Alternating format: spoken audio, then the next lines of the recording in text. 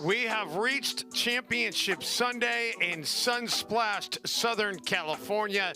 The tennis club and pickleball club at Newport Beach, the site for the PPA Takeya Showcase. 5 golds to be handed out on this Championship Sunday, and it should be a fantastic finish to what has been a spectacular week. And hello, everybody. Dave Benz alongside Dave Fleming. We are excited to bring you this Championship Sunday. And Dave, should be a whole lot of fun. A lot of big names are going to be vying for some of these titles today. We'll begin with the mixed doubles. Koop and Koller against Kovalova and Wright. And then Matt Wright, a short turnaround. He'll play in the men's doubles. Then we'll have the women's doubles. Then the men's singles should be great. The 1 and 2 seeds, Ben Johns and Tyson McGuffin. And we'll finish it up later this afternoon with Parenteau and Salome Devidze. This is a list of the who's who right now in pickleball, minus the one big name, Anna Leigh Waters. But we're not going to dwell on that. We're going to dwell on who is here, and this should be great. Absolutely, and a bunch of players on that list have a chance to take 2 gold medals today, Dave. So, as you mentioned, Matt Wright just gets to dominate the TV screens for a while, as he will play with Lucy Kovalova here. And this matchup, as you see them warming up on the court, is interesting because Matt and Lucy have played together forever. Okay, this is a partnership on and off the court. They know each other's game so very well. AJ Koller on the PPA side has played all year with Callie Smith until this tournament.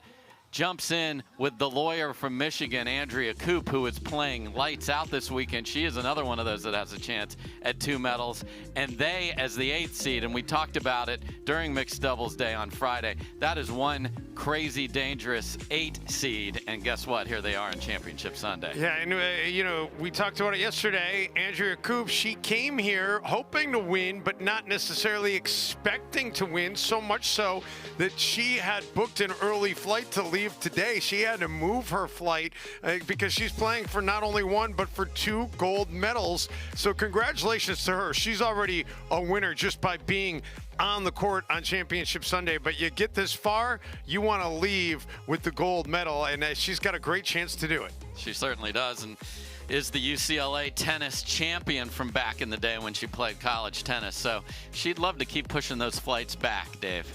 We will have our first match of the day underway on the other side of this break. Stay with us from beautiful Newport Beach, California.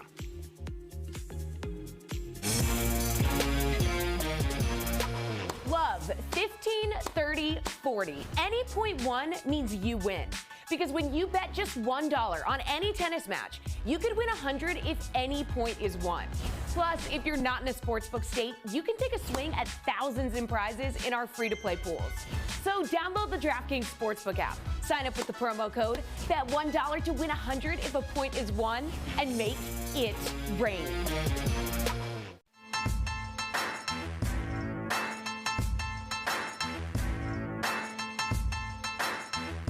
New People Pickleball. Our new EV rental fleet is the absolute GOAT. Nice. Speaking of goats, is that Tom Brady? Yeah, he comes in to recharge, get software updates, you know.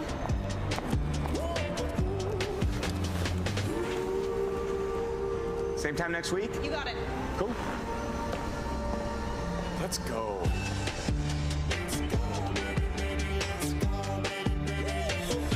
Let's go.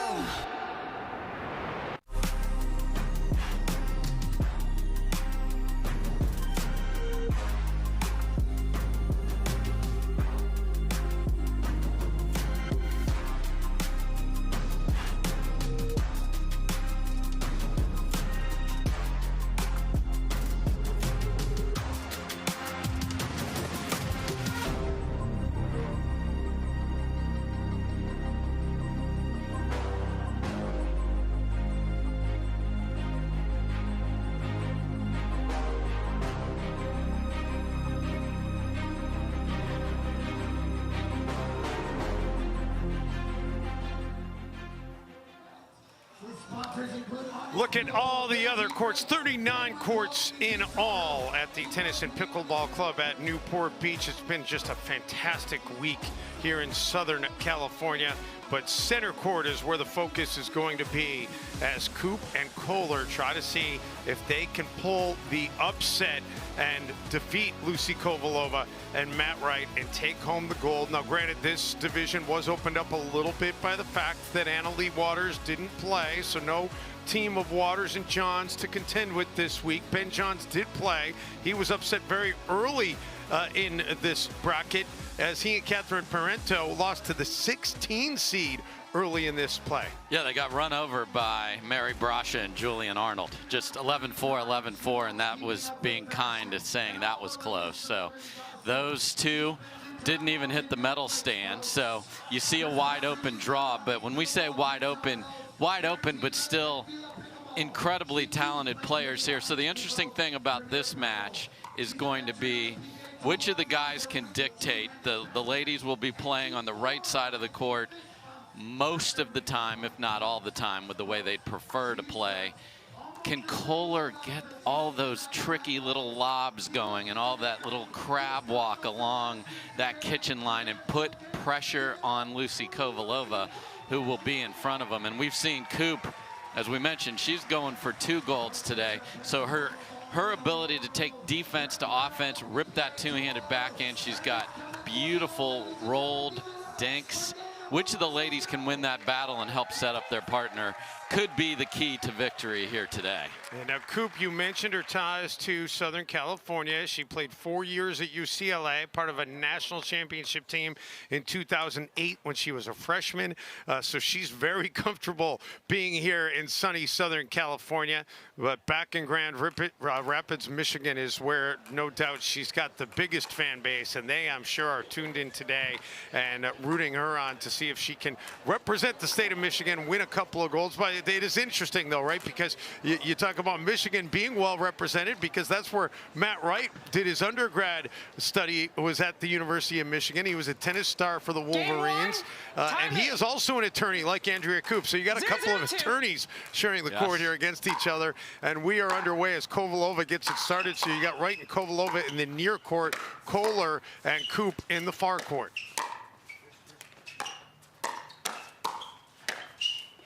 And right down the boulevard by Koller to force the side out. It is Championship Sunday, by the way, which means these matches, at least the first 3, are all going to be best 3 out of 5, not the traditional 2 out of 3 like they played the rest of the tournament. And the singles matches today will, however, be 2 out of 3.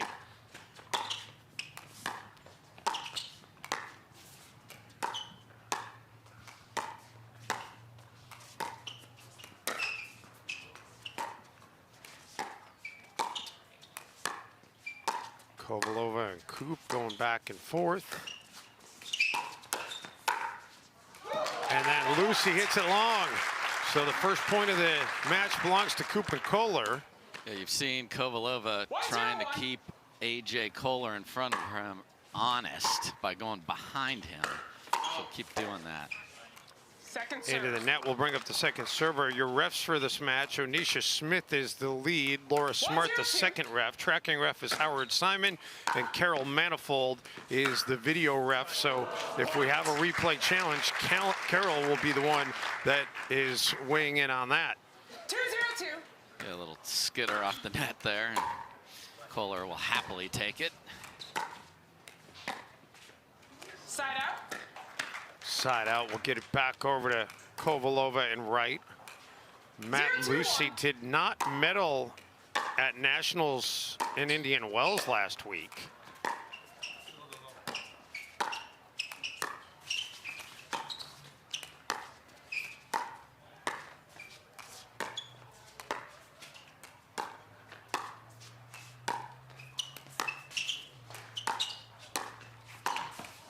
Wright tries to go for the backhand and unable to get it over the tape.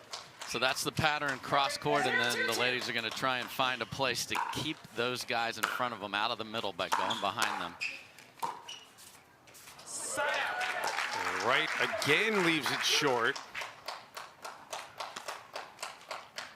Couple of men on this Championship Sunday that are not afraid to lob it. Koller maybe a little bit more than Wright, but Wright will also throw one up now and again. He'll also throw one down now and again. Yeah, I'd much rather hit that than one of his patented lobs, but we'll definitely see those. We definitely know that the sun is a factor earlier in the day, too. It'll be in the, there it is.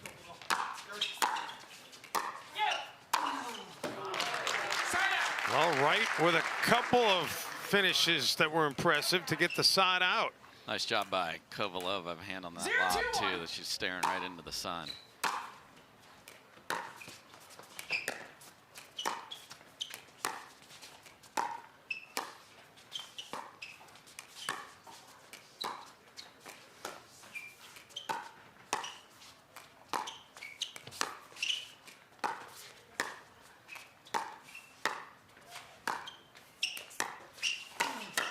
Wright injects himself into the action and then finishes it off.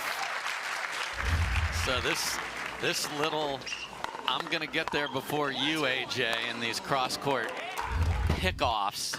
Wright gets there first and wins that one.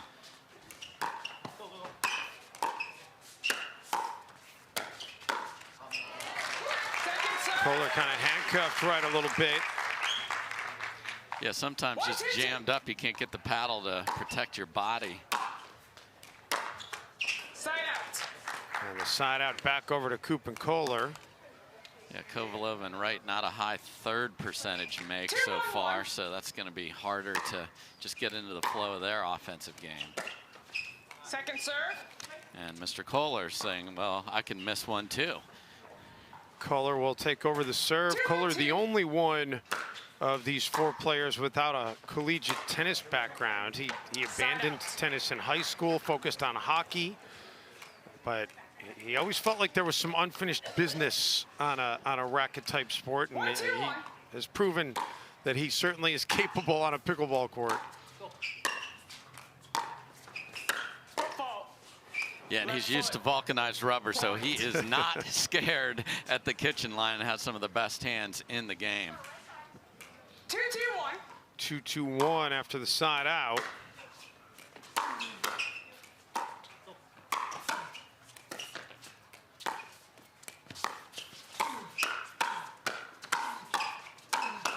How about the quick hands of Matt Wright? Now he and Lucy on opposite sides. And Koop finally hits it into the net. So you saw the Matt Wright just like a Wallenda brother on the tightrope at the circus going across there, and then the minute Andrea Koop saw Lucy in front of her, she fired away, just didn't finish. The flying Wallendas. Well-placed return there.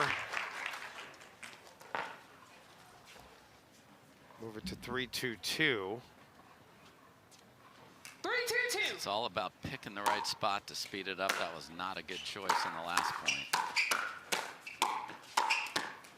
That one was all speed up. Yeah, so we know once it gets settled down, it's going to be cross-court dinking from the ladies, but if we never get to that, bring the heat.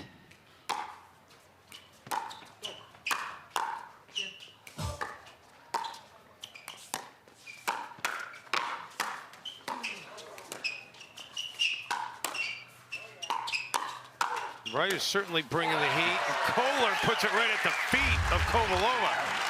Yeah, so Matt hasn't seen a forehand he can't drive.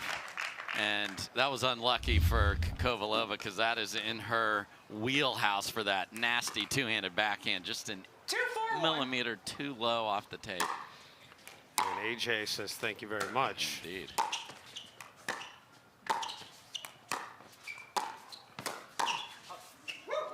Matt hits it wide. And that shows you how specific and precise your dinks need to be. That was up just a little bit, and that enables AJ Koller to get in.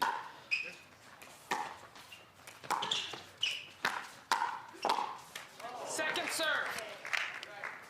Koop was trying to get up to the kitchen, and Matt made her stay back and kept her in the opportunity zone. Yeah, the third did not bounce, so that's going to put you on defense from the get-go. The ATP out of Koop.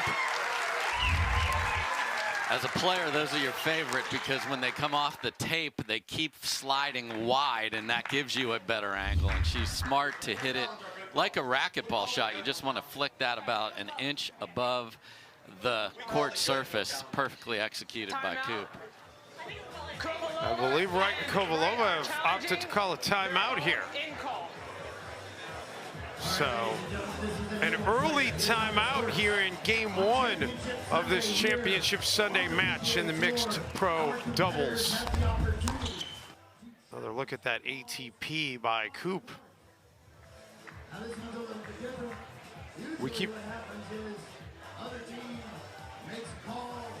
Well, they're challenging is what the timeout was called. Let's take a look. What Matt's challenging, I don't think there's any question that got in.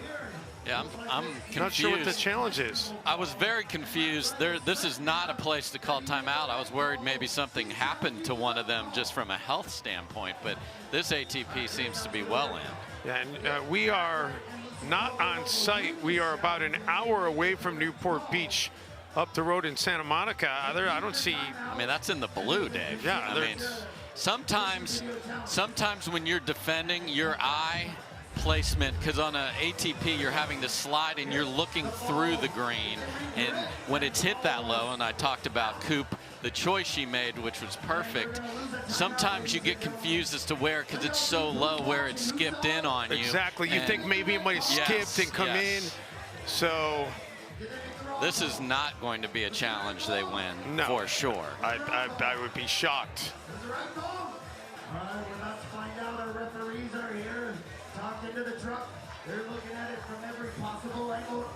Again, your video referee is Carol Manifold. Anisha Smith is your lead ref. That was Howard Simon standing alongside her.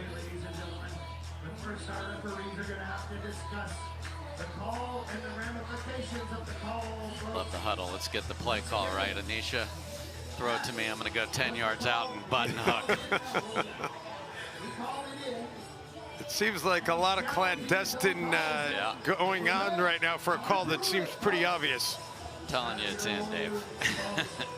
The body language is making me wonder, though. I believe in the referees here.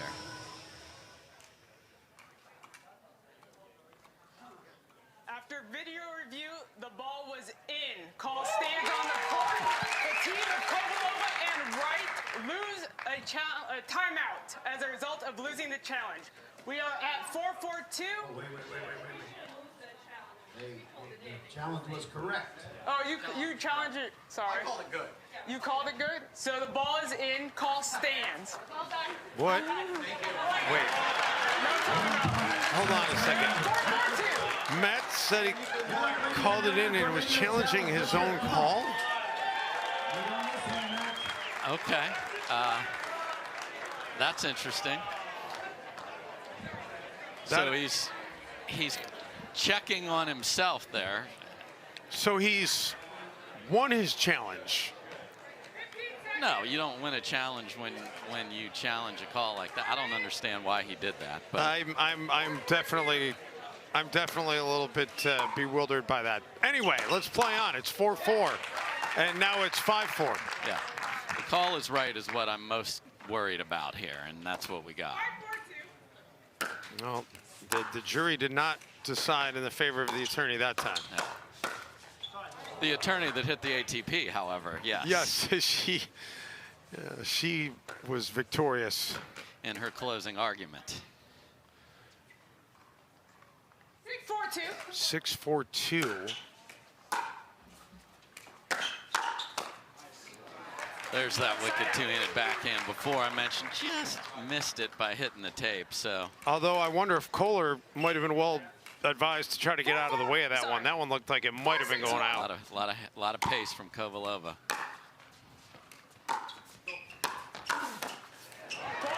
And Wright hits it into a spot. Koller can't return it. So that's where you've got to keep him honest, because if you keep hitting your force cross court, he's going to jump in there. I bet you'll see Koop go behind him at some point here.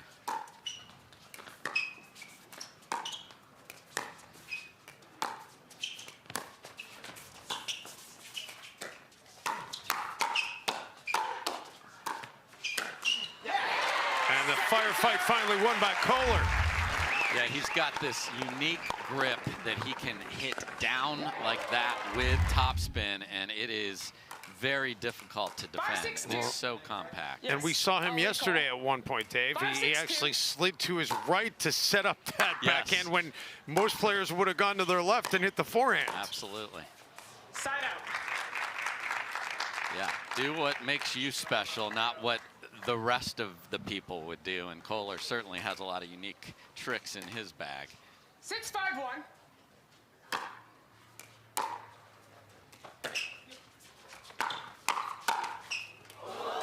Off the tape, Koller catches up to it.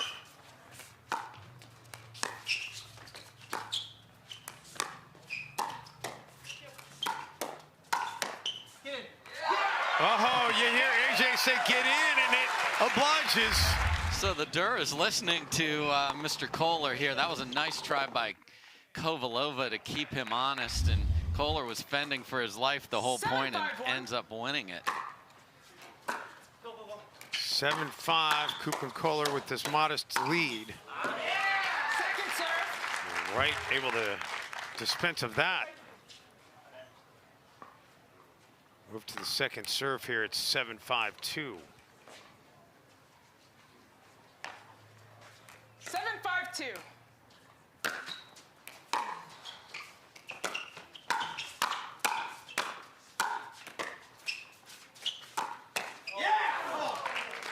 And right now, getting a little bit fired up. The side out gets it back to them. First match of 5 we'll have coming for you today from Newport Beach. Dave, is there any advantage or disadvantage to being the first match of the day on championship court? From a nerves perspective, I'd like to just get it going. So I'd like to play first if it was me. Like, it's my day, it's my championship Sunday. I don't want to watch everybody else. So I think these guys love getting out there and getting it going. Plus, you're the only match that knows your definitive start time. 100%. You wake up, your preparation from literally when you walked off the court yesterday till now is a known commodity. 6-7-2.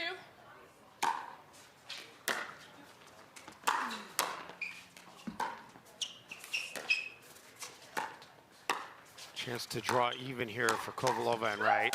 But it won't happen on that exchange. And here you see Koop on this next ball goes down the line to catch Matt Wright, who's been staring in the middle the whole time. So nice adjustment there for Koop.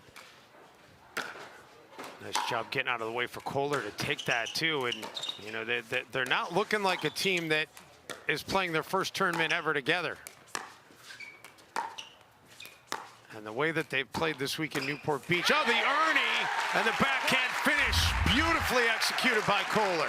So if you're falling away and you have your head down and then you watch what the paddle does. So the paddle opens up, Koller sees it, and he goes instead of having the grip that would take it cross court. Great read by Koller there.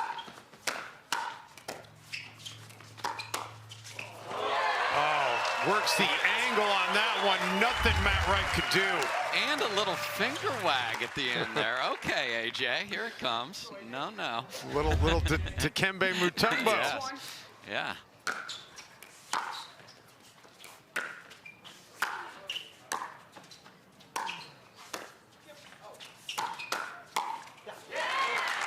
And the lead for Koop and Koller just continues to grow and has taken them all the way to game point. Yeah, and you heard go from Kovalova on that one, and there was indecision, so game point.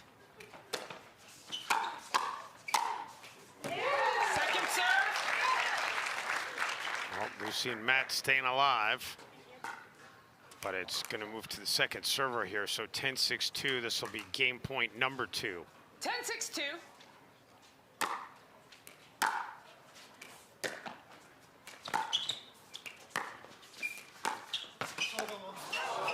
Little miscommunication and a mishit there. Just after we praised their communication and on-court togetherness, AJ's look, man, he wanted to finish that with one of those slide across the kitchen, but couldn't get there, and Koop couldn't get ready to hit it, so that's 2 lost.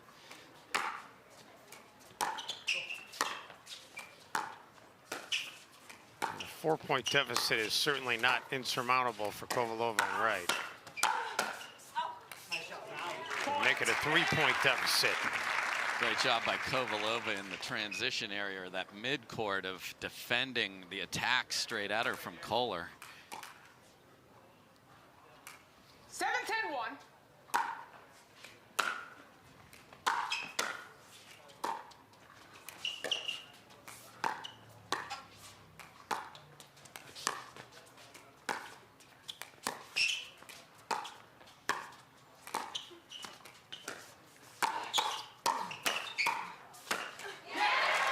Koller finally puts it at the feet of Kovalova. And it's that ball right there that makes mix, because if you stay on the left side there, Koop's having to defend that backing away with the backhand, but if you crowd your partner, your forehand is there, and that's great mixed teams come together, and you are very close together, but that forehand to a backhand from Koop there was a huge difference. Great play by Koller.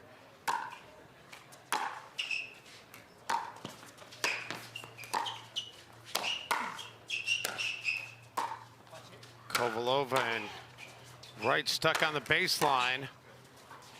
They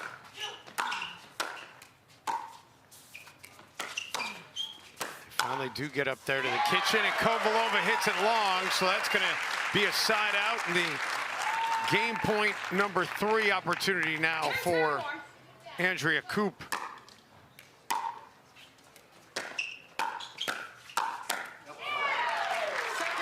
Again, Koller trying to do just a little too much on the game point, so he did it on the second one there. You know, he's been able to pick his spots when he's been patient, because Koop has been solid on those cross-court dinks.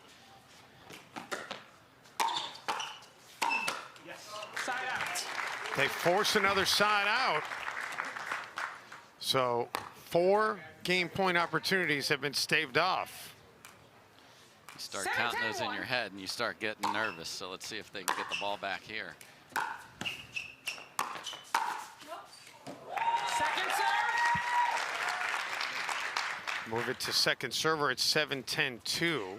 Yeah, Koop's also been taking balls where she could attack and bringing them hard cross court, and Kovalova, that's been effective.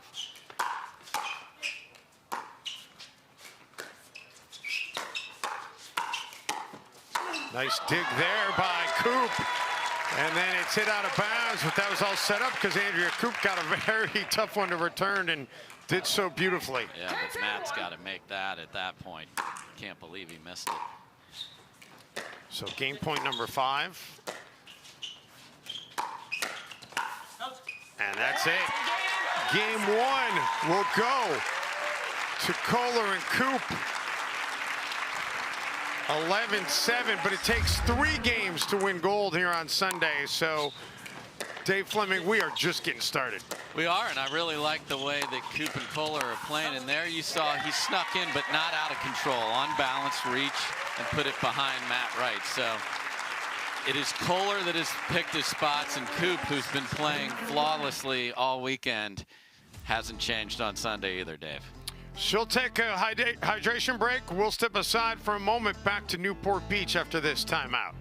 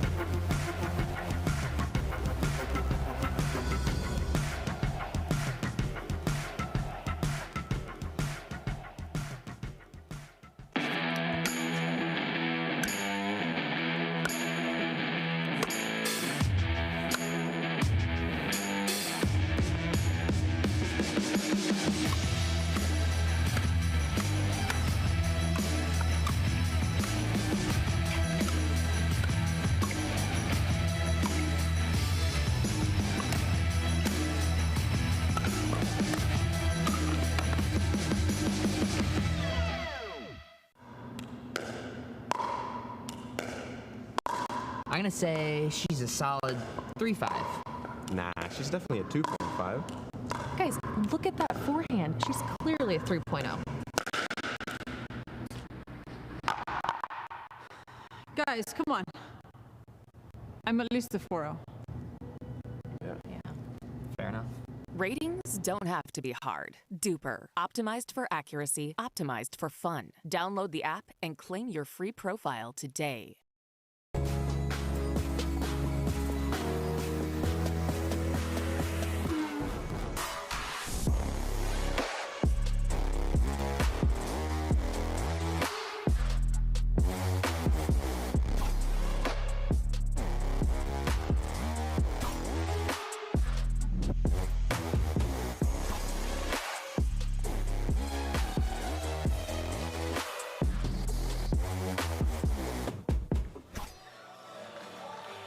Back in beautiful Newport Beach, California, Dave Benz, Dave Fleming. We are thrilled to have you on board for this championship Sunday. And Andrea Koop, really impressive all week long, continues to show just great synergy with AJ Koller. And listen, it's not like they haven't had an occasional hiccup here or there, but for the most part, it has been a very smooth ship. It looks great, and the patterns are obvious, and the ability to execute it is the key. And Koop and Koller have been terrific. You saw Matt Wright press the pace a few times. He's going to need to do that more and be a difference maker here in game number 2. They change sides of the court, and we are underway in game 2. Wright lets that go. It turns out to be the wrong decision. Yeah, when you're sitting forehand and Koop can disguise what that looks like, that's in his head early. That's a great ball from Koop. By the way, we saw that challenge when it was 4-3 in game 1, and Don Stanley, who just does such a fantastic job as the head referee for the PPA Tour, reached out to me during the timeout and texted me to clarify. He said a player does have a right to challenge their own call as a way to remove doubt. If the call stands, though, they lose the timeout. Yeah, so as we talked about, that's one of those low balls. Maybe it skidded through the green. He called it good and challenged himself, so still lost a timeout. And we still got the call right. It did seem like a weird place to try and call that, though. You're early in the match. It's 4-3. Yeah. It's, you know, but. And it's a foot inside. Yeah. I mean, it wasn't even close to the line, but he wanted to check. Maybe he wanted a quick breather as well. And Wright with the backhand at the feet of Koller. 1-0-2. 1-0-2.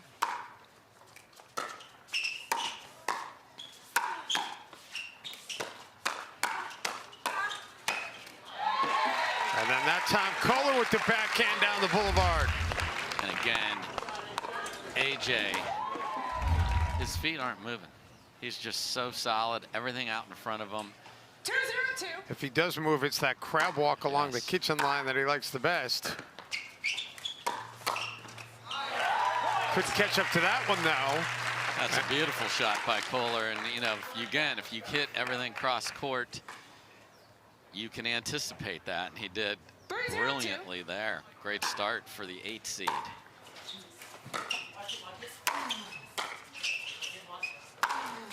Oh, Wright misfires. Yeah, and you'd love to be able to blame the sun, but it's in his opponent's eyes right now. So a couple of sitters that were just begging to be crushed have been missed by Wright here. One in game 1 and that one right there.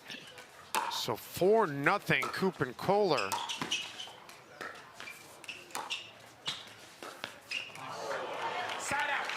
And that'll force the side out and give Kovalova and Wright a chance here to try to get something going. Great job by Kovalova. Went behind Koller twice in a row.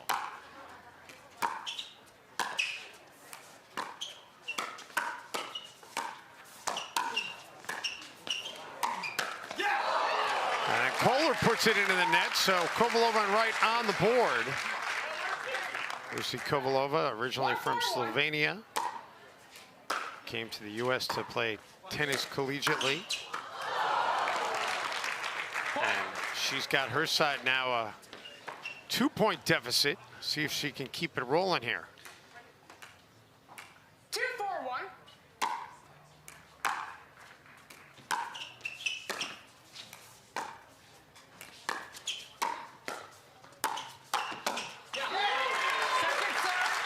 That'll force the second server with Matt Wright.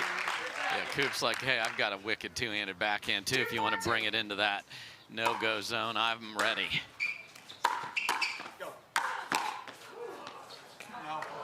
How about the power on that one from Kovalova? It's a long-limbed. She reaches, uses her full extension to whip that forehand. It is heavy and well struck there.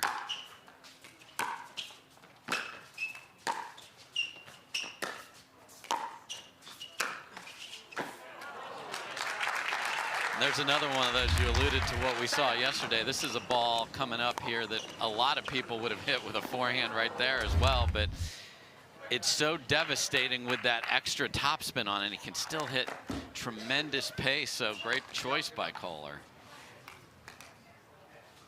Koller just seems so in control of his game right now. Didn't start playing pickleball until 2018. Played his first tournament as a pro in 2019. I remember seeing AJ at the Las Vegas Pickleball Open, either 18 or 19, when he was first starting. Had just moved to Vegas for work and took it up at that time. And there's his presence again in the middle, and then you think, ooh, he's out of position, I need to go behind him, but the pace of the ball and the threat of that movement forces an error by Wright.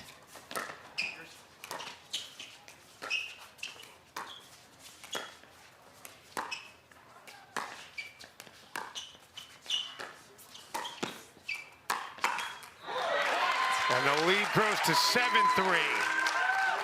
Yeah, so Koop chooses to speed it up right at Matt right there, and that was the right call. 7-3-1.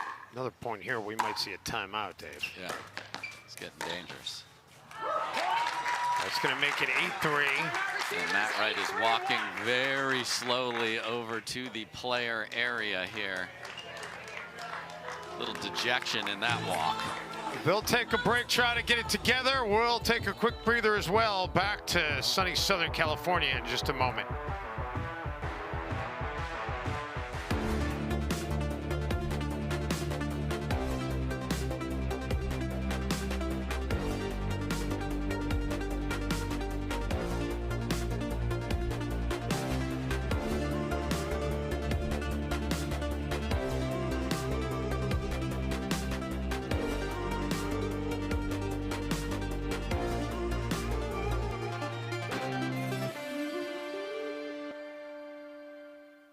People look at the Orchard security guy and go, what a joke. He's got electrolytes on his chest. He's got electrolytes in his squirt gun. Do I look like I'm a joke? It's not funny to me. Hold on. Hold on. Stop right there.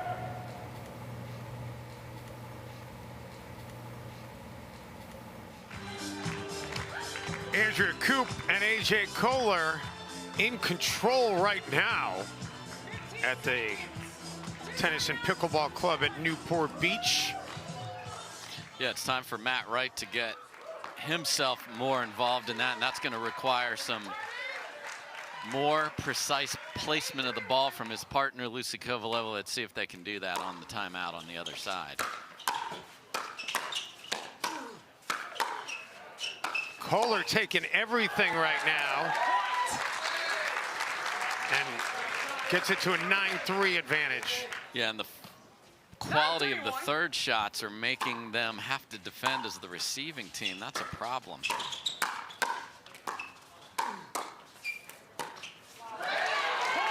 That'll take us to game point. Wonderful save by Koller in the middle of that. Kovalova and Wright just have not looked in sync.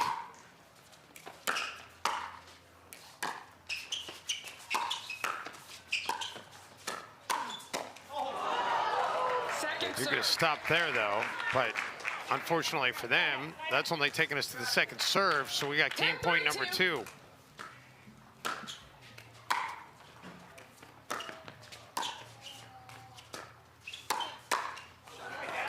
They do get the side out. So a little more aggressiveness from Kovalova may be required here as well. And Let me see it. Matt Wright does not like the ball. Stress marks in it. Found a little crack in it. We were seeing stress marks in it there. All right.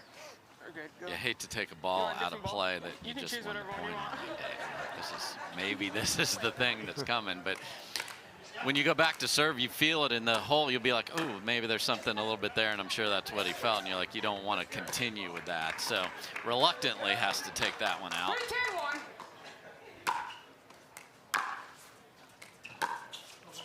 .310, it's a big hill to climb. Got to get it one step at a time here.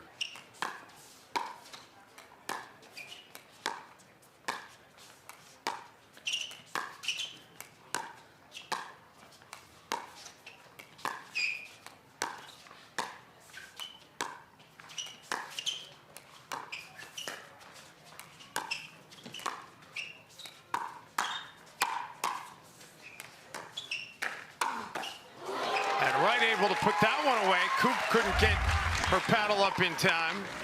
Yeah, Koller chooses to attack cross court right into the forehand wheelhouse of Matt Wright. Puts your partner in trouble. If you attack cross court, your partner's getting the next ball. Second serve. And it's usually not a good one. 4-10-2.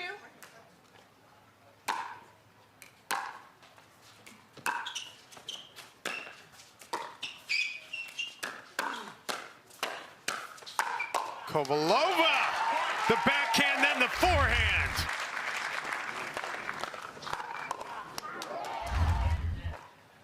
So that'll get it to 5-10. 5-10-2.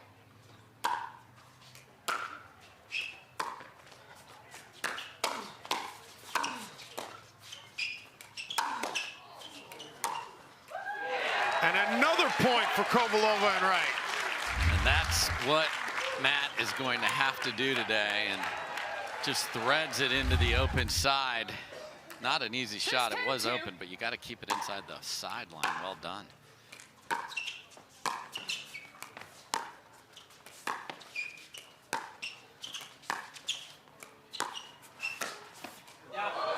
And Koller returns favor. He paints the sideline. And it's this dink coming up from Kovalova that's too high. So too high, too far, a little slow, and crab walk man is there. He's not far from the beach, Dave. No, not far at all. Game point number 3. Second serve. They needed 5 game points in game 1. This will be game point number 4. 10-6-2.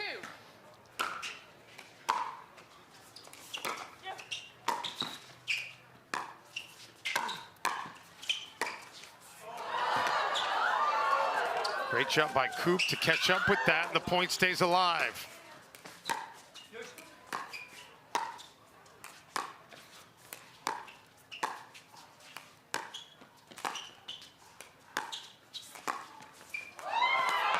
And then Lucy catches up to one off the net. And Koller finally ends the exchange. So a lot of roars like we're at a fireworks show when the ball is clipping off the tape there.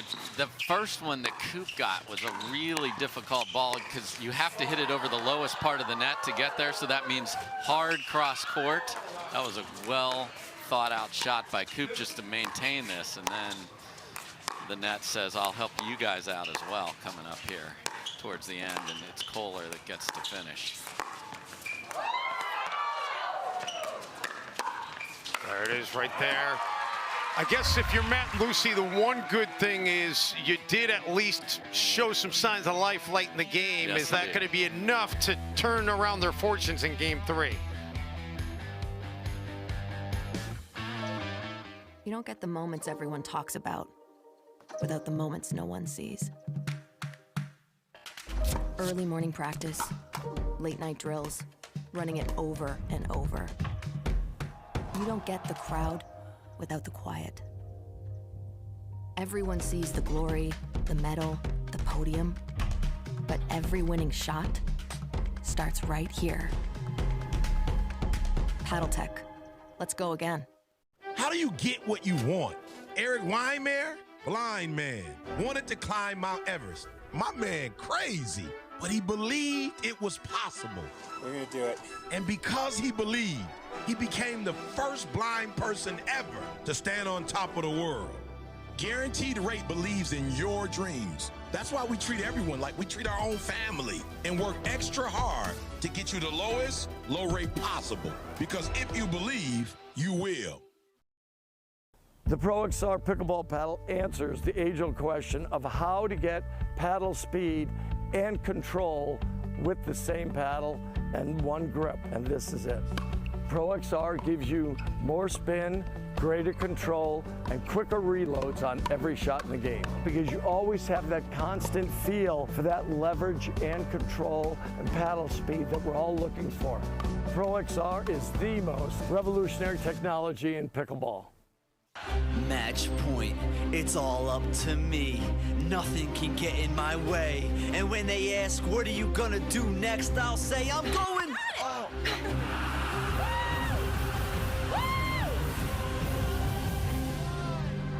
We're going to Margaritaville!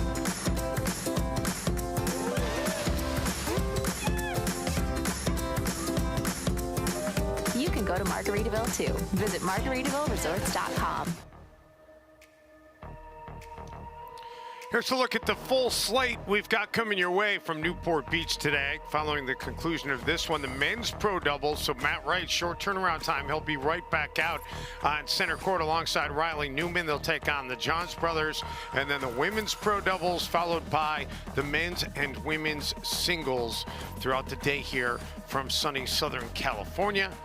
And we are underway in game number 3. Kovalova and Wright are hanging on by a thread here as they try to see if they can turn things around. And they will get this third game off on a positive start with the early 1-0 lead. Yeah, Koop sent a message at the beginning of game 2, hit a clean winner down the line on the backhand side of Matt Wright. That time he was ready.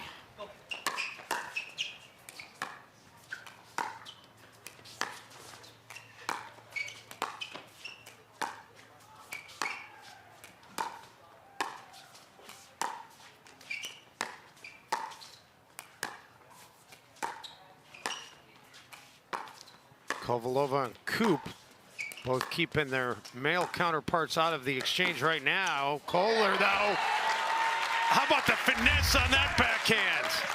So I love the play there, and Matt thinks, oh, he's going to come middle. Oh, no, he's not. Caught with his hand in the cookie jar. I hope it was a snickerdoodle.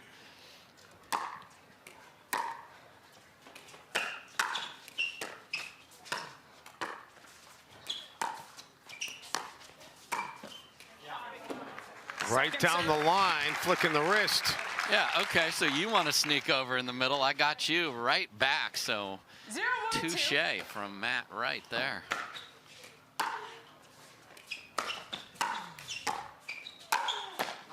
Kovalova, as Koller was kind of caught in no man's land a little bit, and Kovalova exploited it. Yeah, it wasn't set. Great ball right at his feet. Really tough place to defend. And now Wright adds the point on to make it a 2-point advantage. 2-0-1. Great read by Matt Wright of the attack from Koller. Didn't try to do too much, blocked it beautifully. Wright couldn't catch up to that one. You see Kovalova's trying to block that back cross court and get it out of Koller's reach. Unable to do that there. That's the precision they're going to have. Koop goes right at Matt Wright, and then the return was way too high, so Koller easily dispenses of it. Yeah, that third from Lucy's way too high and sets off a string of very unfortunate events for them.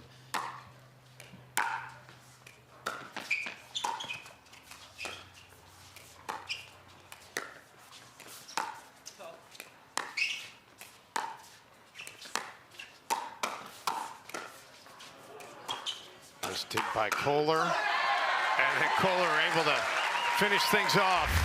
Yeah, that's tremendous defense on that ball right there, because at the rec level, just getting it back's one thing. He's getting it back in a safe place where we got to play on at a neutral position. Great communication there as he calls Koop off of it. You know, that's what people who are good players ask me, what's the difference with the pros at shots like that? And the pros don't panic, right? They're looking at it and saying, what can I do with this? That was a well-placed shot there. By the way, you got me thinking, whenever you write your pickleball book that I'm sure is coming, you need to call it String of Unfortunate Events. And that was an unfortunate event on cue right there, Dave, as Koller can't believe he didn't even try to do anything with that, just sort of floated it in there, maybe trying to catch a backhand return, which Wright is very comfortable with. So loose error there from Koller.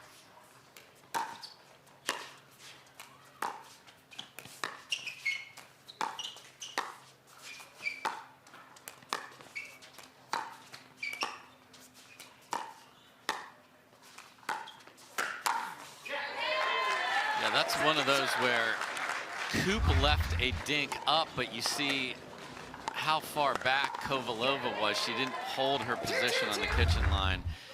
Opportunity lost there for Wright and Kovalova.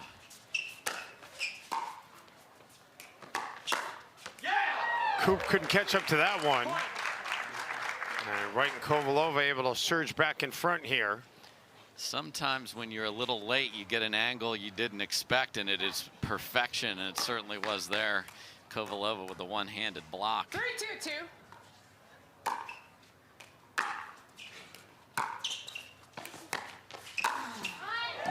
And now Wright adds to the lead. Got to keep doing that. You know, you're going to get beat behind you, but that's in the budget because you want to be that menacing presence in the middle.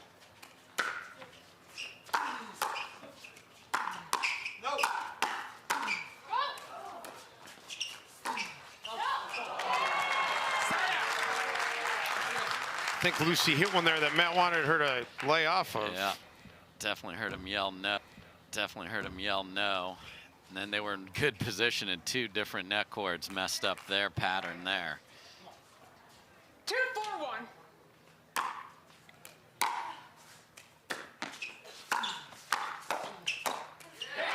How about the long outstretched arm there of Koller? Yeah, and again, the fourth balls have put Kovalova and Wright in trouble. That ball is way too high on the fourth, and then you are behind in the point as the receiving team. You don't want to get there that fast, and here comes some more shenanigans. Koller hits it wide. But back to that previous one, I mean, even if Koller doesn't take it, it's right there in the backhand wheelhouse for Koop. For sure, that's why you got to put that ball on the ground and make it bounce.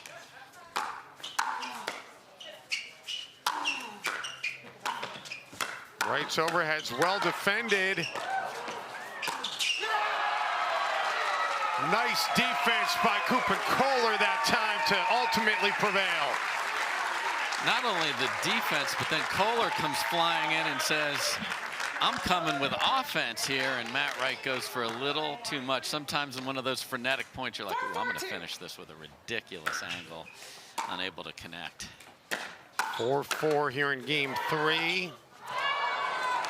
And Lucy can't get it up over the net, so Koop and Koller go back in front. Yeah. Net has not been their friend on these last couple.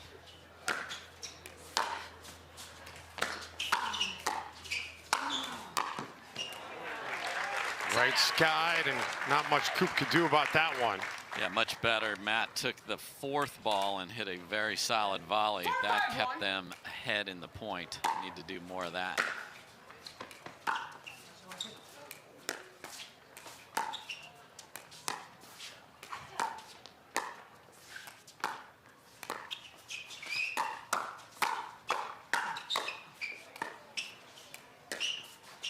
We'll flip up on the lob by Koller.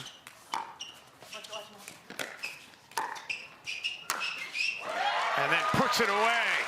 And another ball skids off the net here, and that creates that problem.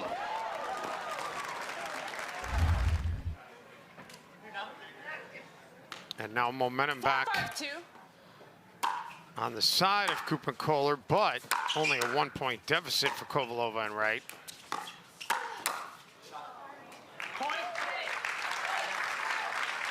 Yeah, we haven't seen Koop sort of run around the backhand and then try and hit a backhand cross court. She sort of set that up beautifully for Kovalova. She'll take more of those.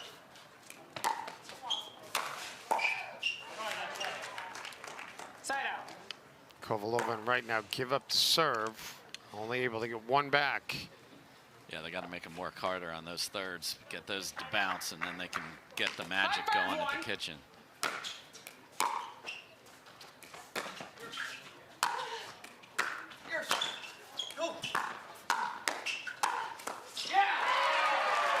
Koller's got quick hands, but they weren't quick enough that time. No, and there's an I formation there in the middle of that where I don't even know if Kovalova saw the ball as Matt Wright passed in front of her, and she had a tremendous ball cross court.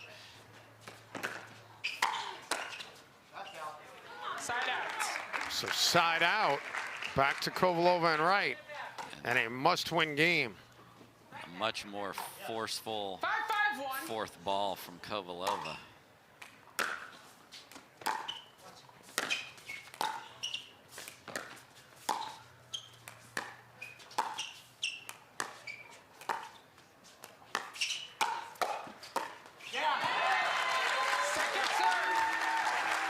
Andrea Koop able to put it in a tough spot for Kovalova, so move to second server here at 5-5-2.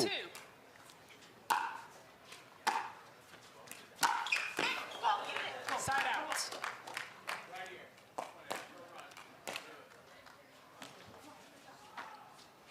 5-5-1.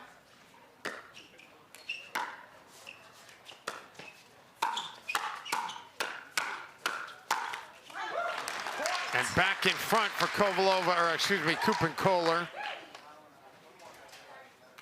5 points away. 6-5-1.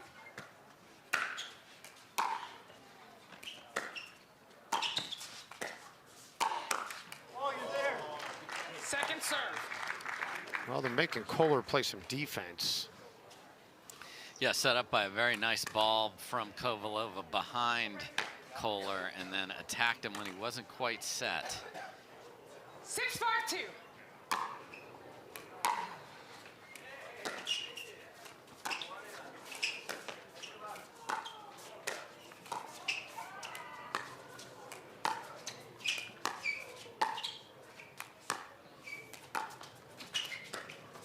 Koller had a thought for an Ernie.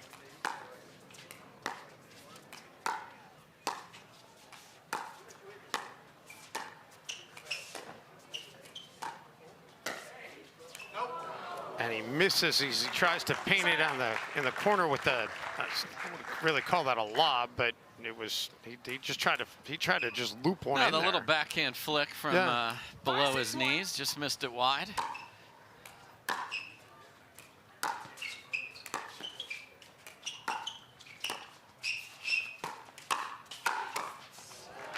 Nice backhand by Lucy, and we're tied again. 6-6-1.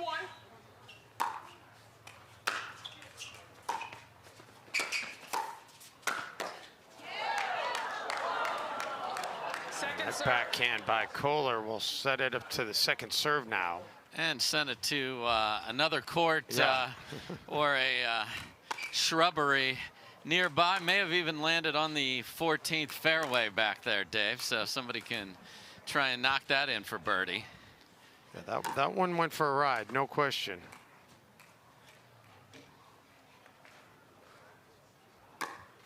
Again, that's some nice etiquette when a new ball's put in play. You just want to see how similar is it from a wear perspective to the one that was just being used.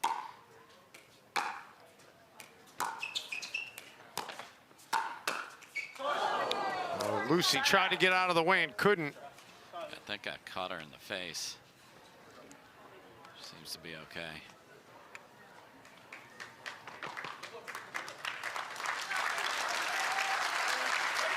She's tough.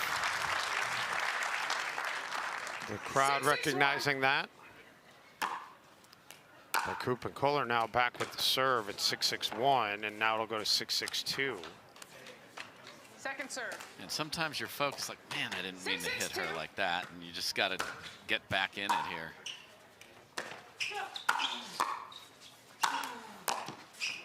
Nice job by Koop to keep the point alive, and a better job by Matt Wright to exploit the opportunity with them both back. Such a smart shot, and he disguised it. That was the big part of it. He had the big takeaway like he was going to blast it again. That is beautiful pickleball from Matt Wright, and defended his partner's honor there too. Got the ball back without any more points. A little misdirection by Koop, but Wright catches up. And then Koop with a backhand right at Kovalova.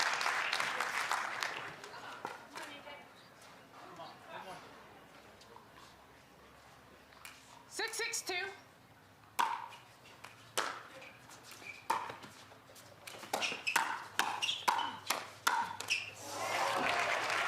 And Wright and Kovalova back in front. Yeah, our first little fist pump, mini fist pump from Wright, and just like, you know, a mid-level stare down there. He's got many more levels of that to come.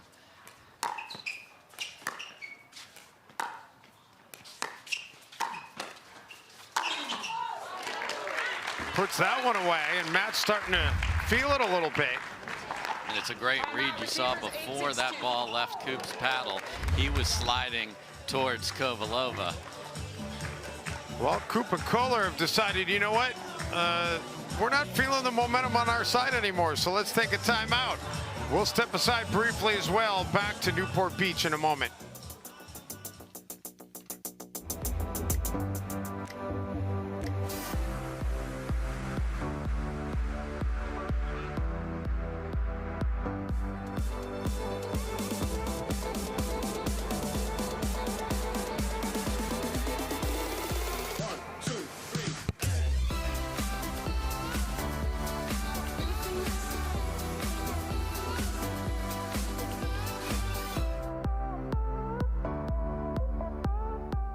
The most important part about Tuesday night pickleball at the Orchard is the net. Every Tuesday, 4:30 a.m. You're sleeping, I'm not. I'm measuring the height, I'm measuring the length, I'm measuring the circumference, and I'm measuring the tension. Who does tension? We do.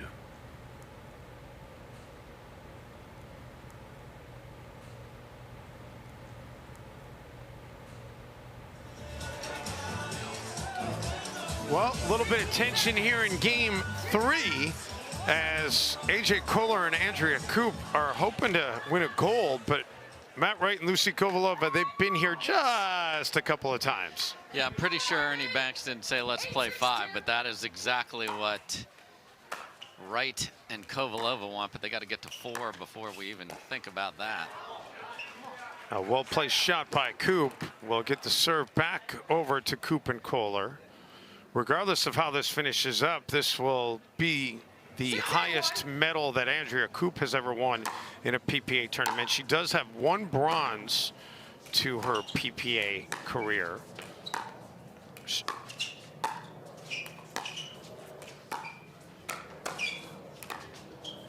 This tournament last year was the first time when Matt and Lucy beat Ben and Simone. So defending champs are trying to scrap their way back to force a game 4.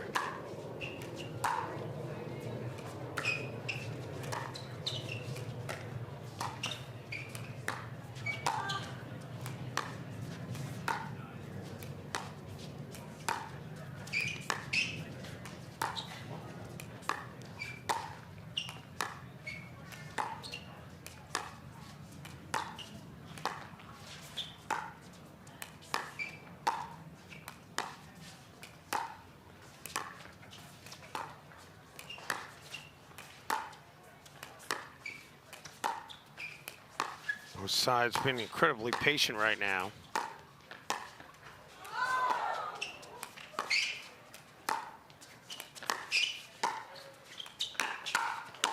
Koop finally speeds it up. And the flip up by Koller.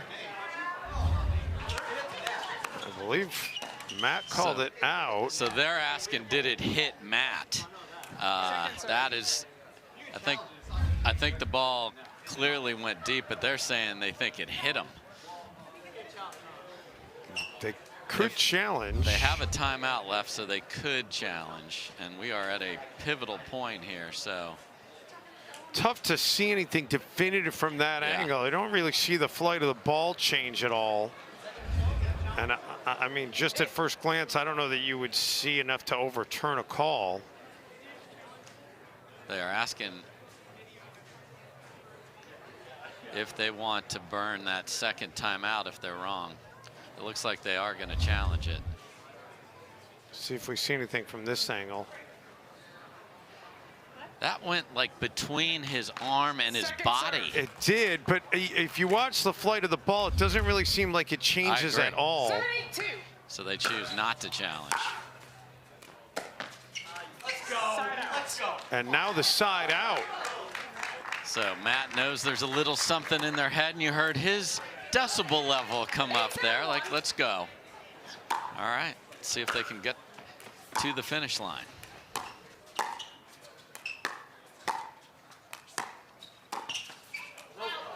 Second serve. Lucy misfires, so move it to 8-7-2. Not just that little bit of the tape with the spin pushed it wide.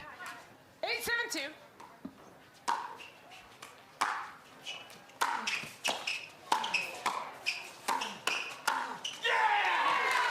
Right a little bit too quick for Koller that time, and you see, Matt, the decibel levels are really coming up now. There's some intensity.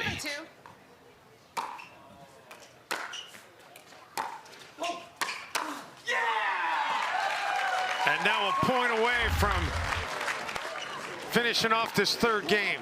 Yep, we're nearing jet engine audible decibel level here. Great read there by Matt Wright, because the Kovalova third was high, and he knew it was likely to be hit hard cross court. So he said, you hit this soft down the line, I'm beat, I accept it.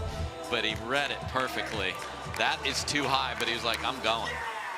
And the key to all that is that split step before, Dave, because you've got to be on balance to then push off on your outside leg, in this case, the left leg of Wright, to be able to go. So he committed, had the right read, and they've got a game point here.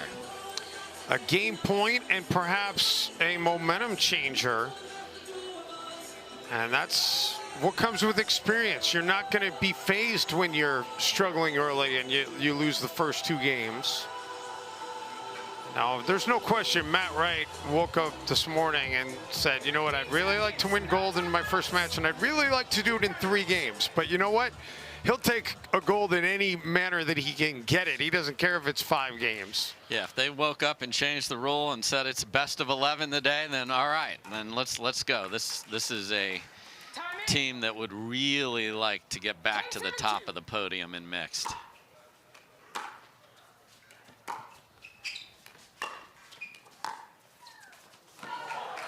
Doesn't get over the tape.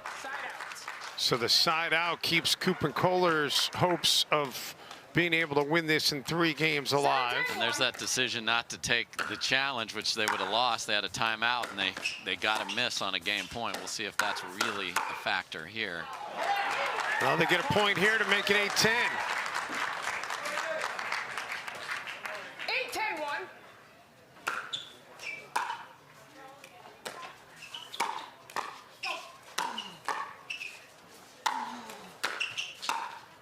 Nice work out of Koller and Koop back on that baseline. And then the tape, not the friend of Andrea Koop that time. So Matt Wright lost the overhead. Then the next ball, his eyes still had the sun in it. He thought he missed that ball for sure. And he said, I lost it, but the ball hit the line and we played on. Wow.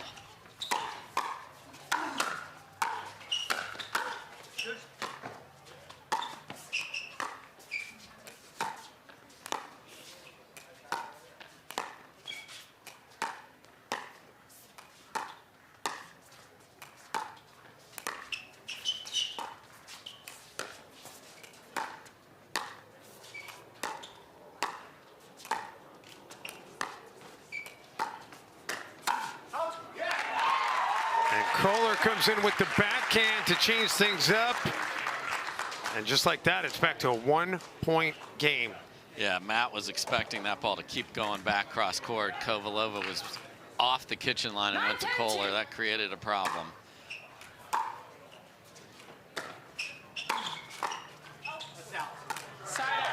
But the side out will get us to game point number 2. Crowd wants him to get there.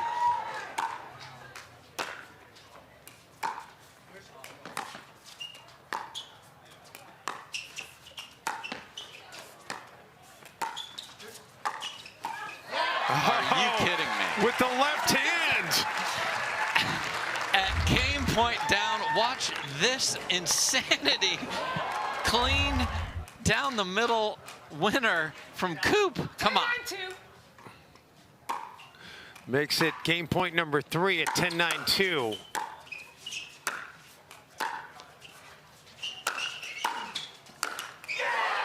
And there it is. Kovalova and Wright. Say not so fast. And Matt Wright loves to play to the crowd, and after an insane left-handed overhead by Andrea Koop, it is the right-handed overhead or smash there after the overhead from Koller that betrays that team. And Koller, I think, was trying to play that angle with right back, but he didn't execute it, and we're going to 4 in Newport Beach.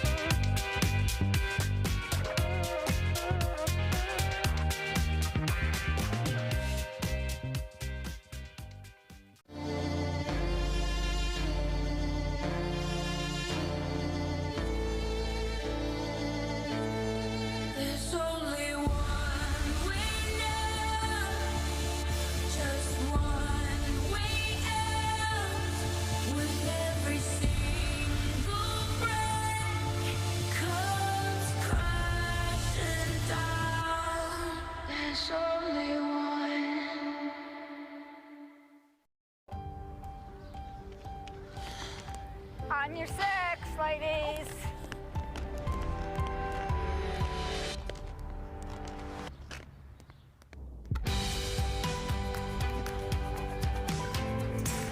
The world will get back on its feet. We'll help you stay on yours. What's your secret? Oh, it's no secret. It's the expert help I got at Foot Solutions. Make an appointment at footsolutions.com.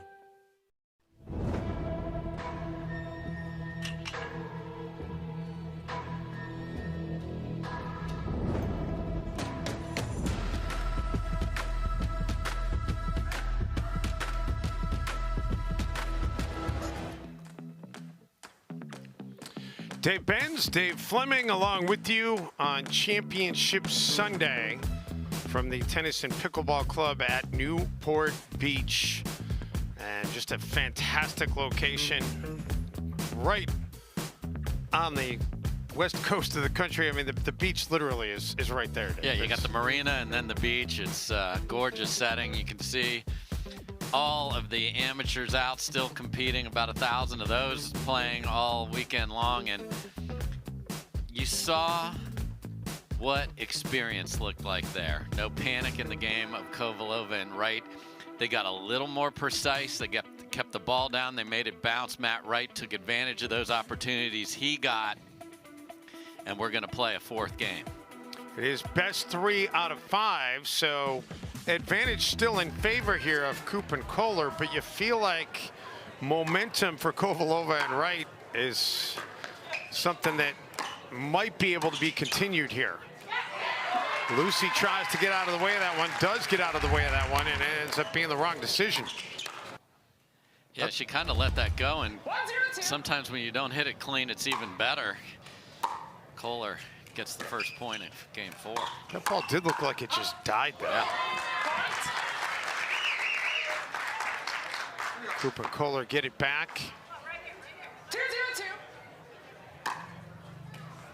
At a 2-0 lead here now.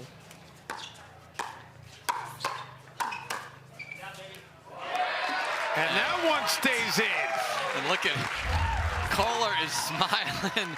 That's another ball that he did not hit clean, but it doesn't matter. It's in. And just like that, it's 3-0.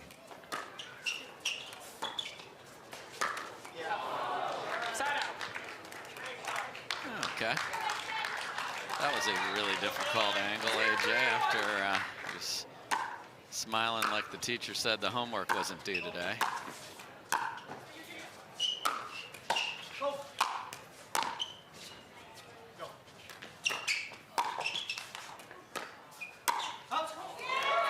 AJ gets out of the way. Move to 0-3-2. I'm still thinking about that teacher saying the homework wasn't due today line. That's a good one. I might have to borrow that one. You can borrow, just copyright it. 0-3-2.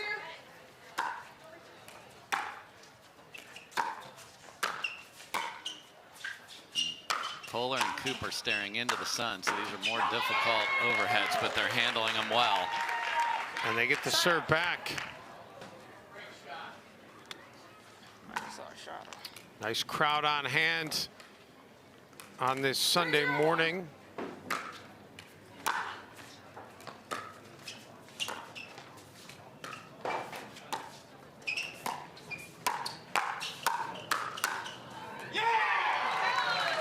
Now Matt Wright up in the decibel level. Yeah. It's a good job by Kovalova there.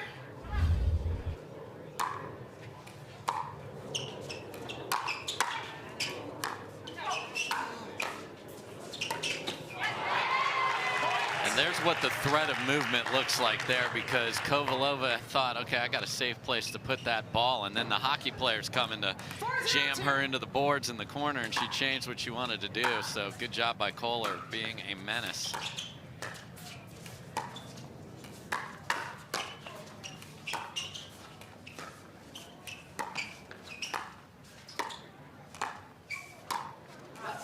Wow, well-placed shot there by Lucy.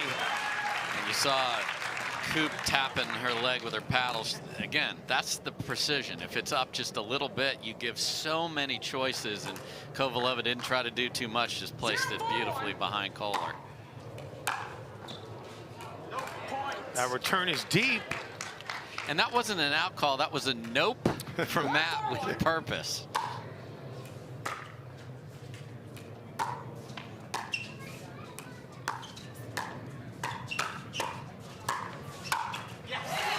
And that's a yes from Matt. So one nope and one yes. We'll see what else he's got for us.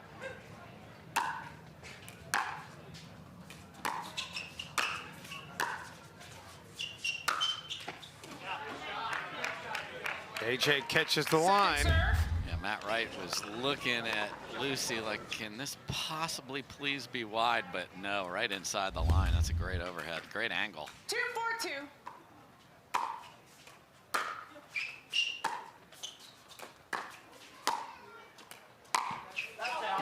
That's going to be long.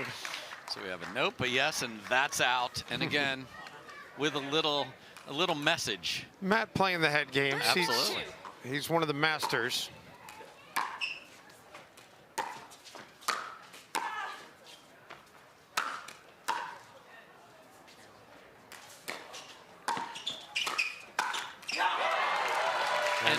Into the net. A bad read by Matt Wright there is once you see your opponent going to let that lob bounce, you got to go. Lucy went, Matt did not. And that gives up the advantage you got from throwing up the perfect lob.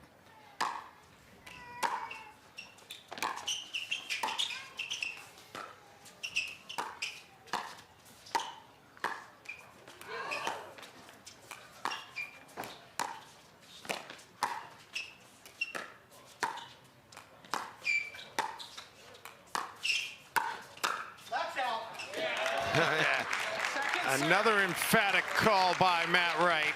And a nice job by Kovalova staying on the line, taking those dinks across court out of the air. She was putting the pressure on Koop there. And she was hitting him where it was hard for AJ. Really wanted to get in there, but she kept him out for the most part. Not that time, though. No, and that's where the fourth ball, meaning the reply from your serving opponent, has to be in a safer place than that one.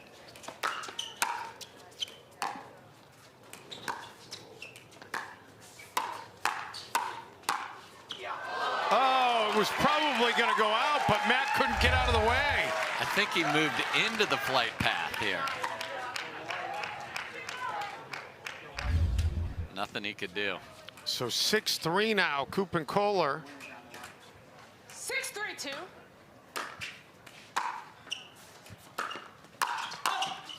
Yes. Good finish there by Kovalova. She saw AJ in the middle with momentum taking him even further to the right. So Kovalova and Wright, they got to make some noise here. But it's good. Wasn't he just on the sideline? That was like a reverse Ernie. Yes. That's, what do you call that one? He's running across that. That's a big bird right there. That's coming from the opposite of the Ernie side. That's I'm putting that in play. That's the big bird right there. Come on, AJ. 3-6-2.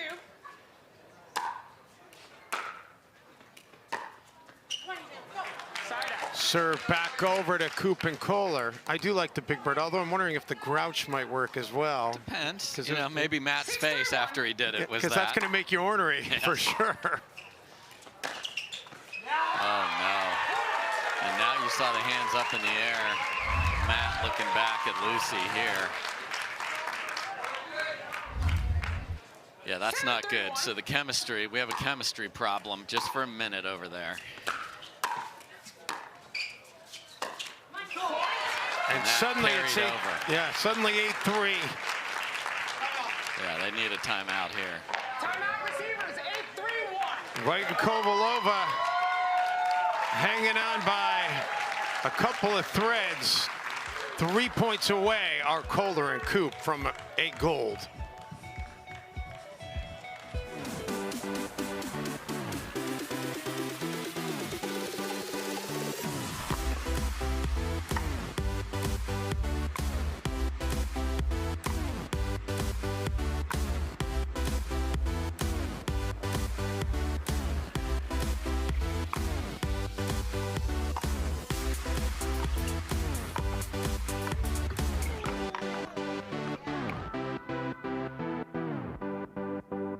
The most important part about Tuesday night pickleball at the Orchard are these cameras. This is the Canon 6R44-2B. We got a red light situation here.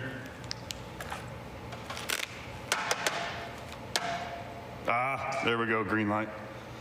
All right, that one's done. 35 more to go. Okay. Grab the ladder.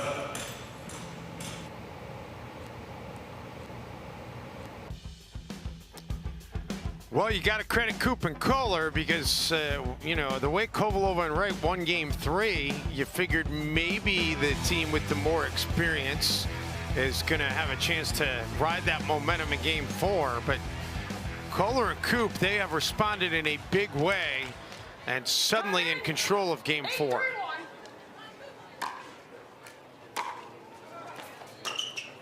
And it's still on the first server, by the way. So it's 8-3-1, make it 9-3-1.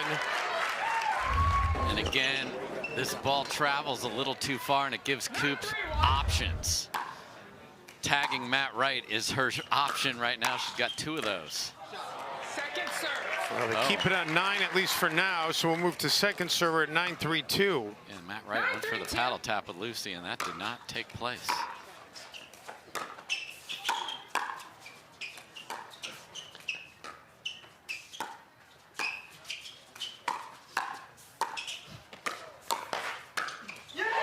The recovery from Andrea Koop on the ball she had to hit right there.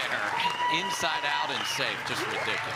Takes us to championship point as Andrea Koop hoping to get her first career PPA gold medal. 10-3-2.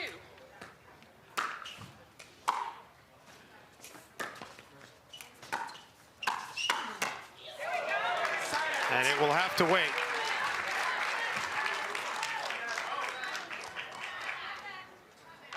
And the blood pressure going up a little bit. You had that chance, now you got to play some defense.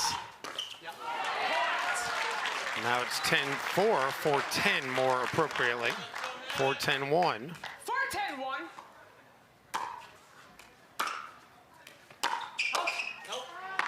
Make it 5-10. Beats per minute rising. Because this ball that Koop hit was going to absolutely hit the fence. We're ways from a game 5, but I don't think there's any doubt if it gets to a game 5, it's going to be Matt and Lucy who are going to be feeling a lot better about it. Nice ATP, but followed by an HTP. And an even better defense because Matt Wright did the right thing where you slide to fill the hole where your partner hit it, and AJ Koller brings it all the way back where Wright vacated. That's really well done by Koller. Oh, and that's Koller, really not well done by Koller. No, he was trying to keep Lucy back and maybe glanced away from the ball for just a second. 6-10-2.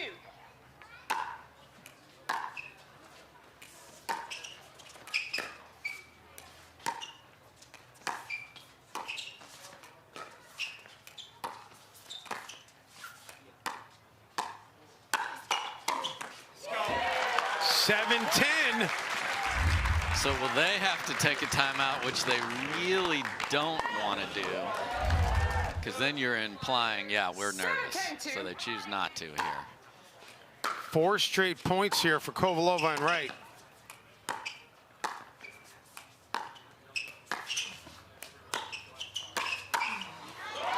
Make it 5 straight. They're going to have to call timeout here. 8-10-2. Yep. And indeed they will. Kovalova and Wright are roaring back. And this one has gotten tight in game 4 in Southern California.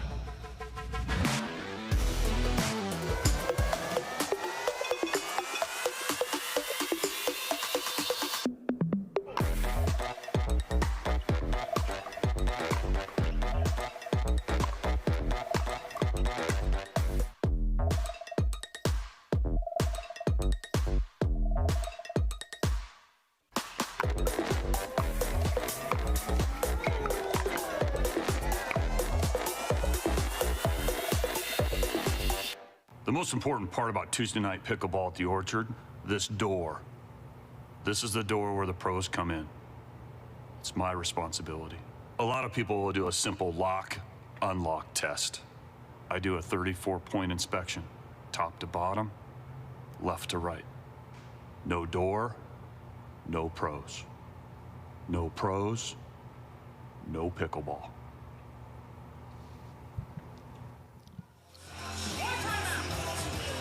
Well, how about this? Kovalova and Wright, they stave off 1 elimination point, and now they've rolled off 5 of their own to get it to an 8-10 count here in game 4. Time in. 8-10-2.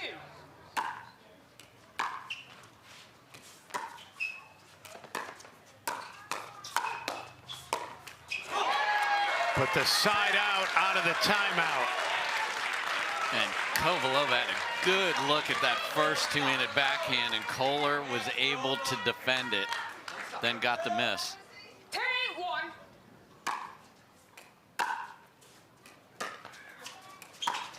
Championship point number 2 will not bear fruit. It's going to go to championship point number 3.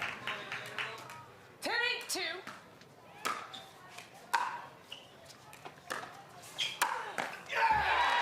Way too high from Koller on the third. So Matt Wright went for it on the second opportunity, hit a beautiful ball, and then that was an easy pickings. We'll play on. That 11th point, always the most elusive.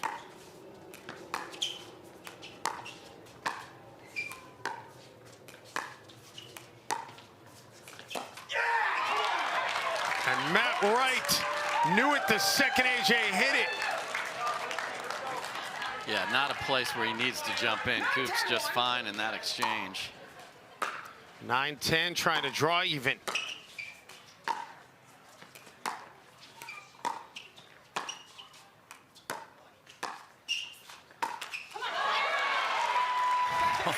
So Wright pulls the trigger and misses.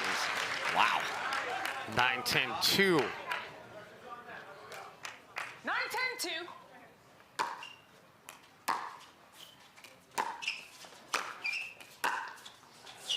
Kovalova. It does not land in. Side out.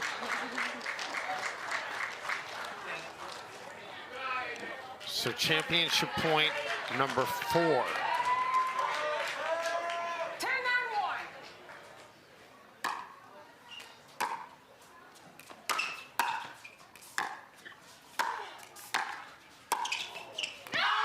There it is.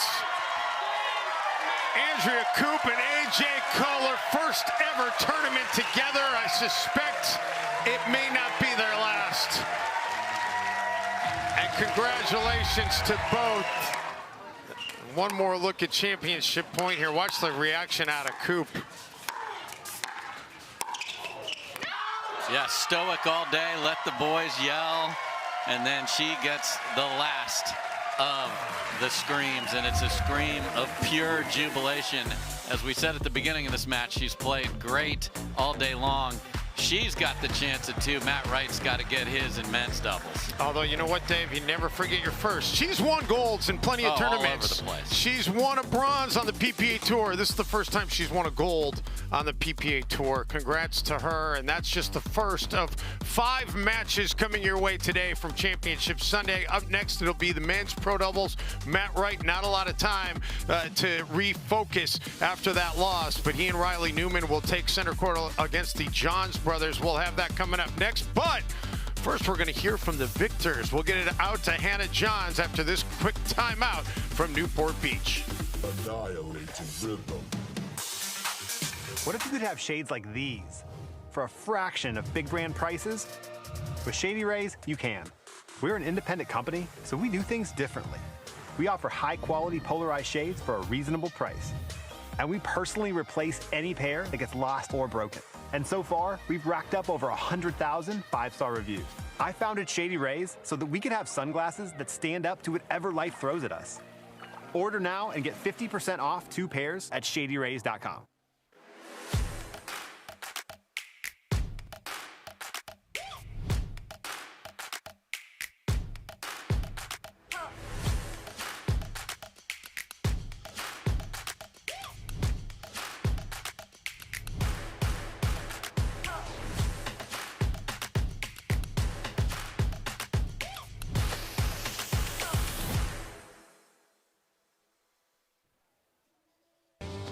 We owe great times to good friends, to the glasses that spark conversation, to the ideas that then pour out.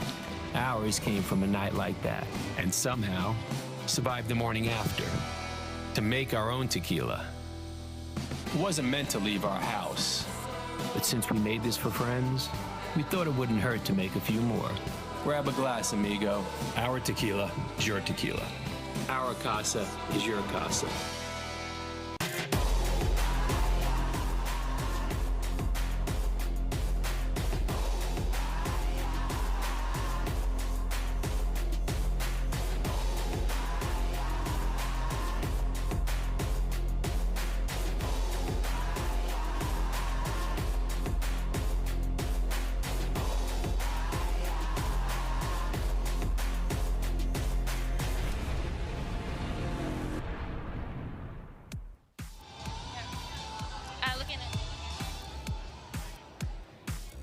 Well, welcome to Championship Court. Andrea Koop, AJ Koller have just locked up their title. Guys, congratulations. To take down a team of that caliber so handily is just insane. Talk about how you're feeling, how you did this. I don't know how it had happened, but man, it got ugly in the end. But you know, Ange is a stud. A lot of these girls get a lot of praise, but man, let me tell you, Koopy's got some game. We certainly saw that today. Andrea Koop, a Along with Matt Wright, there were 2 lawyers on the court here today, but today it's all about pickleball. How do you feel gaining your first PPA title? First PPA title, first mixed title of the year. So I've been in a lot of finals. It feels good to get one. It feels like home here. I've got some friends from UCLA. They came to cheer me on, and then another local friend from Michigan happens to be here now. So I feel really fortunate to win in front of my friends. Well, AJ, during some of Matt Wright's antics on court, he was changing out the ball, challenging some things. You said it's not gonna help. Where's this macho energy coming from? I don't know. We just came in confident. I don't know. I knew it was our day. I woke up this morning and it felt right. So changing the ball, I kind of laughed at it, and you know, whatever you want to do, it wasn't going to happen. So, yeah. Well, strong words from our champions here, guys. We're going to be able to bring one more thing. Yeah, I was just gonna say I want to say hi to the Hosh family at home. We lost one of our closest family friends last week, and I had to miss the service for nationals. It was a shock as our family's best friend. Known her since I was 2 years old, and pickleball really brought her and I closer together. She loved watching me and Thomas play. So shout out to Greg, Ben, Sarah Kelly at home that's watching. This one's for Jenny. And with that, we're going to bring Ken Tran from Takeya on court now to present those trophies to you guys. And keeping with the Takeya tournament, your water bottles are your trophies. Ken? Congratulations. Thanks so much. Thank you. Well, first off, I just want to congratulate Matt and Lucy. They played an incredible match. Andrea and AJ Koller, you guys did as well. You took out one of my favorite team, the Newmans, this week. But you guys played incredible. I just want to thank the PPA for sponsoring this tournament. I mean, this is our 3rd year now. It's incredible, the transformation that they've made to the pickleball world at this point. So to all the Newport fans, thank you. To all the referees and everyone that was involved, thank you so much for hosting this tournament. On behalf of Takeya, thank you guys for coming out. All right. With that, we're going to take a quick break, but we'll be back with the rest of the finals here today.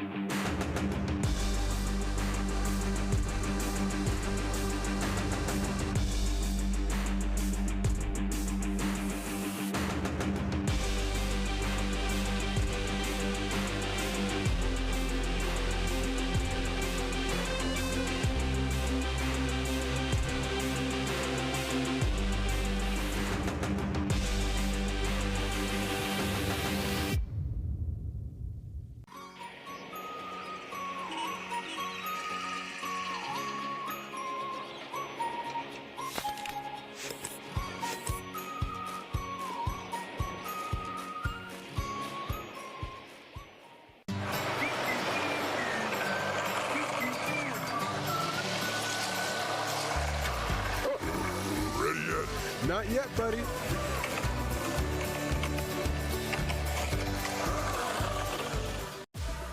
Podiums are reserved for winners. No one ever said getting there would be easy. So we work, we drill, we train. And while we do whatever it takes to gain even the slightest edge, we found our biggest. Electrum has the most grit for spin and touch without sacrificing any power. Electrum, earn your edge.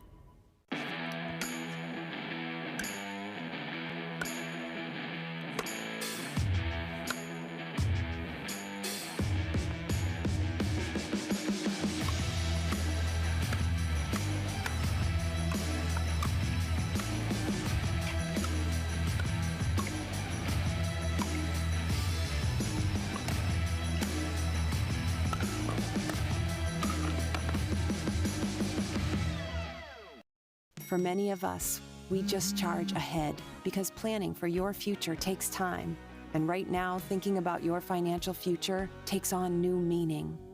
At Baird, our financial advisors have guided individuals and families to achieve their goals through every crisis evolution and groundbreaking idea for over 100 years.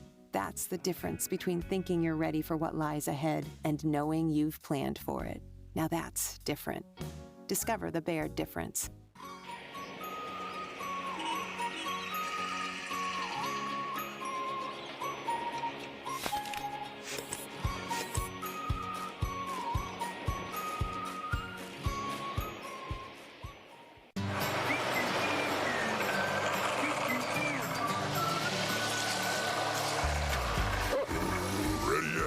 Not yet, buddy.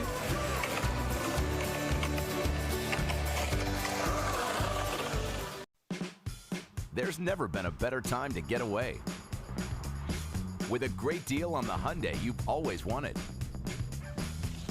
With America's best warranty and up to 3 years complimentary maintenance. It's your journey. Own every mile at the Hyundai Getaway Sales Event. Hurry in to get our best deals of the season. Get in and get away. Get 0% APR financing plus 0 payments for 90 days on select vehicles. Now, during the Hyundai Getaway Sales Event.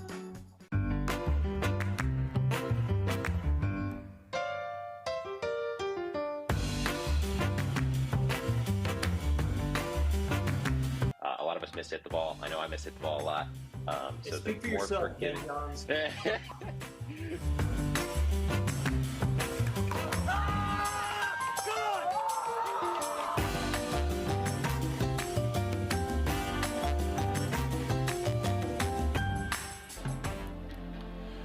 Well, how about the emotion out of AJ Koller at the end of that match in the interview with Hannah Johns? And I know that that really struck a chord with a lot of people out there. I know that this title, in light of what AJ has gone through, means a lot. So congratulations to him and to Andrea Koop for winning her first ever PPA gold medal. And you know, you and I talked briefly during the timeout that game, the way that Kovalova and Wright came roaring back, they win game 4. I think you and I both think we would have seen somebody else getting the gold in game 5. Yeah, so good job by them of finally being able to close it out. And, you know, we certainly send our condolences to AJ and his family. That is one of the more emotional post-match victory celebration that you typically have. And, you know, he took the time to, you know, be able to talk to somebody in the family that is dealing with an unexpected loss. So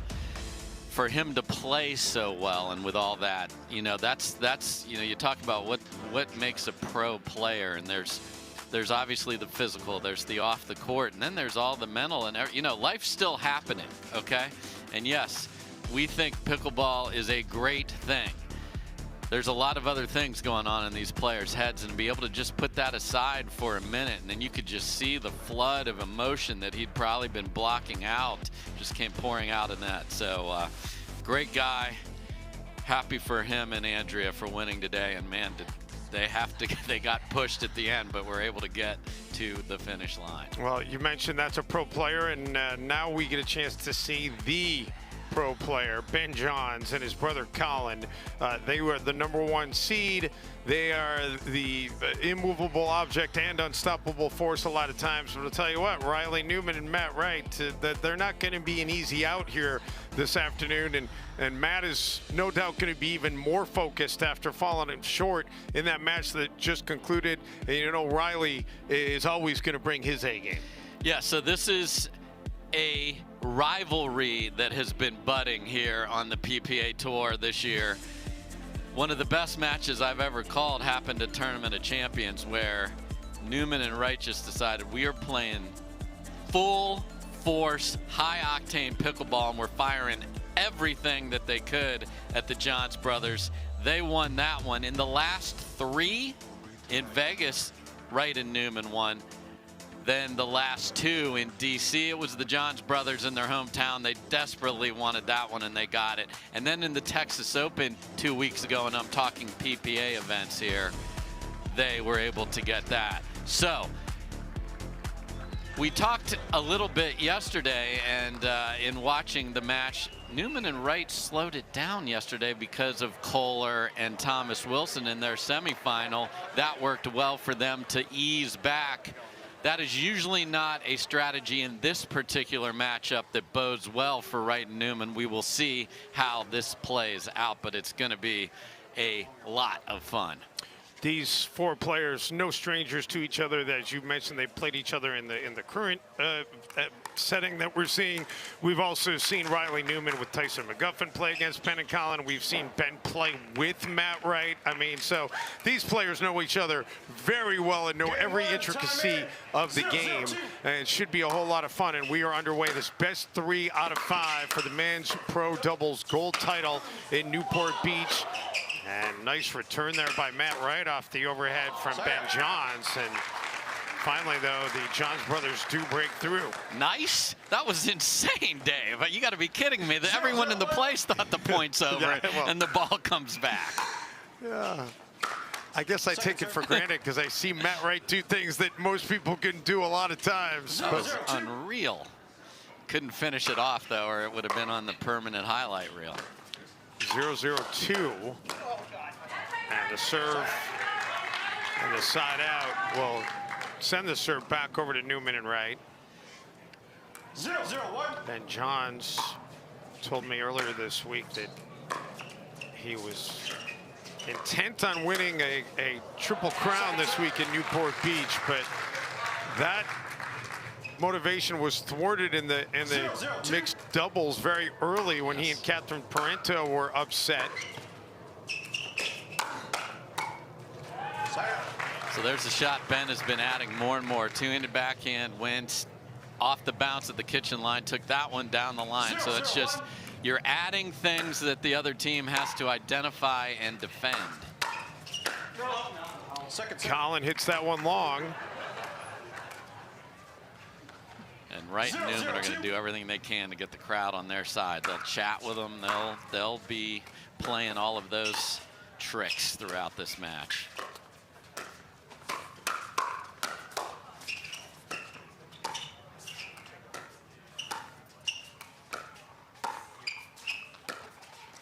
Ben keeping it in the middle. And it finally finishes it off.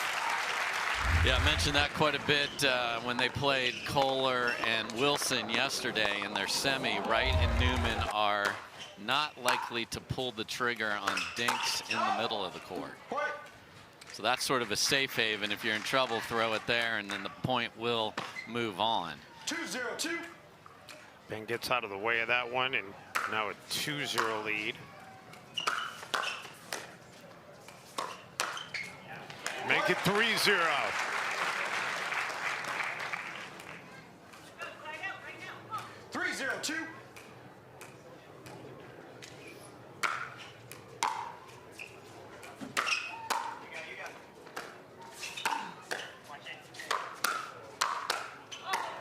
Ben doing everything right now, right from the get-go in this match. And Collin finally hits it into the net. Yeah, some style points from Riley Newman right there. Goes left-handed. Didn't need to do it. It wasn't a desperation shot, but that's the beauty of his game. Well, as we pointed out yesterday, I mean, he's got both hands on the paddle the majority of the time, so a little bit easier for him to get it to that left hand.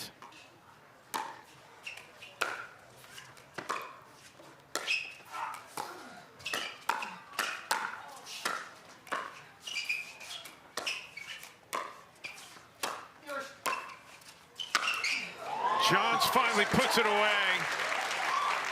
Yeah, this is a team that has, in some instances, started very slowly. Not today.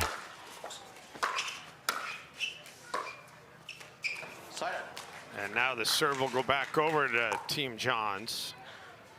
Ben and Collin, and the story's been told so many times, are two of 7 children, all homeschooled. They are the only 2 boys in the family, 5 sisters, including Hannah, who does just a fantastic job, not only as the sideline reporter for the PPA Tour, but as one of the creative content directors for the tour. It's a family affair, Dave. So on the one before that, they both went for it. On that one, they both left it. That's a bad formula. They need to get that squared away, although the drives down the center will continue. There it is. Suddenly 6-1.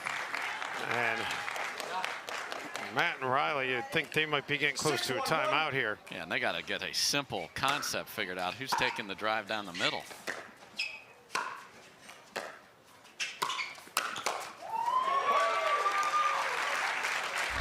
Yeah, this is the opposite of a slow start. This is Matt and Riley under siege here as Ben Johns is bringing it.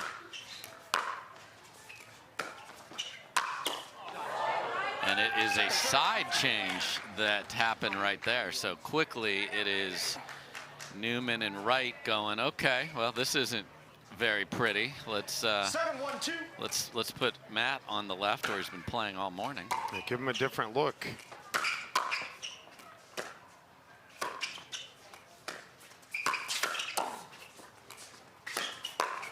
Ben with the ATP. Riley keeps it alive.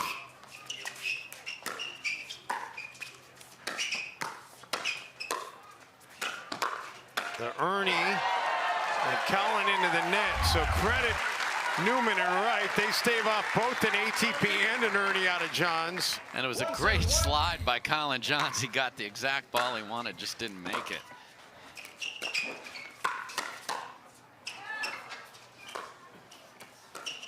Newman willpower.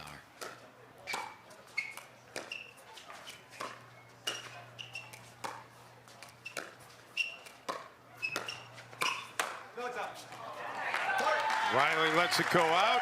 Ends up being a good decision. Yeah, so if they are in this position, the safe place to bounce the dinks in the middle. If they switch for Matt Wright to be on the left, then it's on the outside.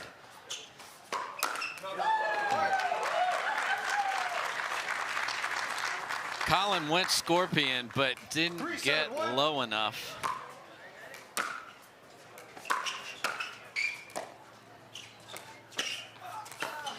What an angle on that shot by Ben, but it stays alive. And then Riley puts it away. Yeah, so these two have been attacking the backhand left shoulder of Ben quite a bit, and that has gotten them victories, quite frankly. 3 straight points for Newman and Wright. Make it 4 straight points. And it's funny how that one helter-skelter point, the Ernie block, the ATP block, Collin had a chance to finish, didn't, and now it's started a run on the other side. Second serve. Move to the second serve. 5-7-2. I mean, Ben just makes it look so effortless.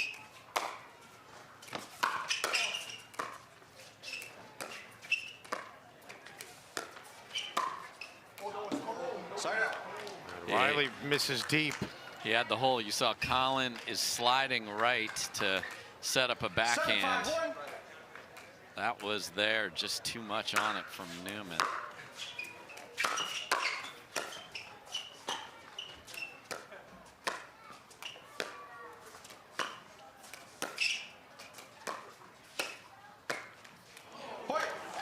The unforced error by Newman, it'll make it 8-5. Yep, so if they stay like this when returning, you'll see the Johns brothers keep the ball on the outside of the court on the dinks.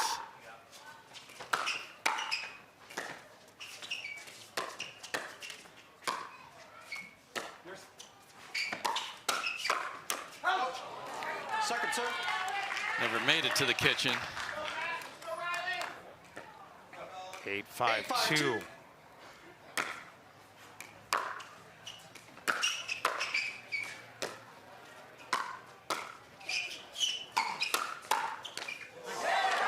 Off the wrist of Ben there. So yeah. Newman and Wright, it was looking like they were going to get run off the court here in game 1, but they have steadied the ship now and a chance to inch a little closer.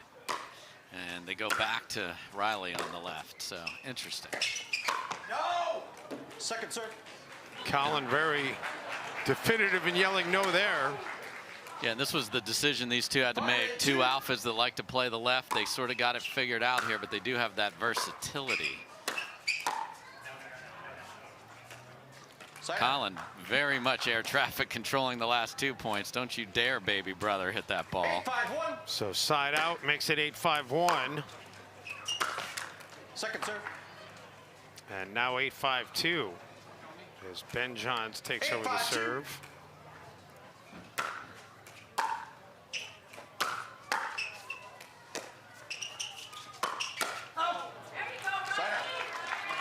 Serve back over now to Newman and Wright.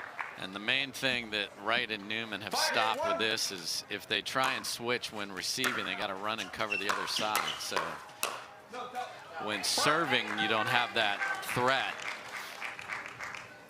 We saw all those balls smashed down the middle on third shot drives. Smart by those two. It was 7-1. 5 of the last 6 points have been scored by Newman and Wright.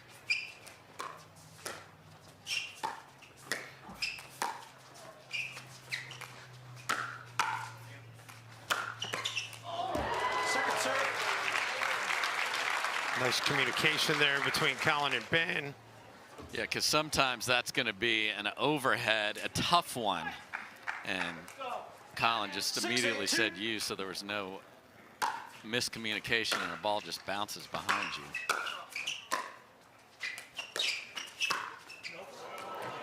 Ben, quick reflexes to get out of the way, and now the serve back over to Team Johns.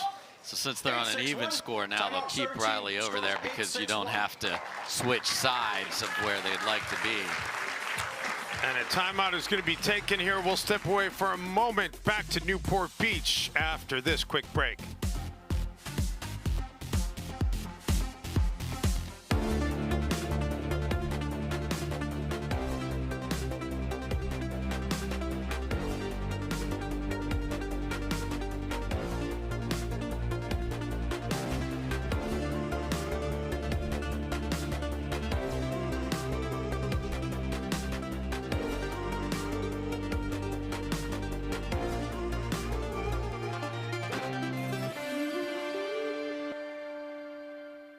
A lot of people come up to me on Tuesday night pickleball at the Orchard and ask me, where's the bathroom?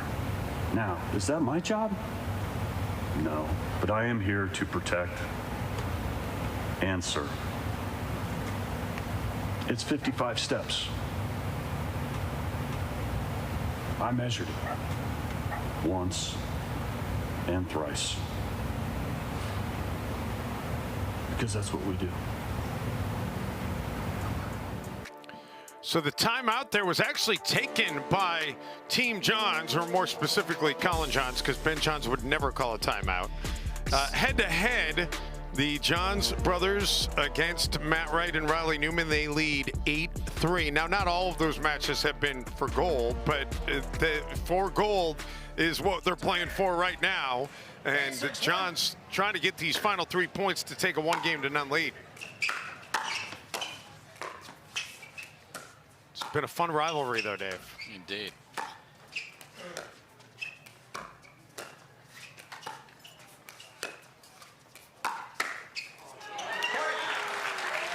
So that's the spot that Ben knows they're coming for. So nice adjustment by him of being able to get on top of that. That's a tough ball that he just made. Yeah, I was just going to say, showing the full arsenal right now.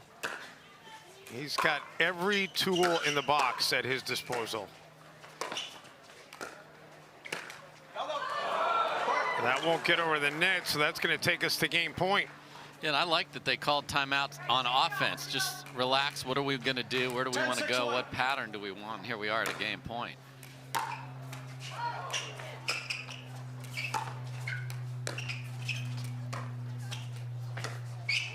Just catches the line.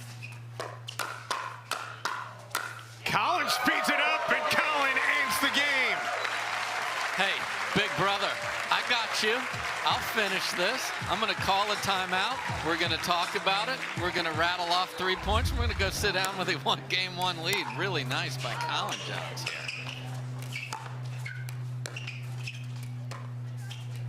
Collin was really the first Johns brother to have success on a court, had a pro tennis career, and shows off why he has had success. And the Johns win game one 11-6. But it takes 3 to win a gold on Championship Sunday. Game number 2 coming up after this timeout.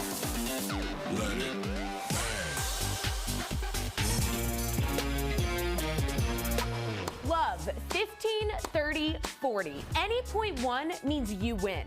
Because when you bet just $1 on any tennis match, you could win $100 if any point is won. Plus, if you're not in a sportsbook state, you can take a swing at thousands in prizes in our free-to-play pools. So download the DraftKings Sportsbook app, sign up with the promo code, bet $1 to win $100 if a point is won, and make it rain.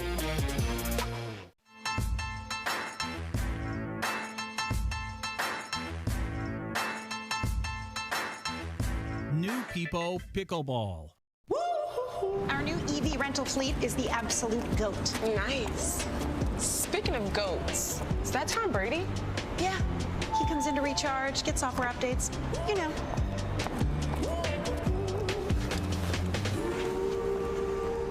Same time next week? You got it. Cool. Let's go.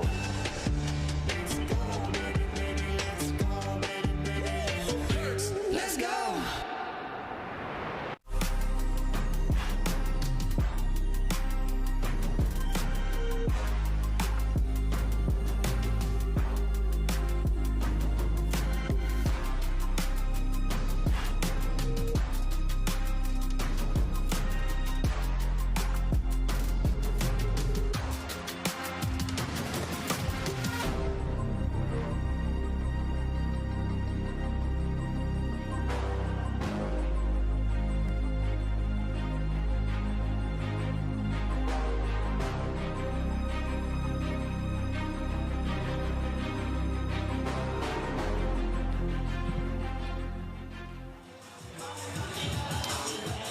Back in Newport Beach, California, Collin Johns. If there was no Ben Johns, Collin Johns would get a lot more love as being the fantastic pro that he is, Dave Fleming. For sure. And one of the best teachers of the game as well.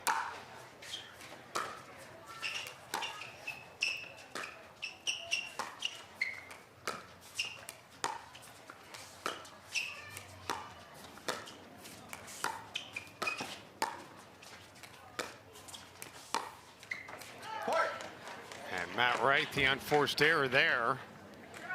And an early 1-0 lead for the Johns here in game 2. 1-0-2.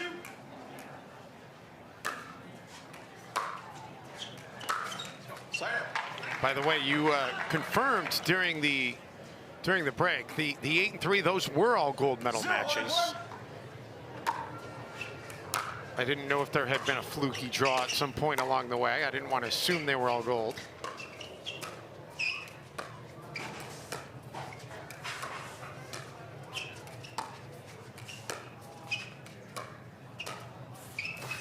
And now we're getting conflicting reports. Maybe one was not a gold. In any case, the Johns brothers have had success more times than not. Yes, they're 8-3. 1-1-1. And that just misses.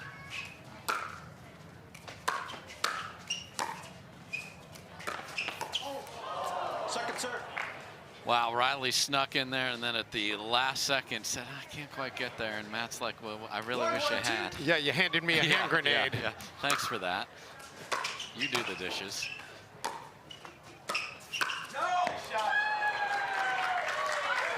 That was one of those, like, I owe you, brother. I ran in front of you a minute ago, and I'm going to go get this one. Good job by Riley there. 2-1-2. And an early lead now here for Newman and Wright.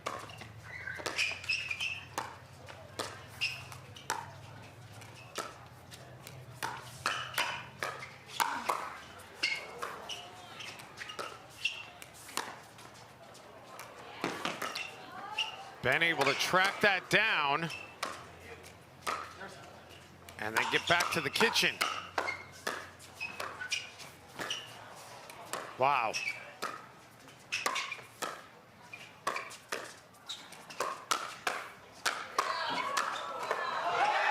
Absolutely ridiculous defense. If you want to see what defense needs to look like on a pickleball court, watch what the Johns did here. Insane.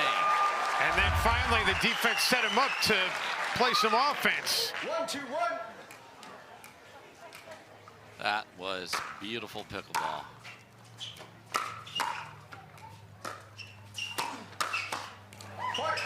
And now it's tied at 2. I dropped one Ben Johns nugget on you last night at dinner that you did not know, by the way. And I figured you knew everything about Ben Johns. I did not know it till earlier this week either, but Ben Johns is a big classic rock aficionado. And his favorite band, Fleetwood Mac. Would not have expected that out of someone in Ben Johns' generation. Got some eclectic taste. No, I'm not calling it eclectic. No, that isn't. I like it. Like sushi, likes Formula One, was a competitive Magic the Gathering player. So this guy's got lots of different things in his interests.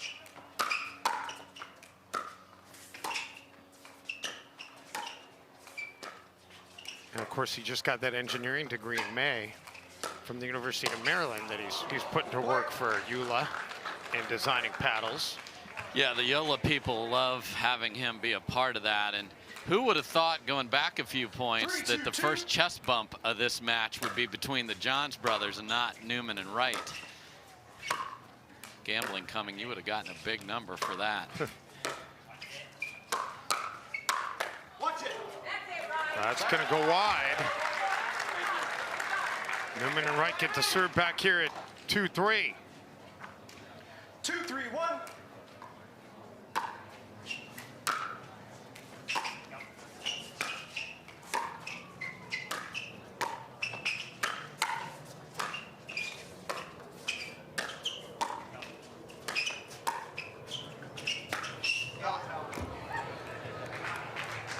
And tags Matt, who tried to get out of the way. Yeah, he shows you the Cobra, and it's ready to strike. He hits that inside out sometimes. That time he went right at Matt Wright. Great shot.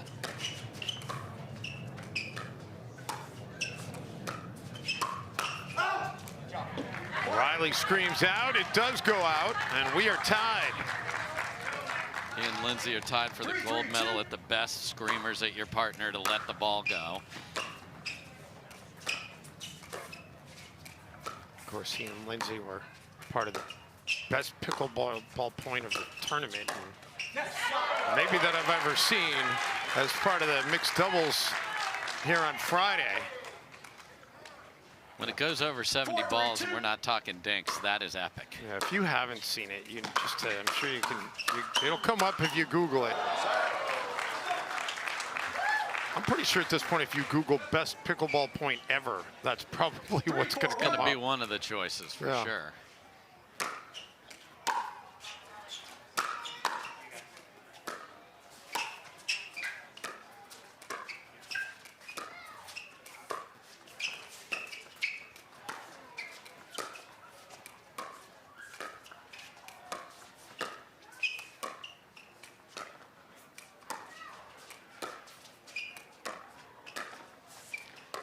There's not a target there, folks, but it feels like it, and then they move them around.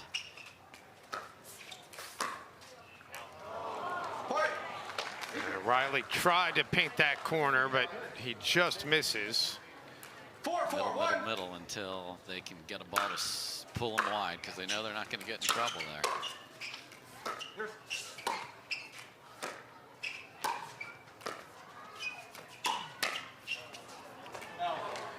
Quick hands by Ben, but it goes deep. 4-4-2.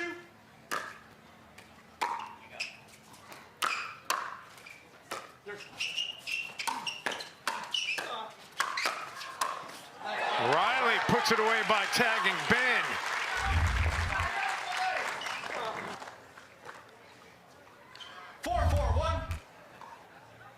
Riley was ready for that return from Collin, too, and that was really nice by Collin to get it back in the first place.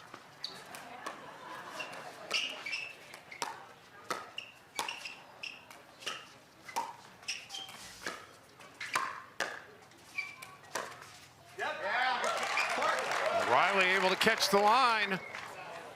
Okay, hold on. I'm not sure what the call was here. Ball was out. Second serve. Well, they did call it out. And it looks like the right call. The way Riley reacted, I thought that he got the call and got the line. Sometimes you're trying to say, yeah, just get a call out of your opponent there. And Collin was not buying anything that was for sale. Oh, tried to go down with the scorpion again, which means you pull the paddle up in front of your face and just couldn't get low enough. The ball coming at him was too low.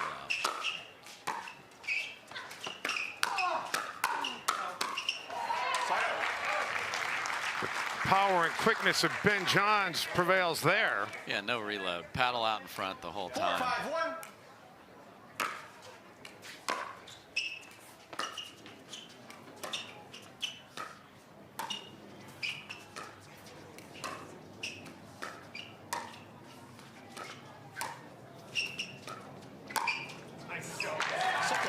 That stays in. Yeah, Ben got tagged. He went off the pattern and left the ball up to the right forehand. 4-5-2.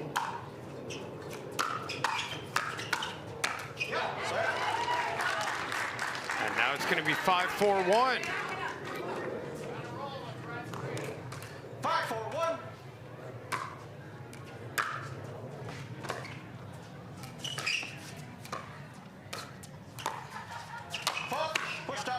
They're going to call a foot fault. So when you go to hit an overhead, you rotate your body and step forward. You can see that Ben clearly hit the line with his left foot. Good call by Howard Simon.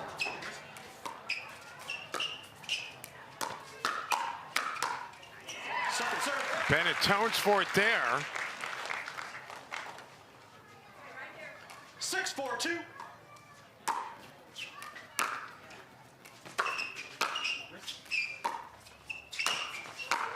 The Irina looked like it was going to go out, but Matt hit it anyway.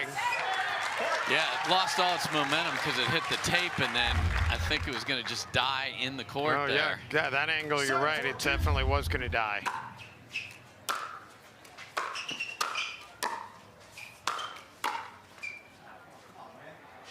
Side up. I believe that's Alan Roman, the referee there. Apologies, Alan. 4-7-1. Second serve.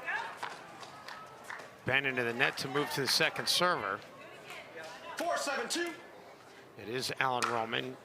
James Neighbor, the second ref.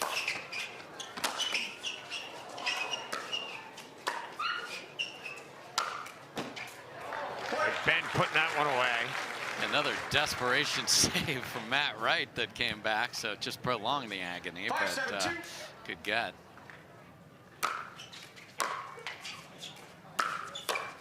Back to a 2-point game here at 5-7.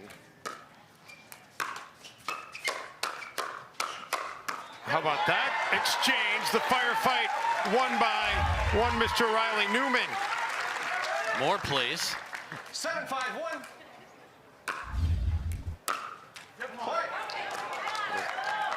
Quick point there to make it 8-5. 8-5-1.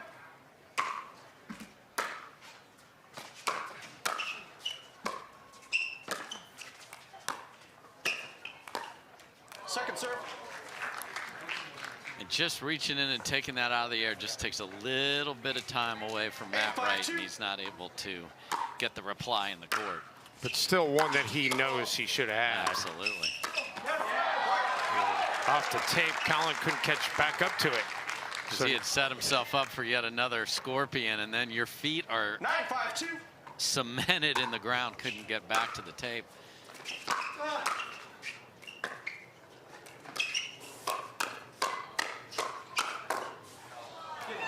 That'll sail long. So serve back over to the Johns brothers at 5-9.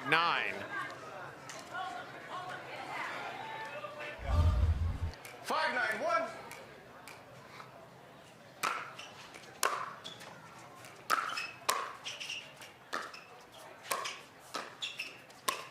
Go.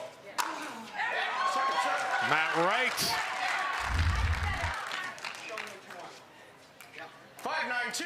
Yeah, that reset from Collin Johns usually so precise, way too high there. And now the serve again back over to Newman and Wright. Chance to get it to a point away from taking the game. Sitting at 9-5.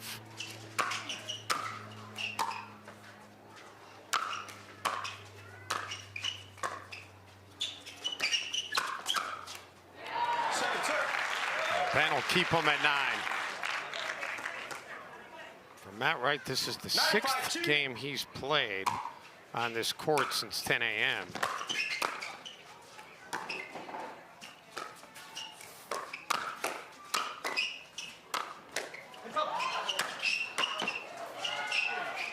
Ben throwing everything at Riley, and Riley keeping everything alive. And that's going to be long. Yeah, Ben all over the court, but for those of you watching and trying to learn things, he's never in a hurry. He's always under control. Well, we are near UCLA, right? And John Wooden was the one who made it famous. Be quick, but don't hurry. Exactly. Perfectly said. Second serve. Ben into the net, so it stays at 5-9.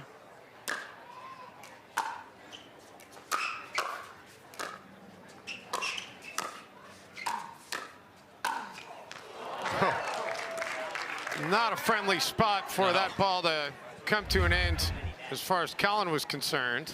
9-5-1. Not at all. You mentioned Matt's time on the court, about an hour and a half in his first match, so shouldn't be a problem for a player of his caliber.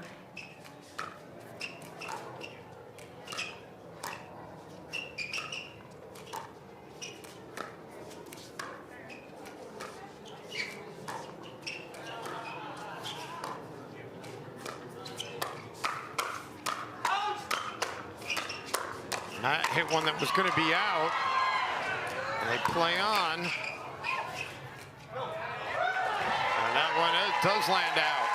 And that'll take us to game point. And you see they're back and forth with where their positioning needs to be, and it's Matt Wright on the left. So Wright is left, and this is game point. And they almost, because of all that, had the incorrect server. Which would have been a just terrible mistake. Yeah, don't want to have that happen, so the referee helps him out. Ben playing every angle, and it's still going. Collin sneaks in, and it's a good decision by the big brother. Yeah, hey, little bro, keep going with your angles. Now let me finish this right here. Oh, yeah. Trust me, he finished it. 10-5-2. So game point on the second serve.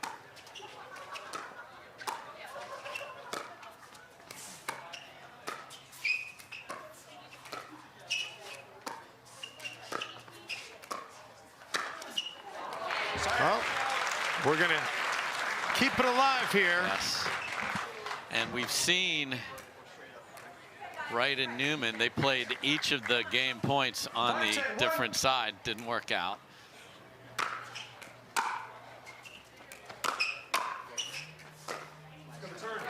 But yet, Collin and Ben stay stuck on 5. Yes.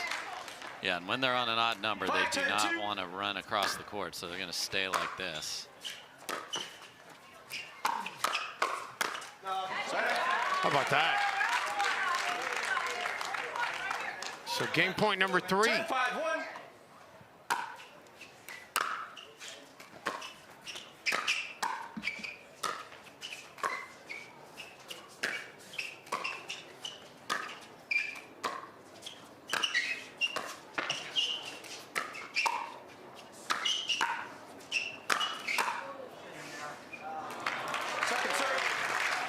Ben and Collin are not making it easy for them. Game point number 4. 10-5-2.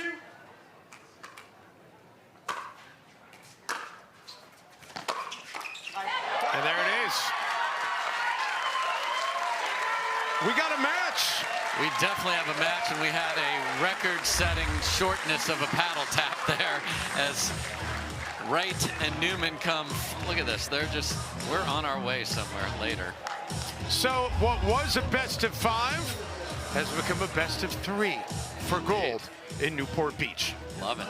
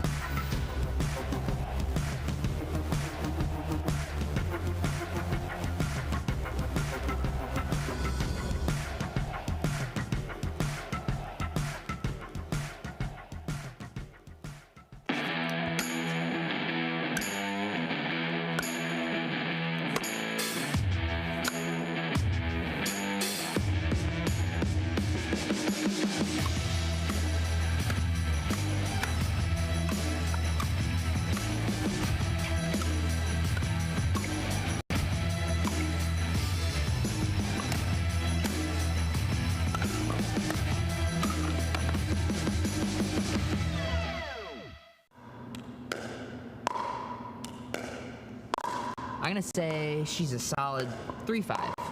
Nah, she's definitely a 2.5. Guys, look at that forehand. She's clearly a 3.0. Guys, come on. I'm at least a 4.0. Yeah. Fair enough. Ratings don't have to be hard. Duper. Optimized for accuracy, optimized for fun. Download the app and claim your free profile today.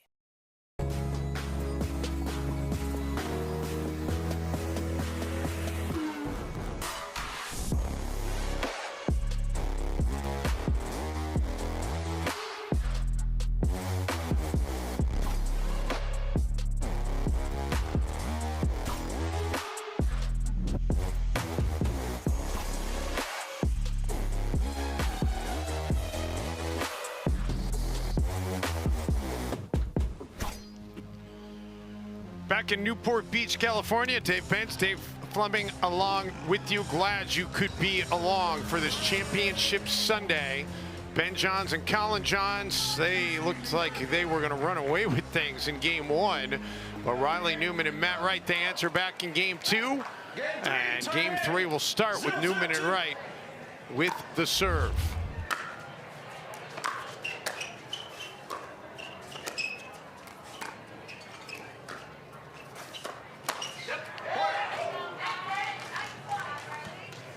So an early lead here, 1-0. Yeah, if the ball's on the outside in this formation, you give Riley all sorts of options with the two-hander.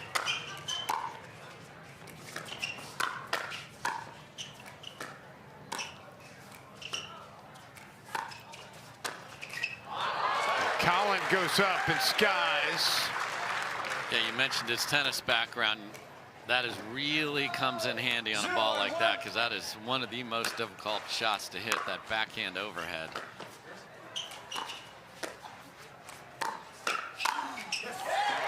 Matt Wright right back at you. Ball bounces on the outside, they're going to fire. I mean, he loves to fire with the forehand. Newman likes to fire with the backhand.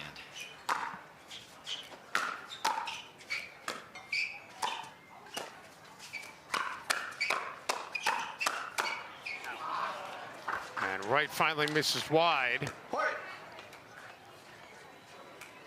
1-1.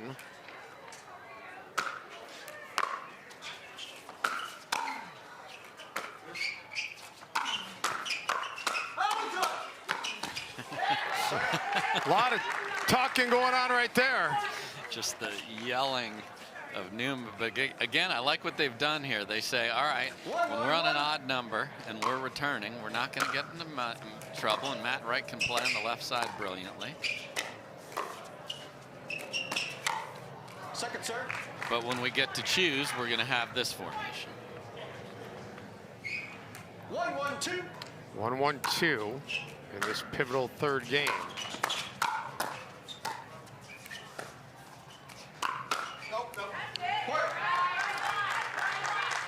So again, that John's backhand up a little bit at that shoulder is the object of their desires, and now Riley's even firing with a forehand in the middle. And how about Riley putting it down the boulevard from back near the baseline? Yeah, that's a ball that Collins used to bend, taking the same thing happened, but in reverse in game one. It was Wright and Newman having a problem. And Newman and Wright, they've found something now. High octane pickleball is what they've found, and it's working. This match so far, Dave, has been the opposite of what I've been accustomed to seeing. I've been accustomed to seeing the Johns brothers come out a little bit slow and then find the afterburners, and they came out fast and have faded. Yeah, and that fade has a lot to do with the play of the opponent here. And what a great read by Newman there.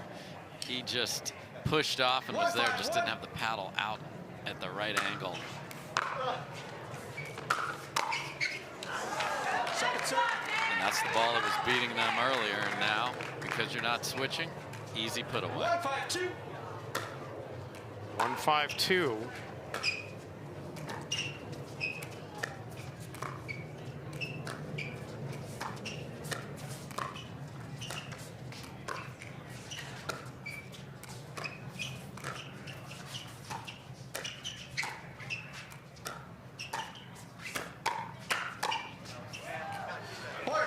And that's going to get Collin and Ben their second point. 2-5-2. Quick little strategy. And they choose to switch there. Ben can't catch up to it. 5-2-1.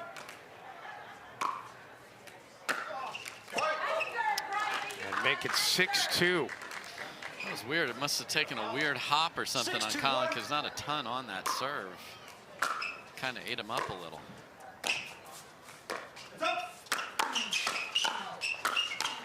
Second serve. Ben right at the feet of Matt. Yeah, you heard the Riley Newman warning sign, heads up, because he knew his third was up in the air.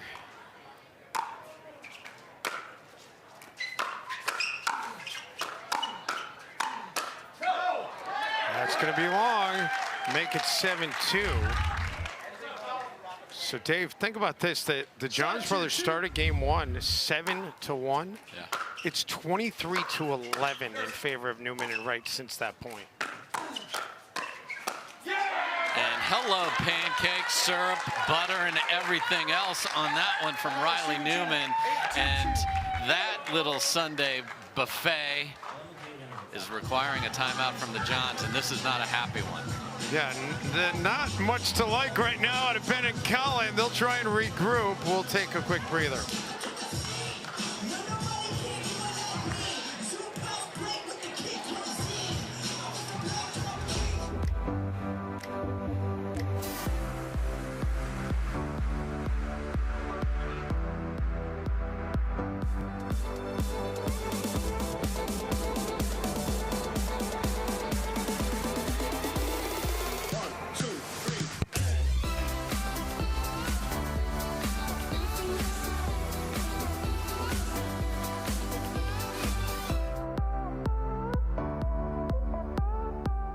The most important part about Tuesday night pickleball at the Orchard is the sound check.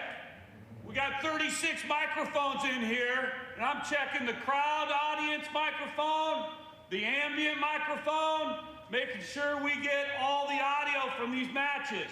Check, check, 1, 2. Check, check. Hello? Hello? Hello?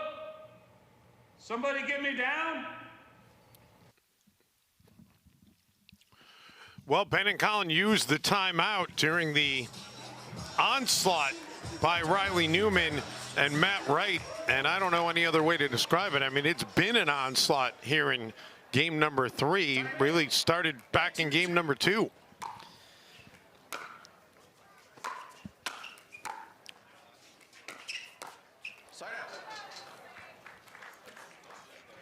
So they get the stop coming out of the timeout.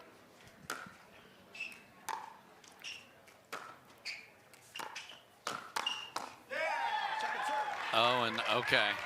Matt Wright is shaking his head like a reverse bobblehead up there at the kitchen line.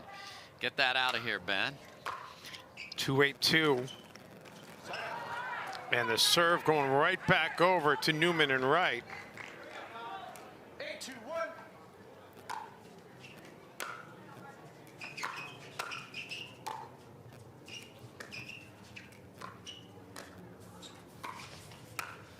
Oh, Collin kind of just waited and then finally nonchalantly puts it away.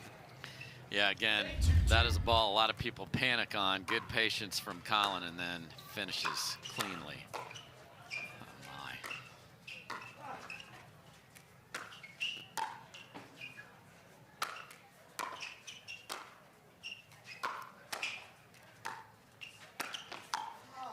And Ben and Collin finally able to end the exchange. Yeah, talk about the threat of movement for your opponents. That time it was the threat of movement for Matt Wright, thinking Riley's going to finish off in front of him, shut down,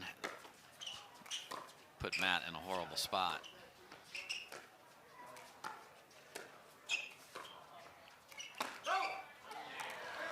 Matt gets tagged off that shot by Ben, so the Johns inching back. Need to keep it going. And Collin, that was really impressive. Yeah, two-hander, and then watch the little look back right here. Yeah, there it is. Okay.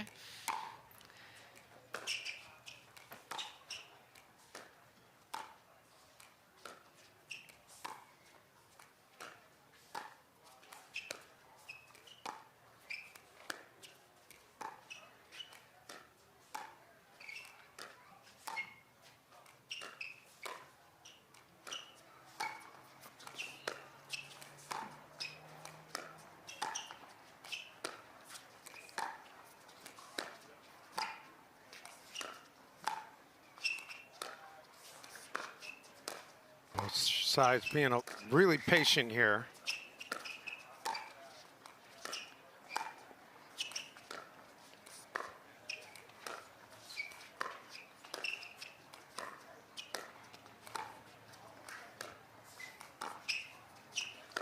They could do this all day, Dave. They could. Ben mixes it up. Matt had an opportunity, but he fails to exploit it. Yeah, the opportunity was there after the Ernie goes off the tape, and then there was no discussion about whether there was going to be a timeout. The gamma paddle of Mr. Newman hit the ground, and he made a march to the bench. We'll take a quick breather as well. Back to Newport Beach in a moment.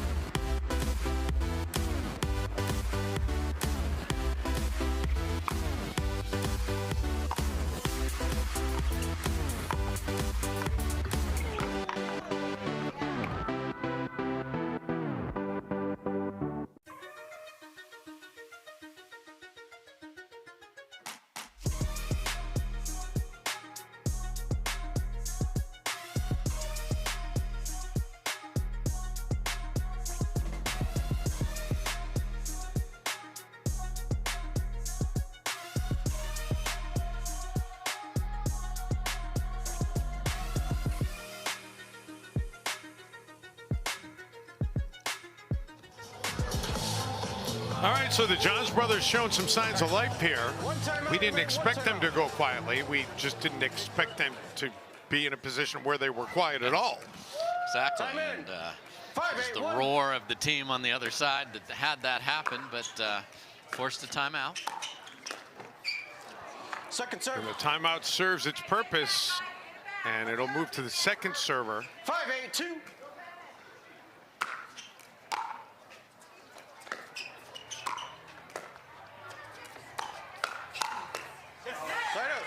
Ben gets kind of handcuffed a little bit there. Serve back over to Newman and Wright. They get the side out of the timeout.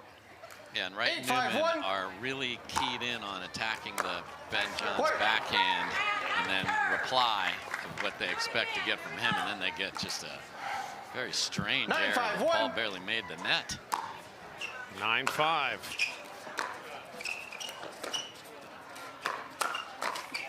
Second serve. Move to second serve, 9-5-2. Oh, and Matt Wright stuck his paddle in there, and that's what Riley's saying. Like, I was engaged, and that was going to be absolutely mashed. Willpower.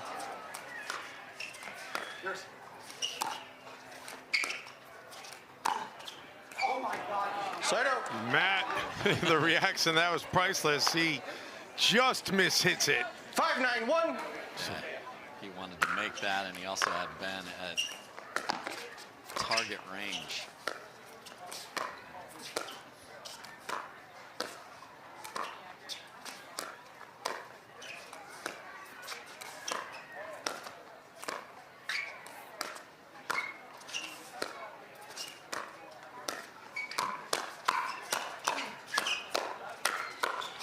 Wow, the quickness on display right there, and Matt Wright ends it. And a couple Lions staring each other down, but it is that Lion that finishes and is happy to roar so the entire Serengeti can hear it. 5-9-2. Yes, sir. And now the serve going back over to Newman and Wright. That was a weird peg. Not a lot on that Ben, looking for the ball on the other side of his body, and just got hit in the ankle.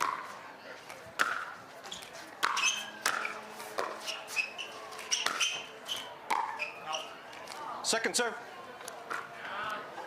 Move to 5-9-2. 9-5-2. Excuse me, 9-5-2.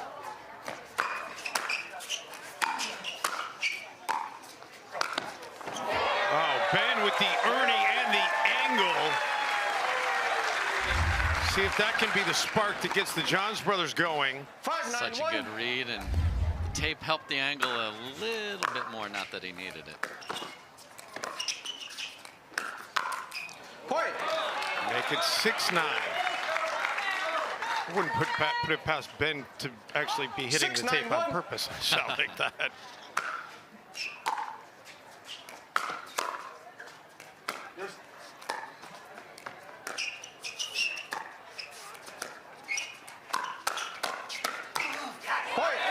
All right, 2 straight now for Team Johns.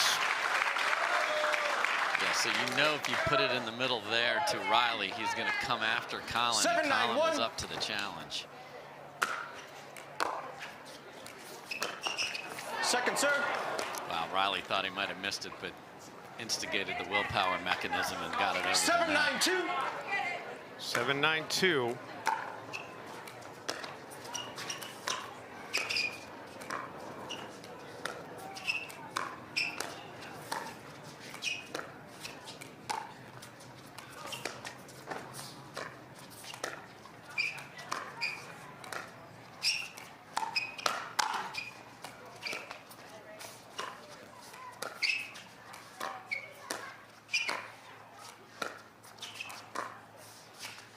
Keeping those dinks in the middle for the most part.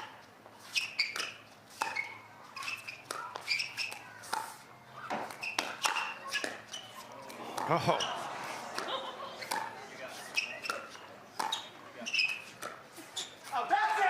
And then it's finally an unforced error. Just hits it wide.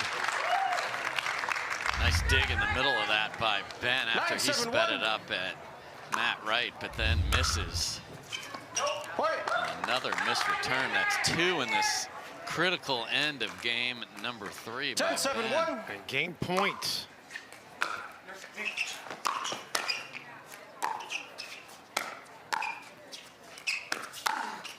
And there it is. Game goes to Newman and Wright.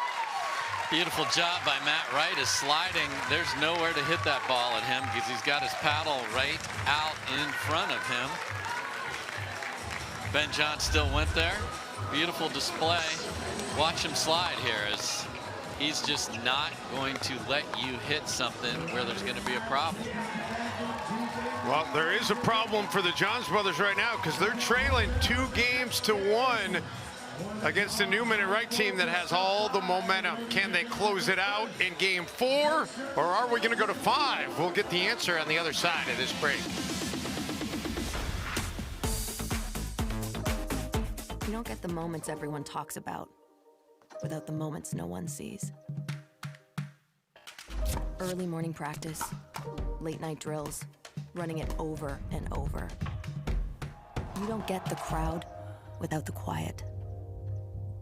Everyone sees the glory, the medal, the podium, but every winning shot starts right here.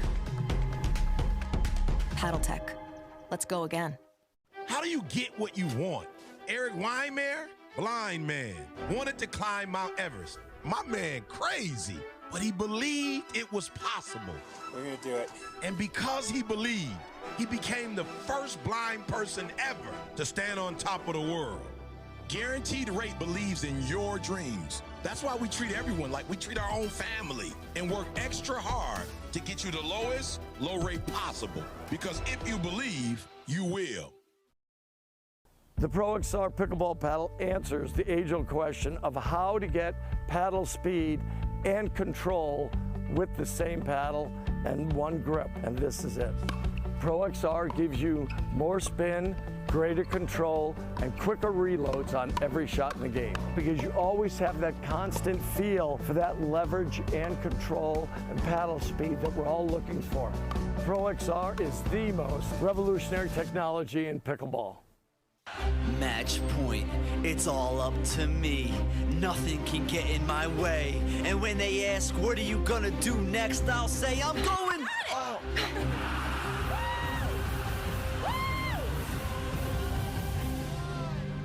We're going to Margaritaville!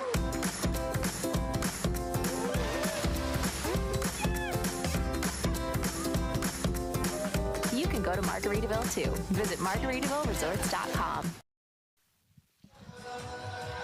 Back in Newport Beach, California, Dave Benz, Dave Fleming, and we got a good one going right now. Riley Newman and Matt Wright, they've only won 3 out of 11 matches this season on the PPA Tour against the Johns brothers, but they are in the advantageous position right now of leading this best 3 out of 5, 2 games to 1. So can they close? Game 4, time in, 0-0-2.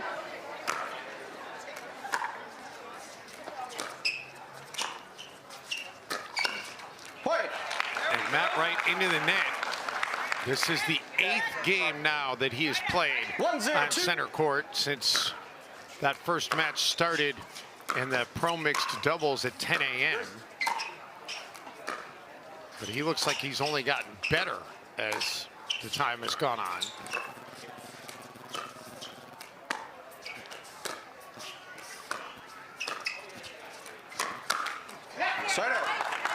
And Ben Johns into the net. So it took Riley running around his forehand in the middle of the court to find that backhand and speed it up on that middle dink.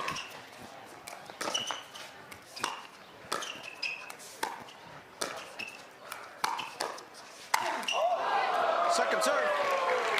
Awkward looking finish there as Ben kind of hit that defensive shot. 0-1-2. Matt decides to hit it. Yeah, it was such a good speed up to set that up because he went right hip instead of down the line.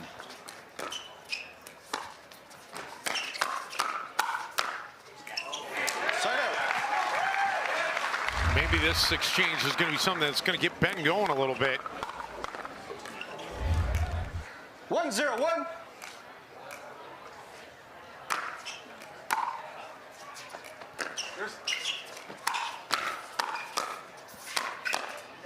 Second serve.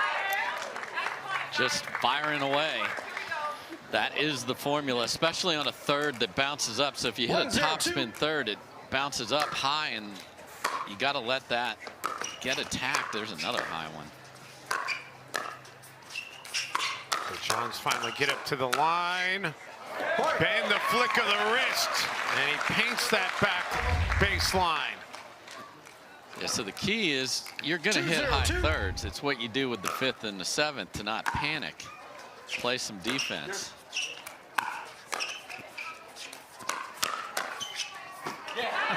Ben couldn't get to that one. Riley playing the angle perfectly. Yeah, and he's like, all right, I know you know where this is going, but 0-2-1. Nonchalant finish.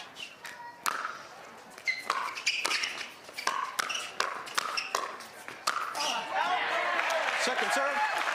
Talked about Matt Wright sliding to the right and favoring that 0-2-2. backhand. Collin Johns does the exact same thing when staring down Riley Newman.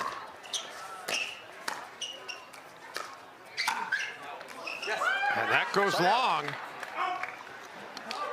Right shot, wrong execution. Matt Wright had Ben in absolute jail, but a little too much. Not quite enough roll on the top spin.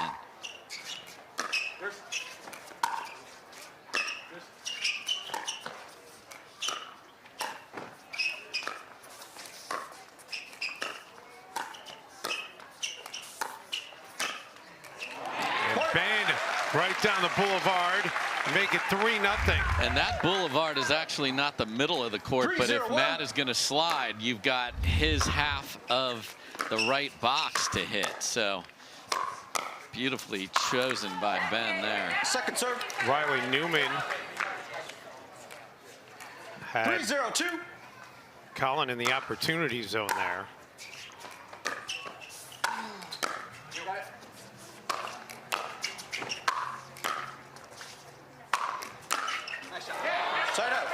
Third tries the charm for Riley in that exchange.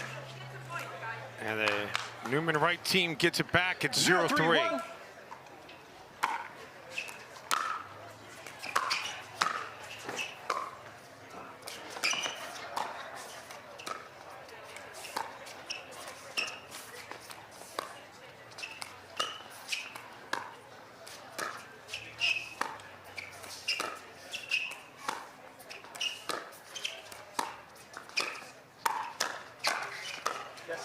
Off the net, Ben couldn't redirect quickly enough.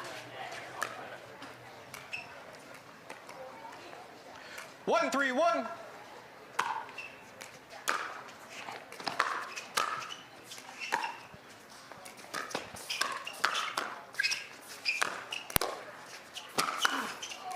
Ben moving everywhere, but Matt Wright doesn't care. That's a tremendous defensive block into the open court. 2-3-1. Again, gave ground, had that backhand paddle position ready.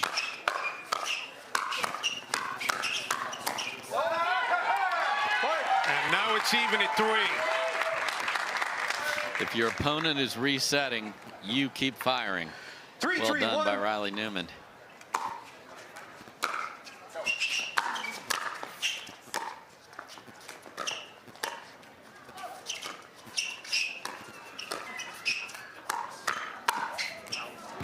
Second serve. Move to the second server here at 3-3-2. 3-3-2.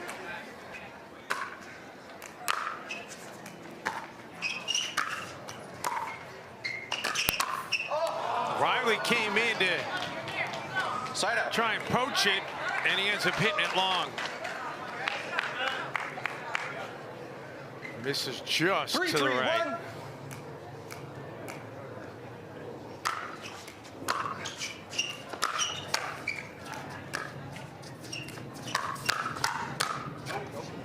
Second serve.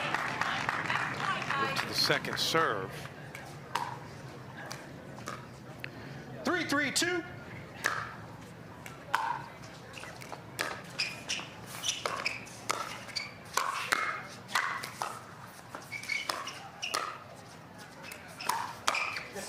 Side out. Well, whatever momentum the Johns brothers had to start this game off 3-0 seems like it is dissipated. Yeah, and it's again a nice attack off the forehand by Matt Wright. And now Newman and Wright looking to go back in front. Second serve. But it'll move to the second serve.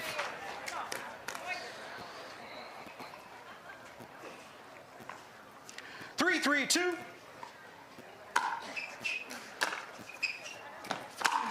Side out. And now the side out. This is the second of 5 championships on this championship Sunday. 3-3-1. Well, the women's doubles next, and then the men's and women's singles from Newport Beach.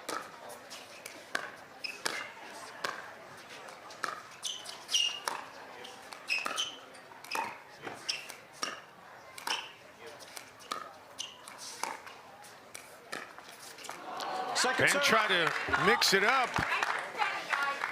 Yeah, and the return situation is interesting here. They do not get out of the position change when Riley's returning, but they do here when Matt is returning.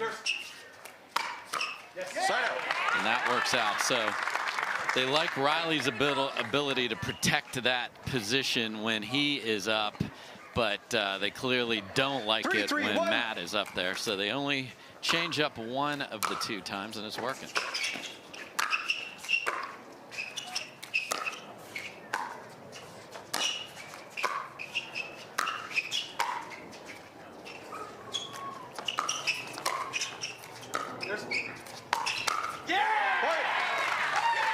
Well, both Collins brothers hitting a lot of them into the net right now. Riley and Matt have had a lot to do with that. 4-3-1. And they've reeled off 4 straight points, make it 5 straight points for Newman and Wright. And a very definitive Matt Wright next level call of that ball being wide.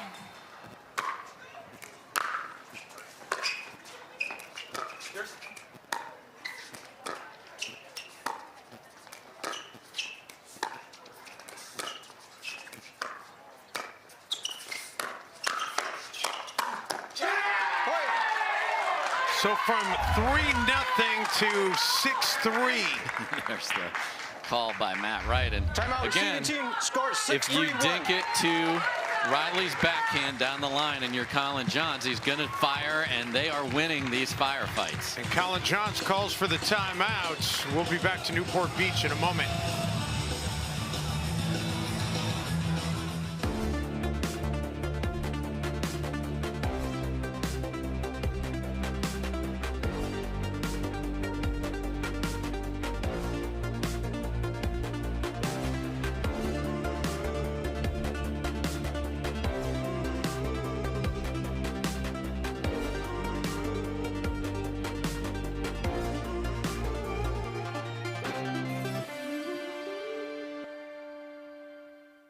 People look at the Orchard security guy and go, what a joke. He's got electrolytes on his chest. He's got electrolytes in his squirt gun. Do I look like I'm a joke? It's not funny to me. Hold on.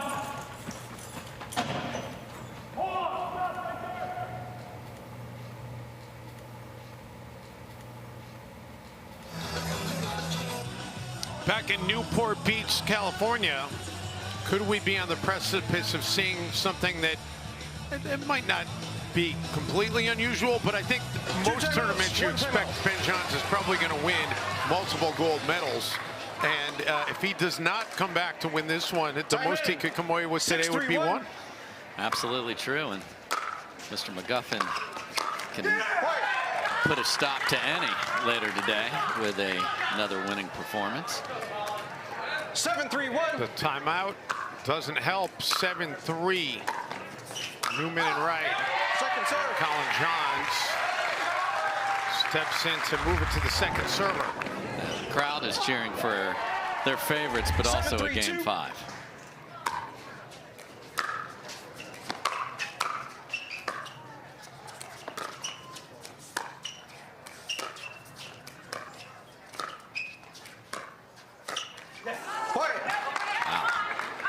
We saw a couple missed returns from Ben at the end of game 3 that were costly, and there's just a simple dink into the net. 8-3-2. Oh, and there's what movement does. Riley is absolutely beat backdoor, but it's got to be in. 9-3-2.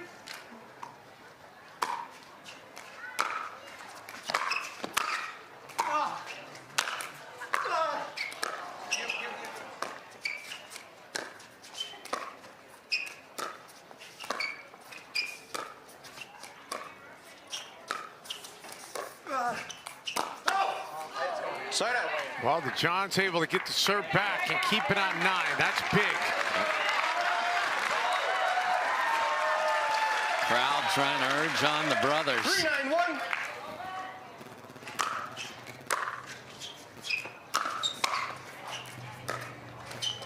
Second serve. Move to the second serve. Body language not great right now. No, especially after missing an easy transition ball.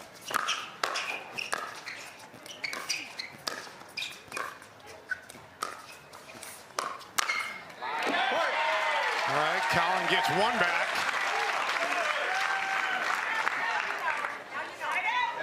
Four, 9-2.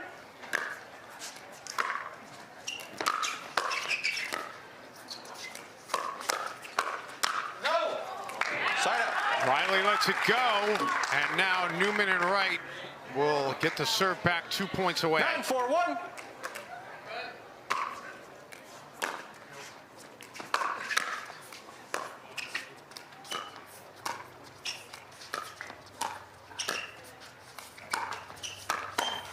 Second serve. Ben takes advantage of that ball clipping off the tape. Yes. Now 9-4-2.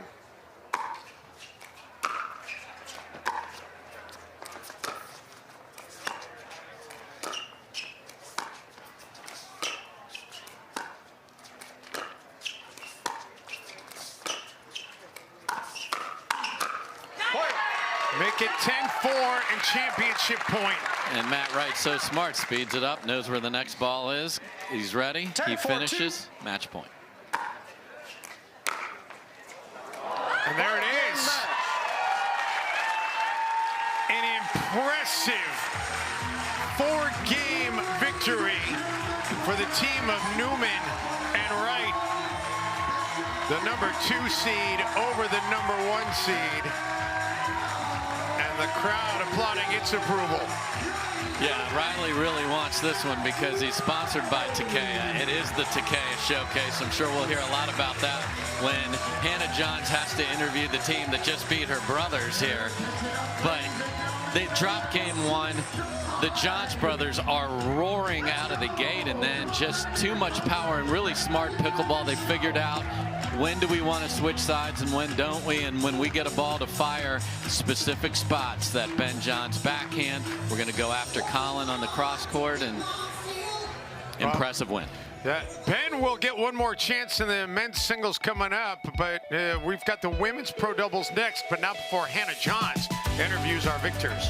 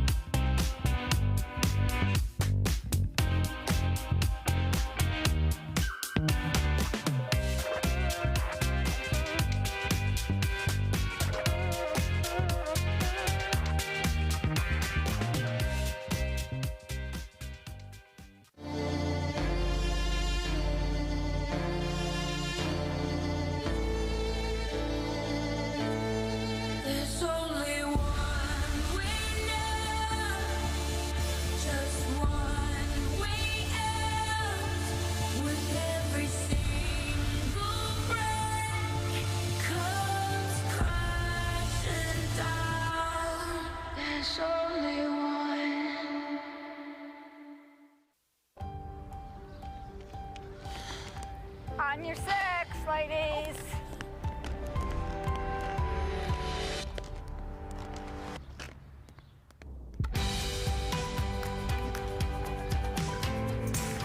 The world will get back on its feet. We'll help you stay on yours. What's your secret? Oh, it's no secret. It's the expert help I got at Foot Solutions. Make an appointment at footsolutions.com.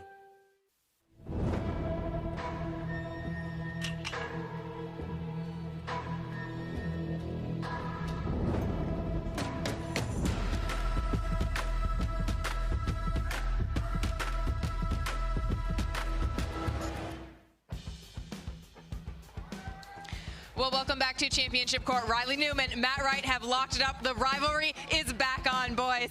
Talk me through it. You were able to win the final 3 games after losing game 1. What took you all the way through this match? I think we got a little more aggressive again in games 2 through 4.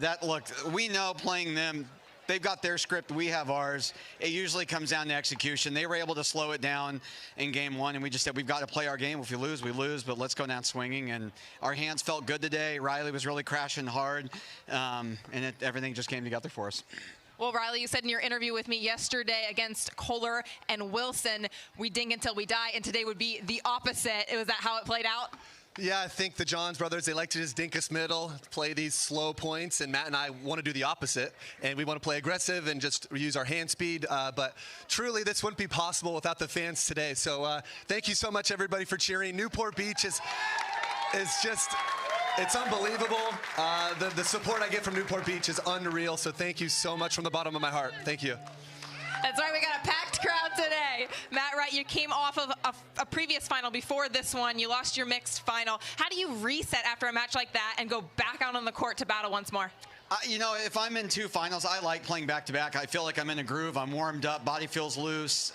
So when the draw came out yesterday, Riley said, "Are you good playing back-to-back?" I said, I prefer that. So let's do it. I'll be ready. I won't get tired. I won't let you down. You cover a lot of court and do your thing, and I'll try to just hold down my side. And so it worked out for us. You certainly did not let him down here today. We're going to bring Ken Tran from Takeya on court now to present those trophy bottles. Ken. Riley, congratulations. Thank you, brother. Thank you, brother. Place that there. Matt, thank you. Congratulations. Thank you very much. Just want to congratulate, first of all, John and Ben. I mean, they played such a great match, unbelievable tournament. But you guys, it's like an incredible journey, right? So congratulations. I love you guys. Congratulations. Thank you, brother. Yeah. Thank you. Thank you. All right, Dave, take us away.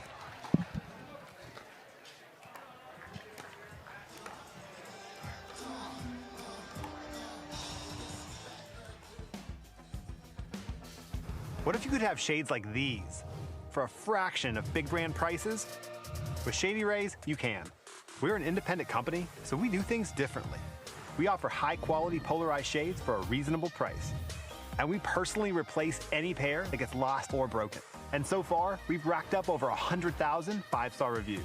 I founded Shady Rays so that we could have sunglasses that stand up to whatever life throws at us. Order now and get 50% off 2 pairs at shadyrays.com.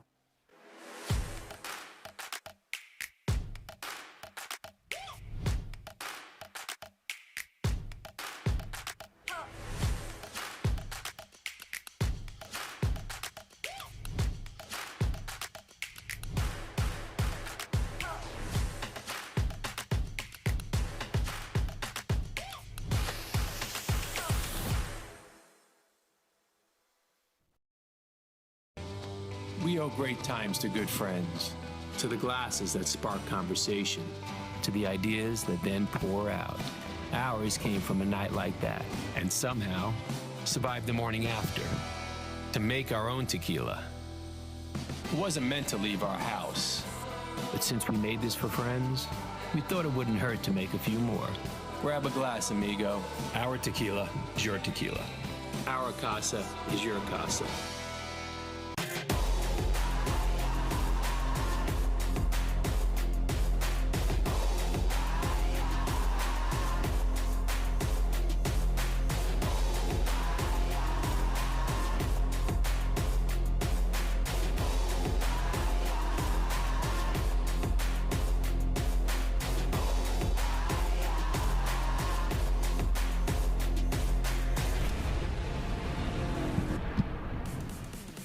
Back in Newport Beach, California, the PPA Takeya Showcase Championship Sunday. Glad to have you along. What a fun week this has been. The tournament has been great, and a lot of action still going on the other 38 courts at this event. Yeah, it's beautiful. You know, we talk about play where the pros play. Well, there's exhibit 1 through 38, Dave, of the opportunity to do just that. And obviously we are now to the middle of 5 matches and the last of the doubles and the last of the 3 out of 5 too. The singles will be best 2 out of 3. And as we talked about a lot yesterday, for those of you that tuned in, It is the 7th seed and the 9th seed. A rarity in the women's doubles pickleball to have seeds that high making it to Sunday, but these are 4 ladies that played incredible. Tereschenko and Wright were unbelievable yesterday. Wrecked Lucy Kovalova and Callie Smith, the top seed, and then had a tough first game against Todd and Bright, and then pickled them 11-0. They went to Sunday having won 11 points in a row, Dave. Yeah, it was unexpected, and it was brilliant all at the same time. Tereschenko, I mean, she was vintage Irina Tereschenko. 100%. Turn back the clock. You know, Etta Wright, her partner, referred to her as the OG, and that is absolutely what she is. So we do have a Wright on the court for the 3rd consecutive match. Matt Wright's done. This is Etta Wright, who just signed with the PPA this week and said, oh, is this how it works? I sign and I play on Sunday? Well, yeah, 1 out of 1, Etta, and she was brilliant yesterday as a partner to Irina Tereschenko. And before today started, we said, hey, there's a lot of people that can win 2 gold medals. That is down to 1 human being, and that's Andrea Koop. Andrea Koop played so well in her first match of the day and in winning her first ever PPA Tour gold medal. And she would love to be able to go home with 2. And I'm not going to put it past her ability to do so, because she really has been impressive. She has played great, and she is paired with Vivienne David, who is so good at putting the ball in the right spot and then letting Andrea Koop rage. And the interesting thing when players transition from mixed to either men's or women's on a championship Sunday is your role is often different. So Andrea Koop was in that setup role, make her partner AJ Koller go and then pick her spots. Here she will be the aggressor with Vivienne David looking to set her up. Well, this should be a whole lot of fun. I don't know what to expect out of this one, because everything that I've seen today so far has been the unexpected, and that's the great thing about this. And we talked a little bit about it yesterday, Dave. You know, the parity, I think it's becoming a little bit more prevalent on the PPA Tour. You never know who's going to be able to win, and we're seeing more and more new faces claim gold in some of these tournaments. Yeah, we definitely have a lot of high-level men and women playing, and obviously the highest level woman was not in this draw, so that opened it up, but still, that's just one team. This is the 7 and 9 seed getting here. So Anna Leigh Waters, of course, was not going to play in this tournament. And then, unfortunately, Leigh Waters was injured, and we certainly hope she gets back on the court very soon. So no Waters next to the beach here in Newport. No Waters, but there is going to be a pretty fun final. And you talk about Etta Wright. She knows all about being in some high waters in terms of competition. She played some D2 tennis in Hawaii. Yes. And she's also coached, and she's only played pro pickleball or pickleball period for about a year. So to be playing on Championship Sunday is really fantastic. Yeah, and as we mentioned, the teams that she was part of taking out with Irina Tereschenko, that's legit. And, you know, when we talk to, and when I talk off air with the rising stars of the game, they all tell me, hey, some of these ladies have been playing 3, 4, 5 years, so they may not have a lot more to add to their game. These newcomers feel like, I'm just getting this figured out. They need time on the court against the best players, so the more they see, the better they're gonna be. That's a message sent to everybody. By the way, take a look at the crowd on hand, and it's just been such a great week with the turnout for not only the players but also the spectators. And it's not the biggest center court on tour, but and that makes it that much even more special to be able to get a seat here on Championship Sunday to be able to watch this. Yeah, no doubt. And, you know, you talked about everything going on with pickleball. The other thing over the past 2 weeks is all of the unification messaging that's come out. You've got Major League Pickleball now merged in with PPA, so you'll have the best PPA players playing that very fun team format. That'll start next year. Both of us had Sam Query in the booth. He's coming. He wants a piece of this, the high-level tennis players. And then from a rating standpoint for the beginning player and the amateurs and those that love to play at their hometown parks, all the way up to the highest level, Pickleball.com and the PPA have adopted the Duper rating system, so a lot more clarity and unification, which is great for our sport, Dave. We can let you know our officials for this women's doubles final. Don Stanley will be the lead ref. Mark Thomas will be the second ref. Lynn Goslin is our video ref should there be a challenge. And maybe you're going to fill in a blank for me here on our tracking ref, because I only got a first name for Jim. We're going to go with Jim because I can't see him, so I can guess. You know, he's like Prince. He just goes by Jim. It's just Jim, and everybody knows. Jim's tracking everything. So we thank all the refs who help make these tournaments possible. And why anybody would ever want to be a ref in any sport is beyond me, but I'm glad we've got them out there at a high level on the PPA Tour. Can't do it without them. Can't do it without the volunteers. Let's play pickleball. So here we go. Vivienne David and Andrea Koop in the near court. It's David that starts it off with the serve. Tereschenko and Wright in the far court. Point. And Etta Wright unable to get out of the way there. And so it's an early point. Vivienne David out of Bonita Springs, Florida. 1-0-2.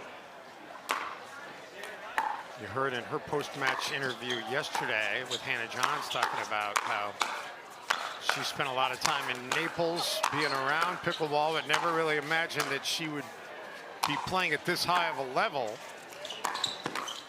and how special it is for her.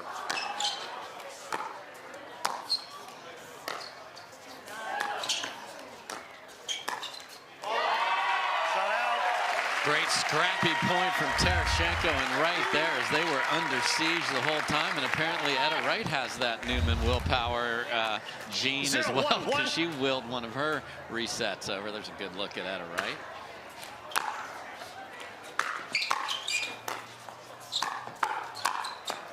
Second serve. And what a transformation for Andrea Koop. She's played all day on the right in the mixed match. Now she's going to play predominantly on the left side and be the aggressor. So just, you got to be able to flick that switch from one event to the other. And if you want to win multiple gold, here you go.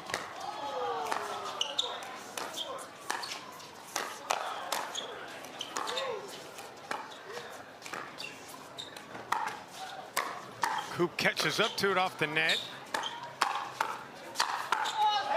And then showing the whole display. The backhand, the forehand, and the side out will now get her the serve. 1-0-1. It's great to hear her talk about having some of her UCLA ties coming out to support her in Newport Beach. Also one of her friends from Michigan in attendance. 2-0-1.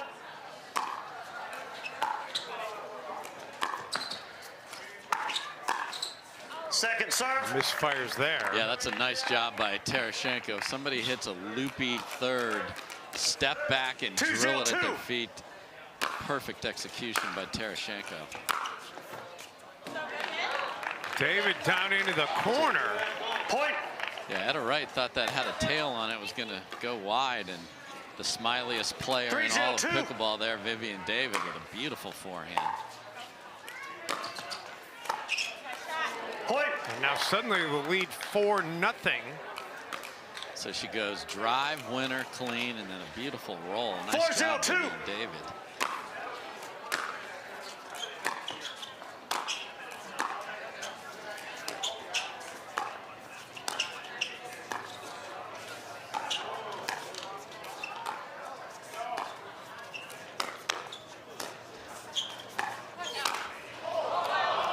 Right off the net and out of bounds. Just an absolutely unbelievable scorpion save by Vivienne David before that, and 5 is enough for a timeout. Indeed it is. They'll talk it over. They're on the wrong side of what we saw in their decisive game yesterday. Back to Newport Beach in a moment.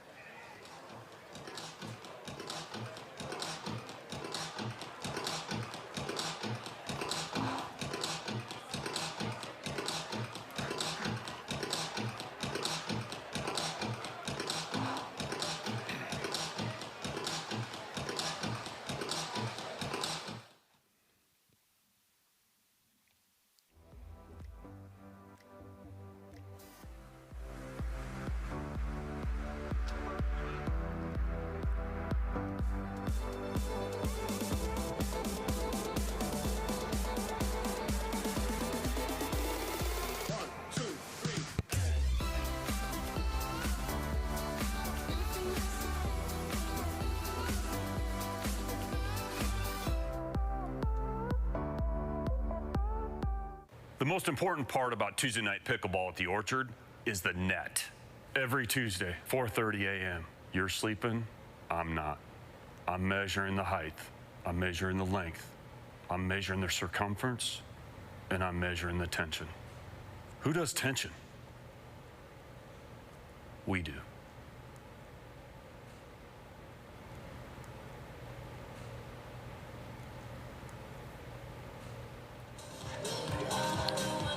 Not much tension in the strut of Vivienne David right now. She's all smiles. She looks relaxed. She looks like she's exactly where she wants to be in her happy place right now. Dave Fleming. Playing on Sunday with Andrea Koop, who's on fire, and you're up 5-0.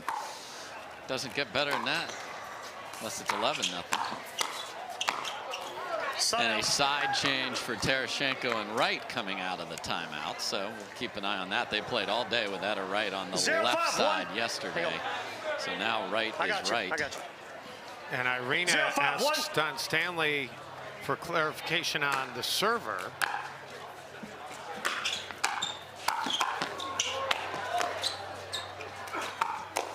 Point.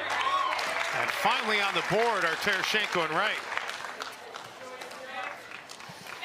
1-5-1.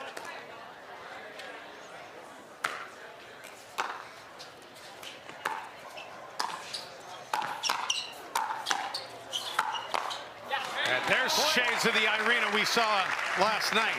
Indeed, just coming from a different side. She was all over the place from the right side of the court. Now she's flying in from the left, and that puts the forehand in the middle.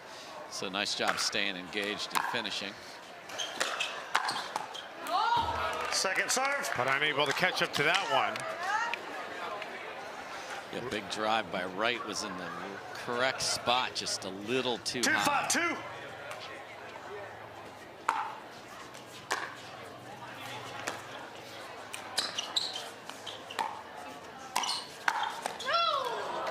Point. I don't know if that one might have had enough to get out of bounds, but we'll never know, Dave. We'll never know. We just know now that it's 3-5. 3-5-2. Tereschenko's telling him that was in. Don't you worry. She's smiling away there.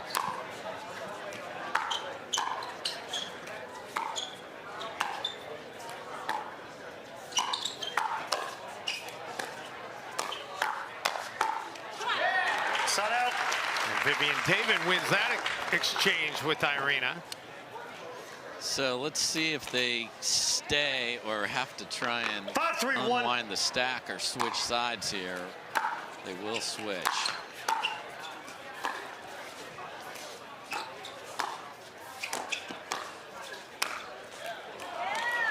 Koop gets out of the way. Beautiful ball by Wright there. So you just have to hit a little better return and have a different plan when Wright's going to come flying across the court there. Side out. Side out. We'll get it back to Tereschenko and Wright. 3-5-1.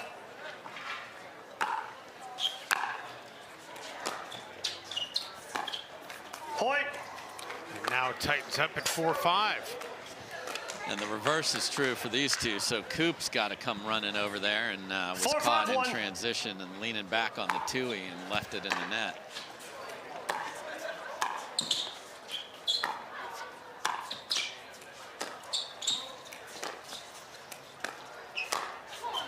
Vivienne hits it long.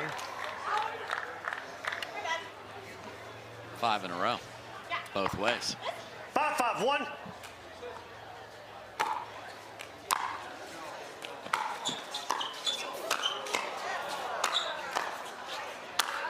Etta doing some work there at the kitchen line, but they play on.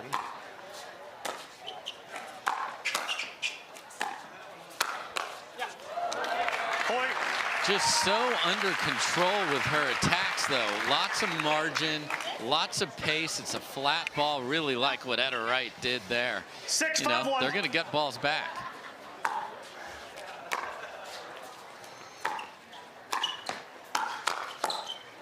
Second serve. Irina got handcuffed. Moved to second server. Saw Vivienne David again do that slide and what we love to call the scorpion, that tail of the scorpion being your paddle above your head, ready to defend. Well done, Vivienne.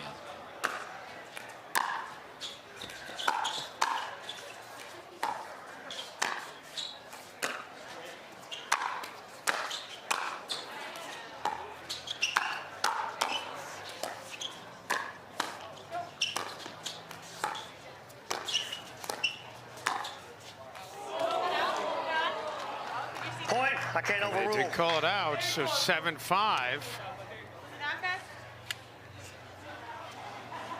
Andrea Koop before. This is not like you've got a phone a friend choice there, as Andrea's asking the crowd, what did you see? So we will play on without an official challenge. They do have the option to challenge, but they decide not to.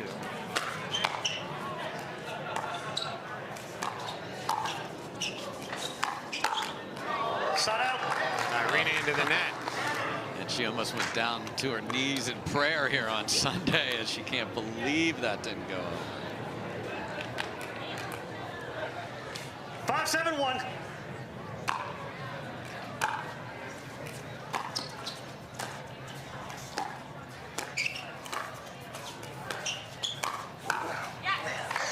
Another one in the net from Tereschenko, and makes it 6-5, or I mean 6-7, excuse me. Good job by David of keeping Tereschenko honest. Oh my.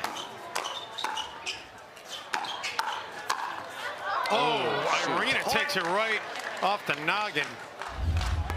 Well, that was chaotic from the get-go, because Wright and Tereschenko didn't have their decision of what they were doing on the switch right, and they almost got out of it. And then unfortunately Tereschenko looked like a glancing blow, but he still did get hit in the face. On the replay, I think maybe it might have hit her lid of her cap.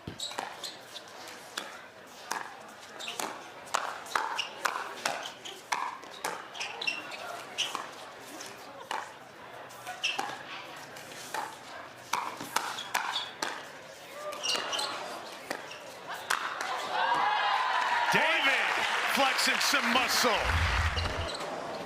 And the ball before that, Wright was surprised as it skidded. A beautiful cross-court finish from Vivienne David. Now they're back in front, Dave. 8-7-1. Point. And now they're 2 away from taking game 1. So now you've got to decide, because there's so much pressure on the movement of the switch on your return. Etta Wright's in a hurry to get over there because they got fouled up on the point a couple of before that. Well, see if the timeout can help straighten things out for Tereschenko and Wright. I want to remind you that the PPA Takeya Showcase is brought to you by Takeya, also by Best Day Brewing, by Gamma Pickleball, by Baird Wealth Management, by Hertz, by DraftKings, and by Chase. You want me to tie them all together again like I did last night? I enjoyed that last night, Dave. You win the money on DraftKings, you invest it with Baird, you drive it to the bank in your Hertz rental car. You have a best day brew. At Chase. Yeah, and you have a best day brew while you're driving, and you have it in your Takeya. Of course, keep it cool. Yeah, I mean, you got it all. And we thank all our sponsors. You know, that everything's on the rise here. You see a bunch of them on the back wall there. And of course, we forgot Gamma Pickleball. Of course, you're going to play pickleball with that beautiful Pittsburgh paddle. Second serve.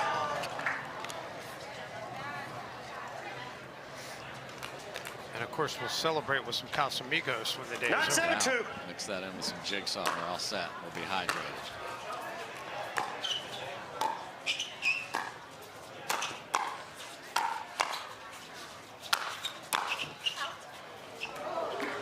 Good decision to let that one go out. So Tereschenko and Wright keep Koop and David on 9.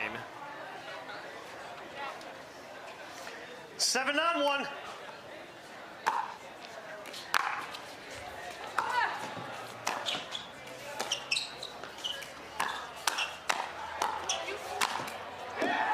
Koop puts it away to move it to 7-9-2.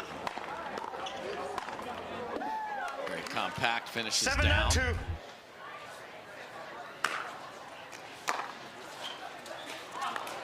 Point. That's long.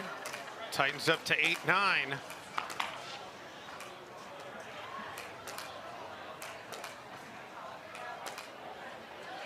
Eight, 9-2.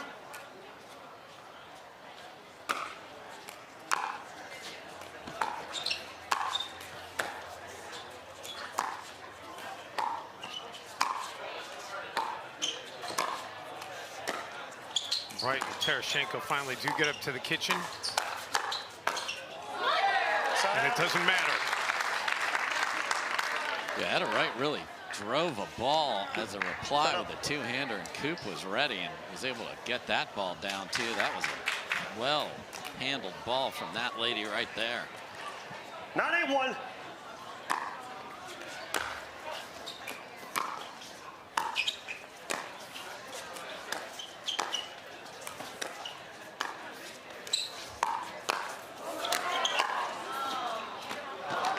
That goes wide off the paddle of Koop. Move to 9-8-2. 9-8-2.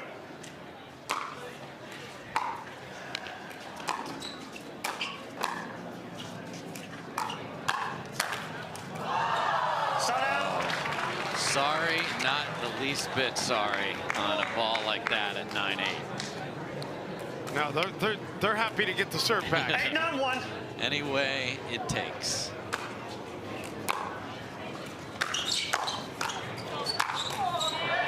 Well, Irina saved one. She couldn't save two. That's a great job by Koop of on the move, having that two-handed backhand ready, and she's sort of got a flinger there. That's why Tereschenko's smiling. Not clean, but effective. Well-placed ball by David, but Tereschenko caught up to it. And then Koop into the net.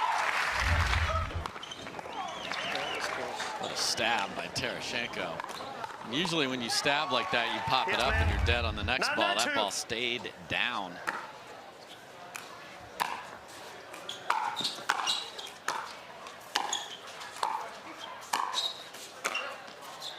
Right with the lob. And then can't get it over.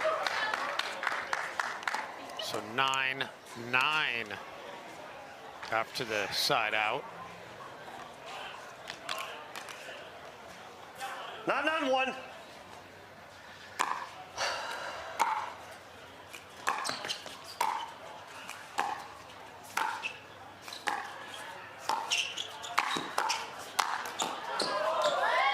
Koop not to be denied there.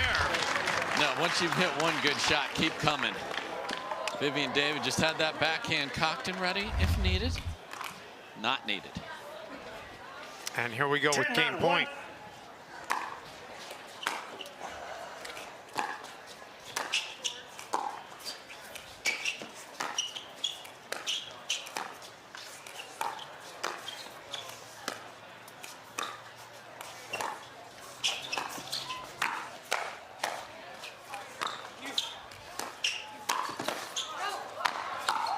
Wow, Irina somehow keeping that alive.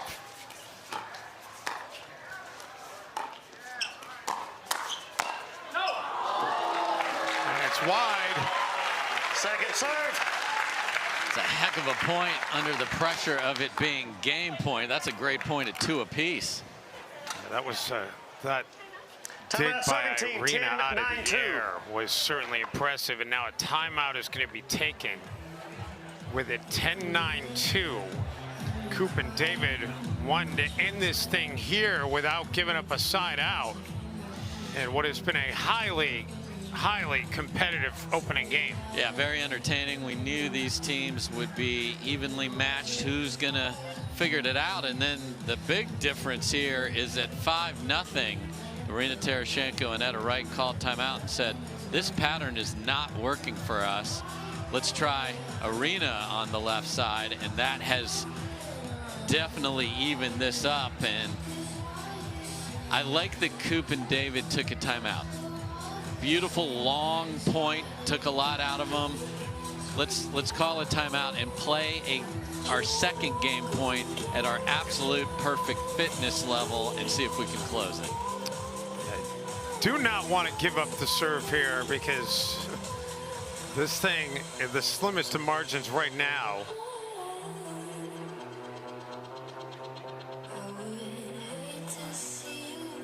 So 10-9-2.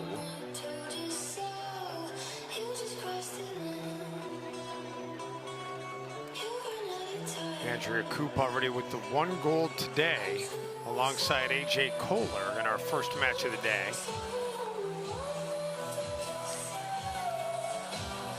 Trying to be the only person today to leave here with 2 gold medals. 3 people started with a chance to do it today. Ben Johnson and Matt Wright have both been denied, although Matt did get 1, and Ben still has a chance to get 1.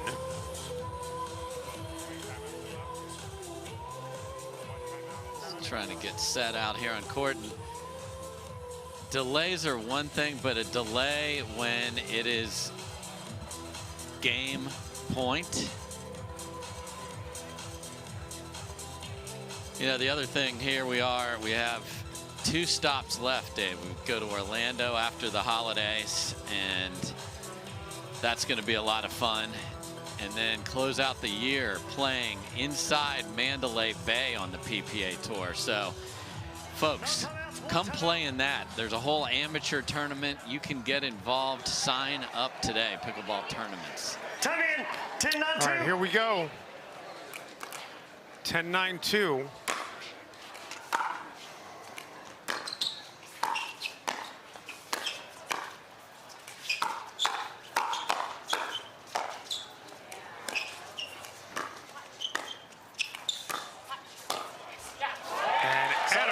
With the backhand flick right down the middle, and that's gonna keep it alive for Tereschenko and Wright.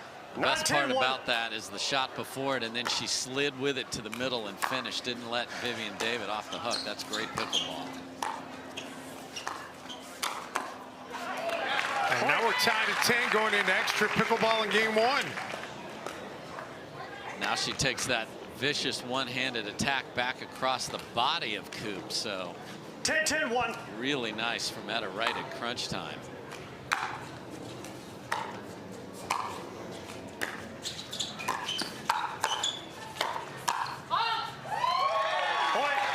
So game point number 3, but game point number 1 for Tereschenko and Wright. 11-10-1.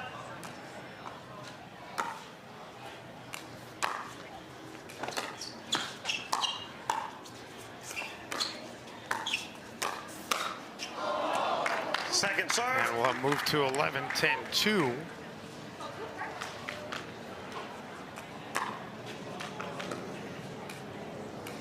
$11-10-2.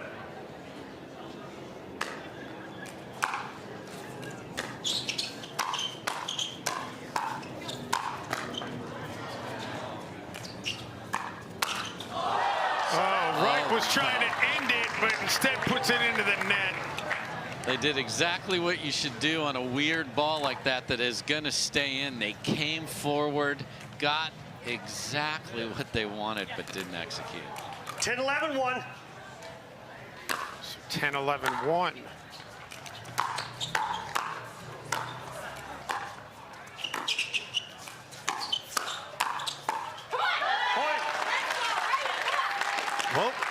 these go to 11 and beyond. Says Buzz Lightyear. 11 apiece. And I really like the pattern that 11-11-1. Andrea Koop, she stepped into that, fired the 2E, and then was ready with the one-hander on the forehand to finish.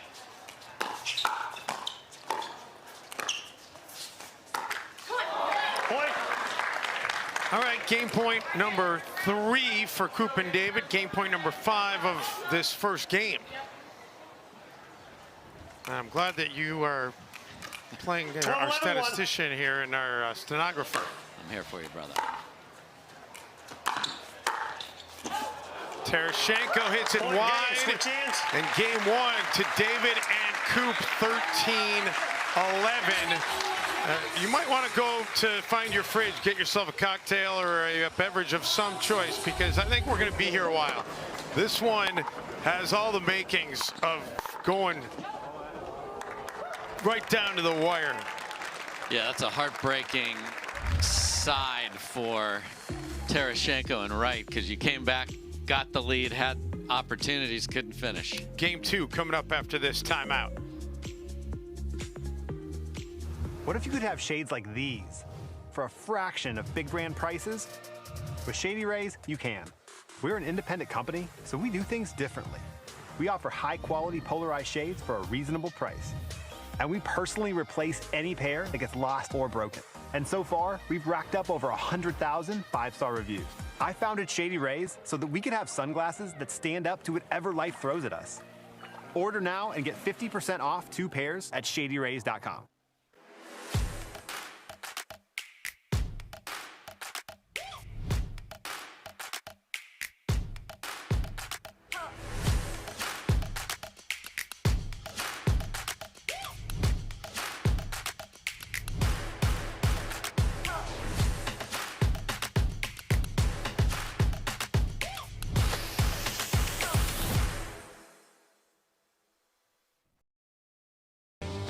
We owe great times to good friends, to the glasses that spark conversation, to the ideas that then pour out. Ours came from a night like that, and somehow survived the morning after, to make our own tequila. It wasn't meant to leave our house, but since we made this for friends, we thought it wouldn't hurt to make a few more. Grab a glass, amigo. Our tequila is your tequila. Our casa is your casa.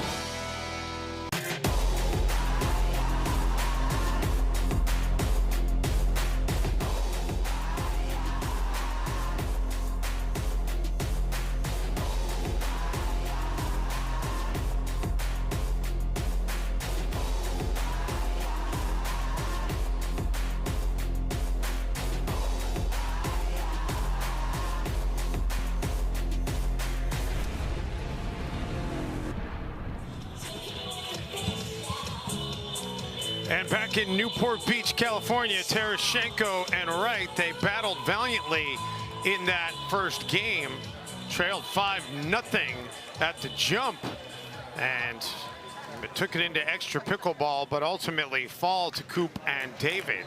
Yeah, and Etta Wright's got to forget that sitter she had that was there on game point and just put that aside and try and win this in 4. And they get a Thanksgiving holiday gift right there, right out the gate. 1-0-2.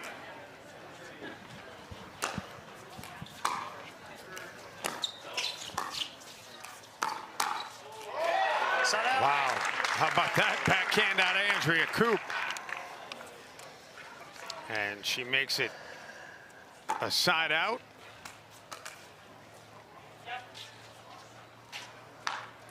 Zero, 1-1. So David takes over the serve here.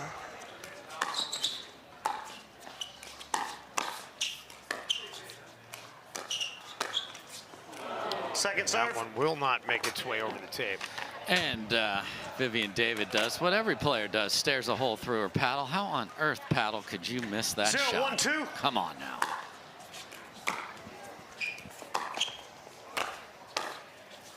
It is always the paddle's fault, 100%. right? Just caught the edge. Yep, that's the Carbon's fault as well. Good pressure, though, from Tereschenko and Wright to 1-0-1. keep her defending. Second serve. That didn't take long to get to the second serve. No, it did not. 1-0-2.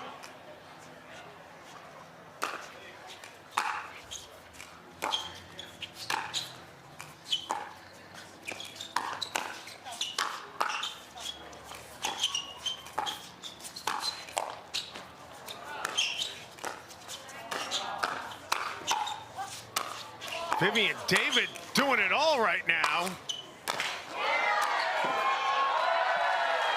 It's finally Andrea Koop who ends the exchange, but how about Vivienne? And look at that get from Etta Wright. She was all over, but Koop found angles on both sides of the court. Just so smart with her ball placement. 0-1-1.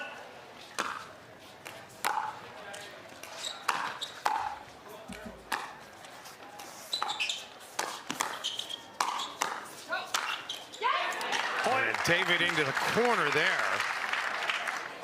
You know, Dave Fleming, I'm sitting here thinking about Etta Wright and her time at BYU Hawaii. It's got me wondering how far removed are we from an official PPA tour event in Hawaii? I'm ready to sign up right now, Dave. I think the players would find that very popular. They would indeed, and there's a nice shot from the very lady you're speaking to. Again, I really like the way that backhand one-handed volley is hit flat, firm, and with margin. 1-1-2.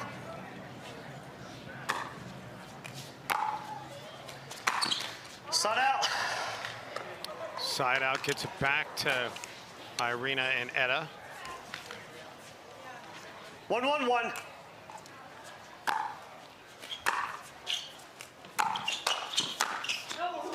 Second serve. Etta just hits that one a little bit too deep.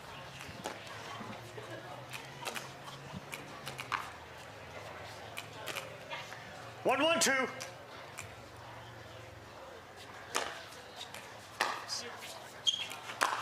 Side out.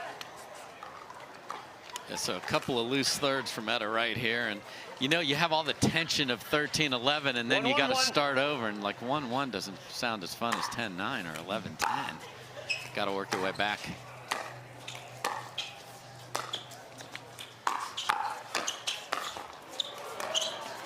Nice quickness by Etta there.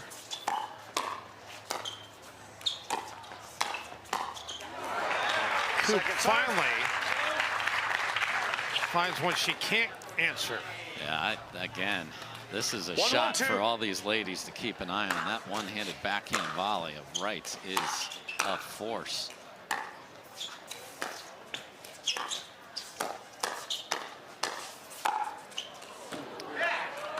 Great quick decision there by Koop to let it go. Yeah, and then there was a paddle behind it too. David let it go as well. Smart.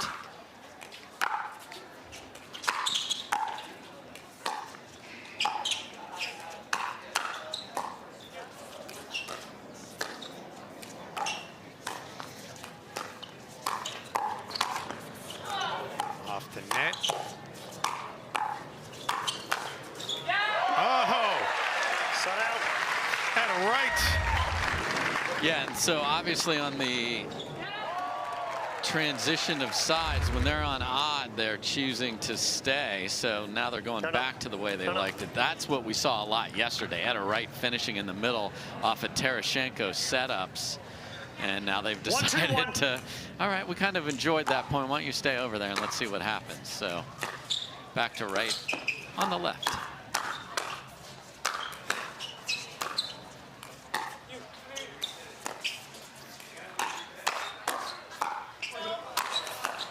Ooh. Nice job by Wright to keep that alive. And Irina wasn't too shabby either.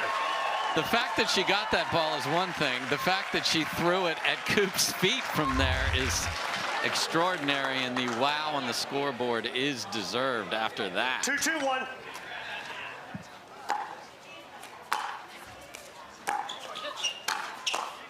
Second serve. Move to the second serve.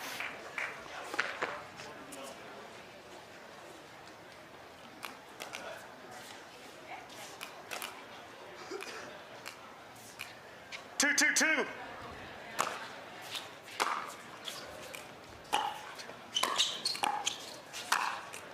Side out. Koop puts it right down the middle. Yeah, a couple of high thirds in a row and not able to get to the kitchen line and feed off the last couple of points of momentum. 2-2-1.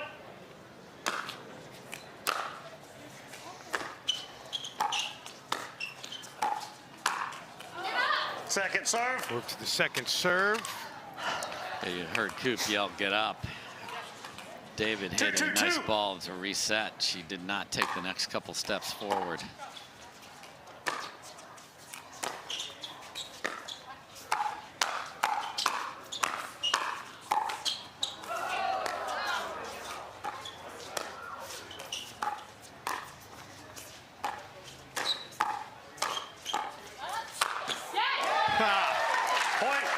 David was just kind of waiting for one she could hammer and finally gets it. That's smart, patient play from a very talented player, Vivienne David. 3-2-2. Set up the finish. Don't finish on a questionable ball.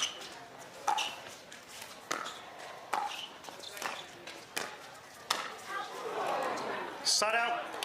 And Irina gets out of the way as Vivienne again looks at the paddle. 2-3-1.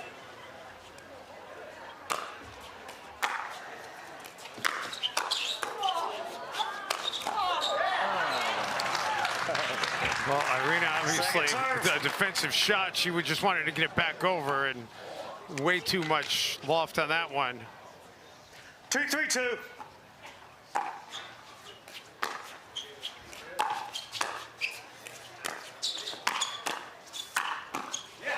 Side out. Yeah, this last series of points on both sides have been thirds that are high and the receiving team taking advantage, and that's why the score is not moving. 3-2-1.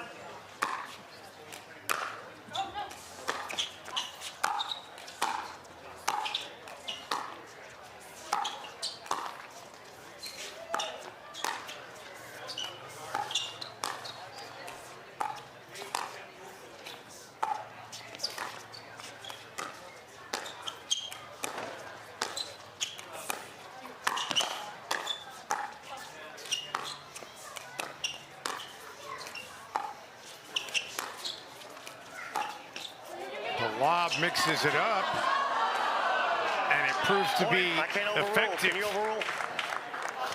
So it may have been called out here, Dave. Well, we couldn't really see it from our angle, but yeah, indeed, they did call it out. For a video challenge. So the challenge is made from Tereschenko and Wright.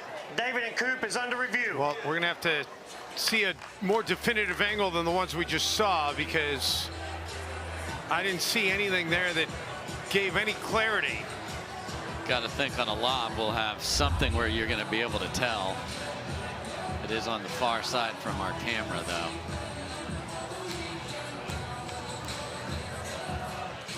Hard to say from there. Well, we'll see what they come up with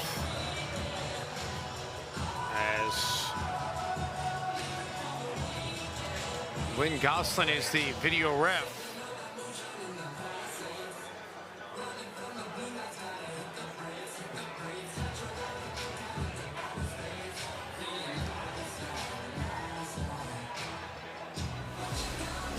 Call was out, according to Koop. We'll have the video review answer on the other side of this break.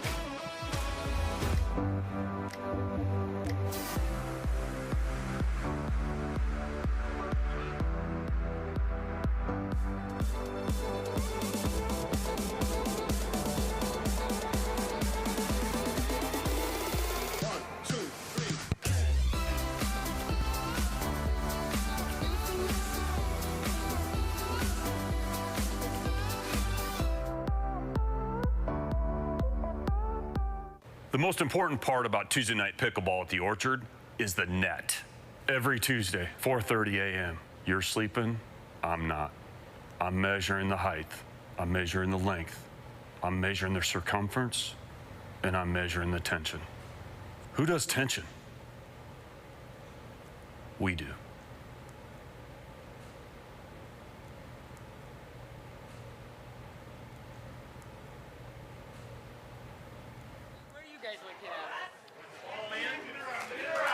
Back in Newport Beach. And the call of out is confirmed. So for the first time in this second game, we have a 2-point margin. And that will cost 4-2-1. Wright and Tereschenko a timeout.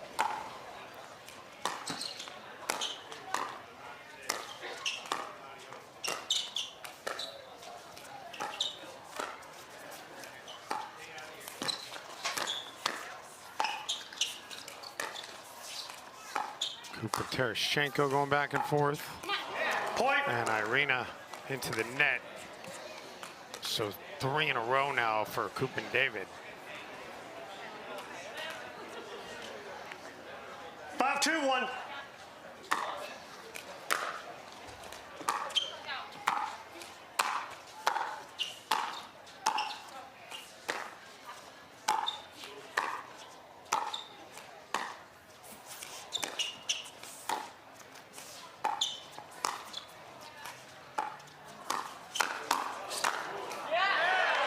Wright with authority. Second serve. Love the finish there. Andrea Koop tried a really difficult ball. She tried to redirect a knifing cross-court dink from Tereschenko down the line, and Etta Wright is having none of that, Dave Benz. No, she is not. And I'll tell you what, she's looked composed this entire match. Indeed.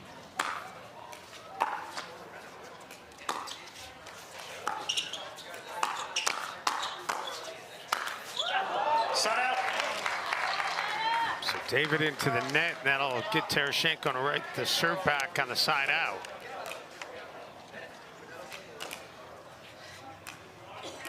2-5-1.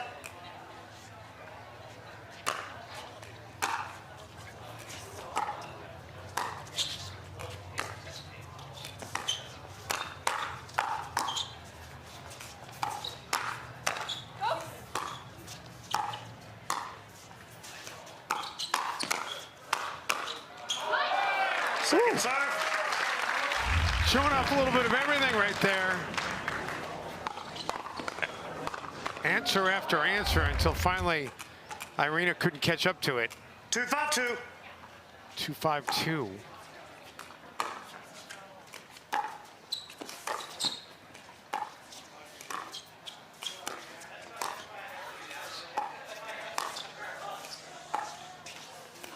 Side out. So a couple of those from Tereschenko have come up short on the slicing dink, and Koop's going to be there all day long if she has to be. She wants double gold. 5-2-1. Yes, she does.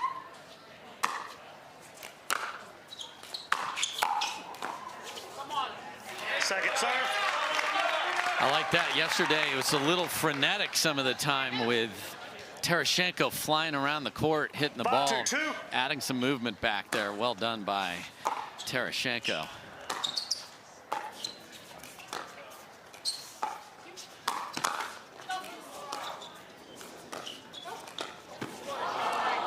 Vivienne with the whirling shot, but couldn't execute it. Such a smart dink by Etta Wright there, because you had Koop pulled a little bit to the side, but that's a ball the left side player is likely to take if settled, but she was not, and that put David in a world of trouble. Tereschenko into the net.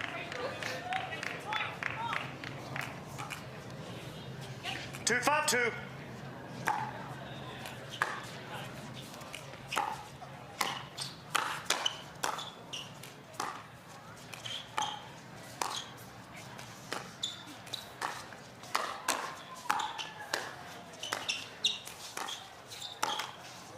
Oh, Irina's been having some issues with the net of late. She has, and there was another ball in the middle that confused Koop, but they got out of it, and there was no harm done.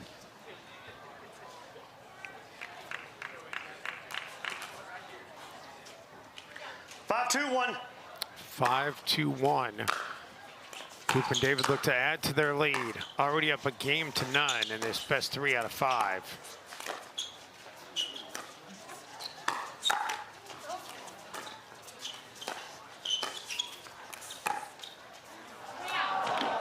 And that's out.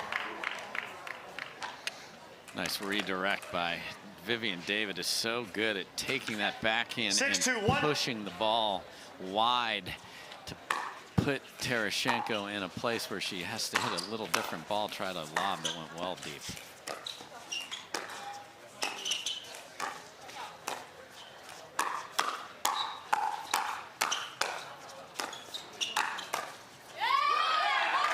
And David and Koop finally win another exchange. So you'll see they give a little ground when they're in trouble, and then they move in when they've got an opportunity, even though it's a foot and a half. That is such smart pickleball. Timeout being taken. We'll return to Newport Beach in a moment.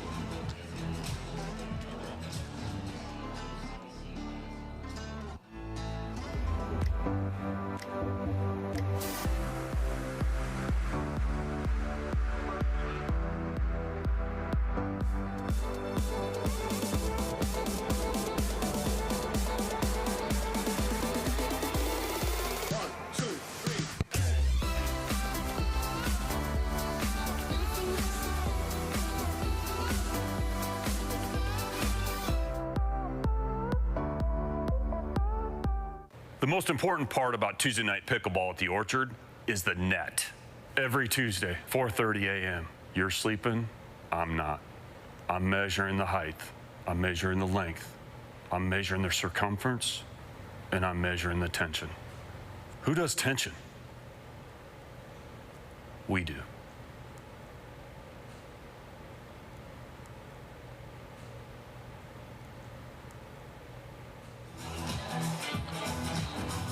Back in Newport Beach, California. Dave Benz, Dave Fleming, glad you're along on Championship Sunday. And suddenly Koop and David have found a little bit of a groove here. After taking game one, 13-11, now he's 7-2 cushion in game two.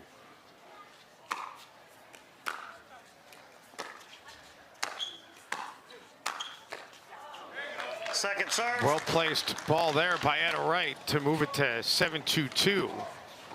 Really good on those balls that give her a chance to be offensive. She's very offensive. Side out.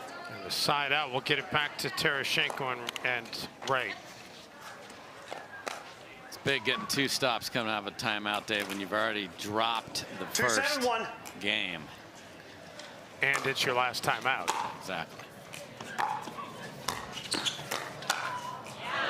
Second serve. Lost the other one on a failed challenge.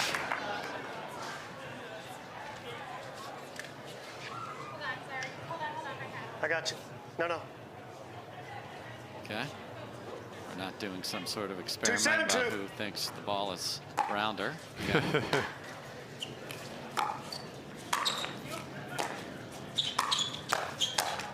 Point. Well, they get a much-needed point there.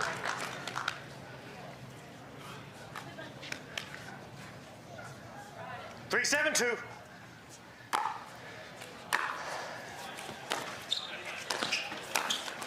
Point. Etta Wright tags Vivienne David for another point to make it 4-7. And watch her beat Tereschenko to the ball.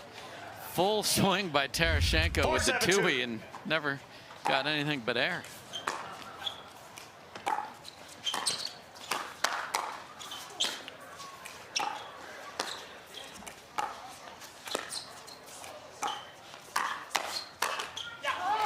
Koop hits it into the tape.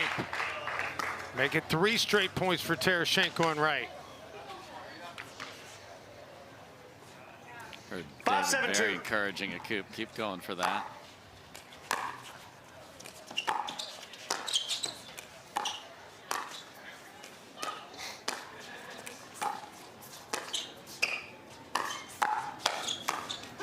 Side out. Side out gets it back to David and Koop.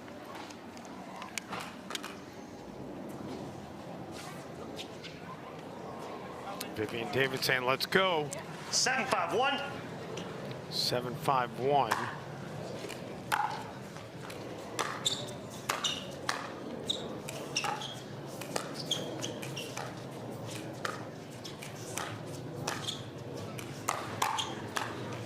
Point. Make it 8-5-1. That's a ball that, as Etta Wright plays more and more high-level pickleball, she'll be ready for the reply from her attacks. Little surprise there when Koop had an answer.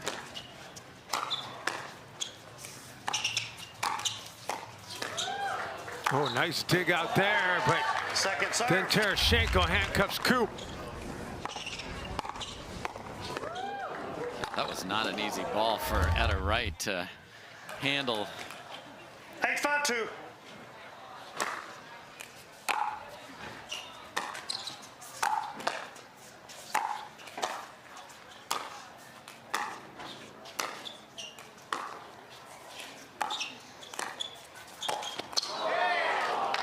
And Vivienne David does such a nice job of, hey, if the ball is up, your paddle needs to be down to defend. And that is what she does consistently and keeps them in these difficult points when they're defending. So ball up, your paddle down. If the ball is down, your paddle needs to be up.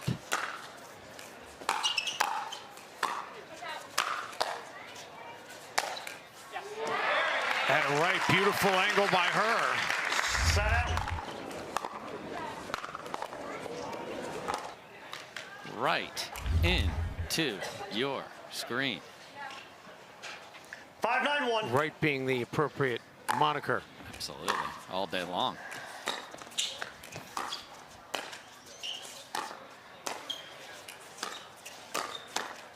Point. Make it 6-9, try and inch their way back. Yeah, I love when people take that ball in the middle and bring it across the body of the Irina. player in front of them. That's really hard to defend because it moves across you and your paddle has to track that trajectory. Really hard skill to accomplish.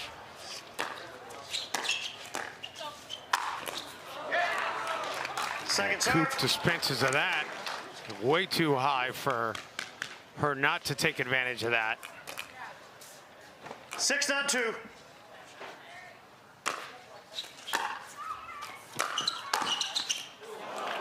And the side out. Koop comes flying in with the two-y and just ropes it down the middle. Well done. 9-6-1.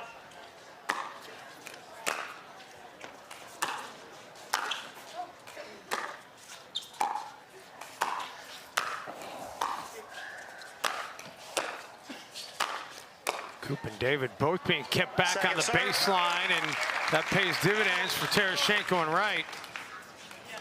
Yeah, you talk about milestones in a match. That number 10 is really important for pressure.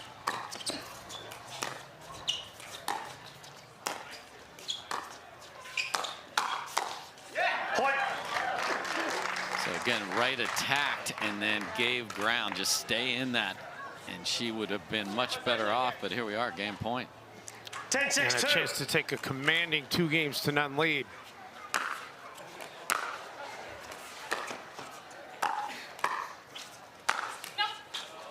Point. And that'll do it. That is wide, and game 2 goes to Koop and David, and they now are in the catbird seat. 2-0, a game away from a gold. Yeah, and this is a perfect example of the challenge of putting away a pickleball. You want to find that angle. She found the angle. She found the right angle before. Unfortunately, on that one, it was the wrong angle. Game 3 coming your way after this timeout from California.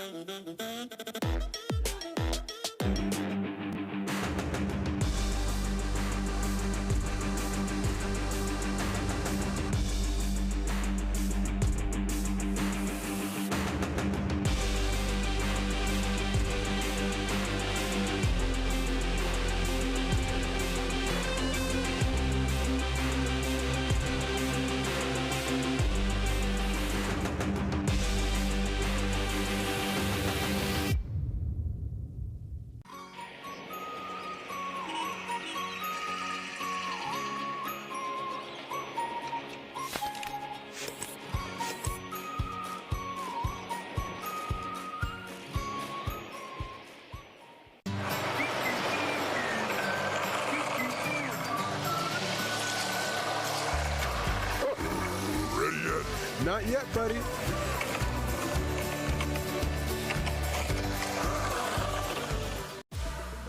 podiums are reserved for winners. No one ever said getting there would be easy. So we work, we drill, we train. And while we do whatever it takes to gain even the slightest edge, we found our biggest. Electrum has the most grit for spin and touch without sacrificing any power. Electrum, earn your edge.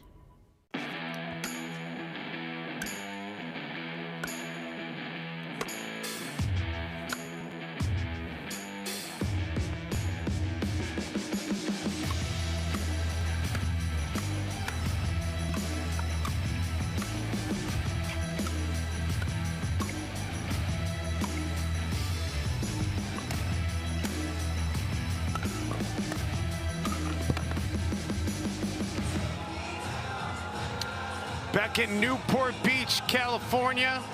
The sun's still shining. It's been a fantastic day. It's been a fantastic week. And the women's pro doubles division championship match right now, 2-0 in terms of games in favor of David and Koop. And Irina Tereschenko and Etta Wright, they've competed well, but they really kind of saw the momentum all go to the side of Koop and David towards the end of that second game. Yeah, big finish. So they'll remember the missed forehand of Wright in game one, and then that rampage in game two. Let's see if they can answer back.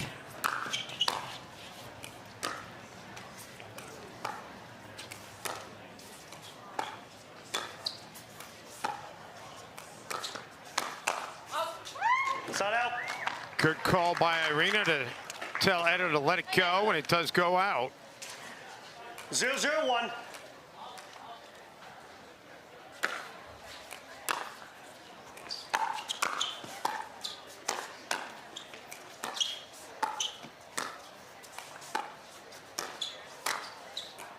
Oh, Etta does find some blue courts. This is the shot of this match. This one-handed backhand volley flick from Etta Wright just continues to be consistent and effective. 1-0-1. And she's finding open court every time. Really well played. Second serve. Irina couldn't quite catch up to that one. Yeah, she overran it actually. 1-0-2. And got jammed.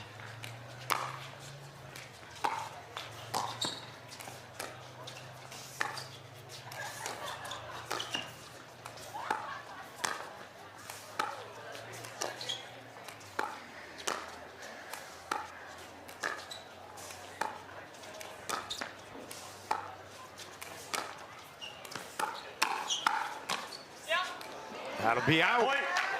And a 2-0 lead. Good job by Tereschenko mixing it up and then firing down the line, catches Koop. Can't be predictable in pickleball.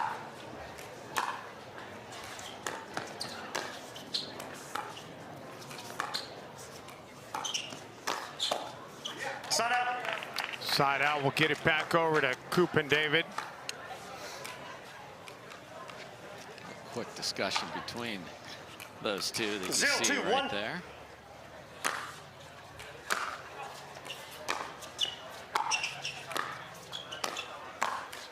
Second serve. Move to the second serve. 0-2-2.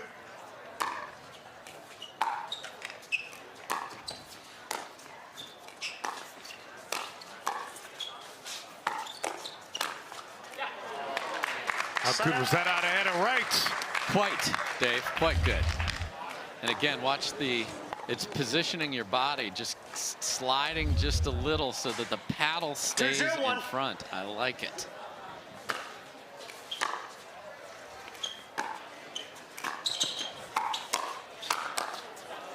And Wright just continues to do everything right. Great job by Tereschenko of chasing. You know, we talk about shake and bake, and that's usually on a drive, and then somebody finishes. You can do that off a good drop, and Tereschenko did that there, set herself up, and then Etta Wright finishes. Oh, third shot live. Second serve. They can't get that one over. So move to the second serve. 3-0-2.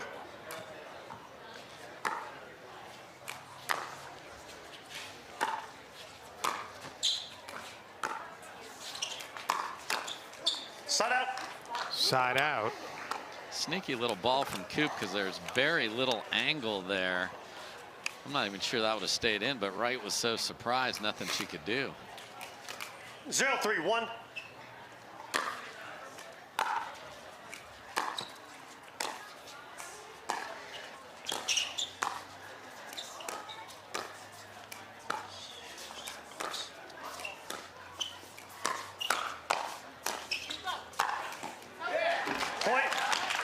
Andrea Koop continuing to impress. Yeah, and the difference is a lot of the great firefights are the ladies are hitting through the ball. If you can hit down and get on top of it, that will end. Douses the firefight. Well done by Koop.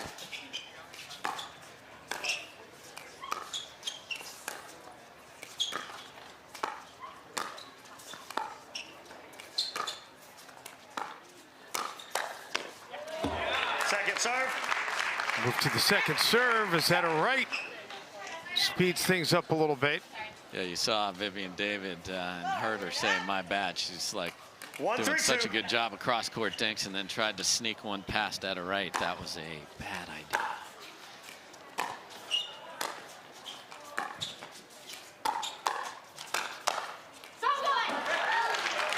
Vivienne David paints that line. Has the best two-handed counter because it is so compact. No big swing, keeps it low. That's her signature counter, and it is a great one. Well done, Vivienne David. The court was open for Etta Wright. She takes advantage. And Vivienne David throws her hands in the air like, well, saw an opportunity to poach, but was full extension to even get there. 3-2-1. Tereschenko takes over the serve.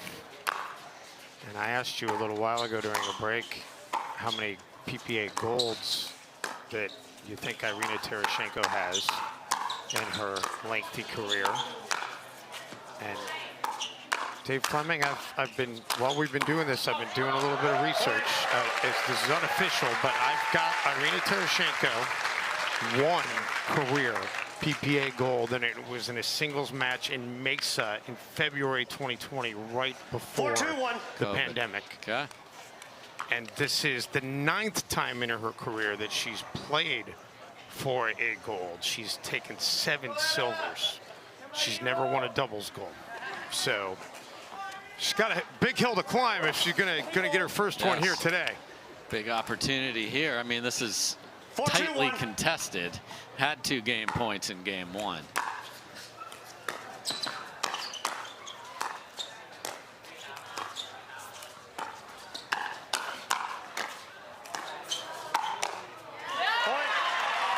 Making things happen right now, though.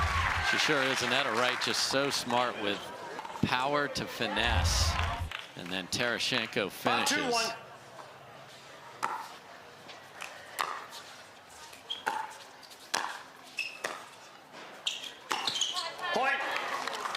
And the lead grows to 6-2. Andrea was holding her paddle like a timeout was coming. And when you start holding the very last quarter inch of it and you're swinging it back and forth like a pendulum, usually timeout. And indeed it is. We'll take a break as well from Newport Beach.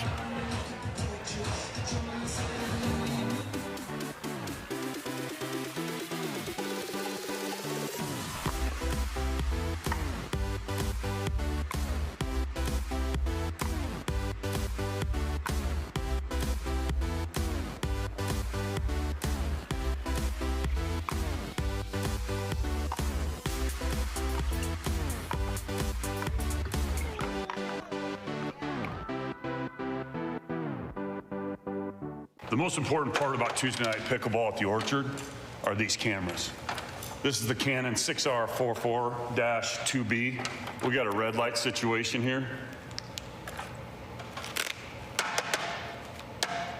Ah, there we go, green light. All right, that one's done. 35 more to go. Okay. Grab the ladder.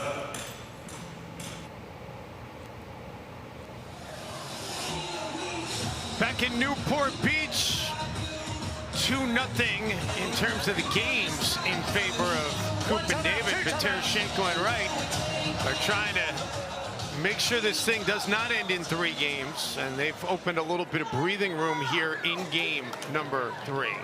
Everything's been 4 so far today. So 6-2-1. Tereschenko and Wright, of course, need 5 to win this one.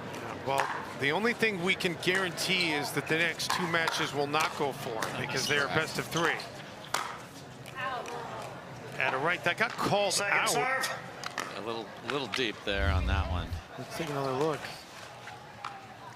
6-2-2. All right, that was clearly out.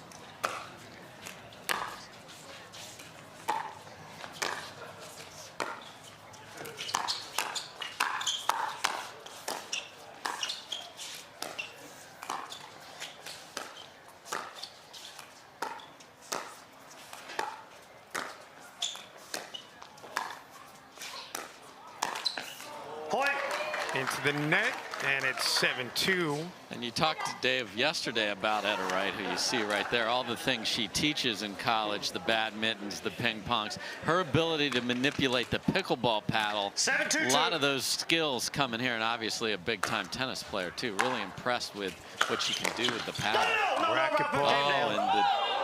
There's the Don Stanley alarm clock scream when there's somebody in the kitchen. Apologies to all of you on the Stanley family behalf.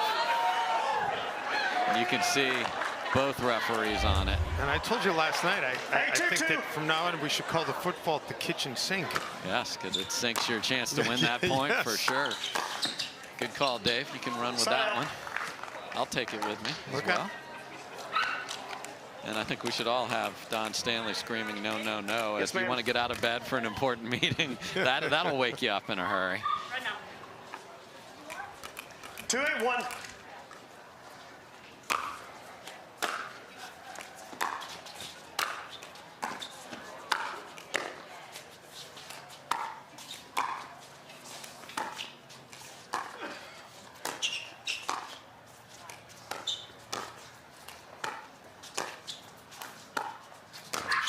David now.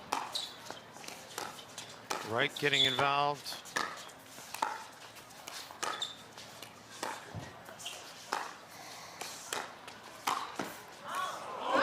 And Koop goes and mixes it up and pays dividends. What a lovely little slick shot, literally on the corner. 3-8-1. Nice misdirect. Perfect pace from Koop.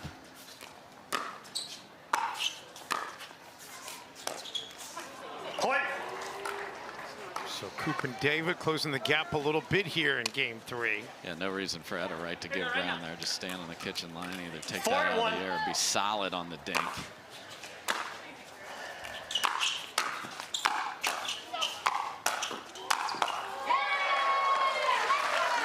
Well, Wright had some answers, but Koop had more. Yeah, and she was coming and on the tiptoes, but not in the kitchen, or the alarm clock would have gone off again. So. And now Tereschenko and Wright decide, okay, it's our turn to take a timeout. So what a competitive match we have seen between the 7 seed and the 9 seed. I don't think anybody would have predicted that this would be the final. No, not at all. We knew it was a little more open, as we've talked about, with the Waters not in the draw, but who's going to sneak in and grab it? Maybe you have one of the teams or groups that you've heard of, and then an up-and-comer. Well, guess what? These are all 4 tremendous players. But we're just seeing Etta Wright coming on. She got a bronze medal with Travis Rettenmeyer in mix, so she signed with the PPA, and she is not at all overwhelmed with being on center court on Championship Sunday. No question. Etta Wright, originally from Menlo Park, California. Then, as we mentioned, went to play college tennis in Hawaii. Was an assistant coach there. Now lives in American Fork, Utah.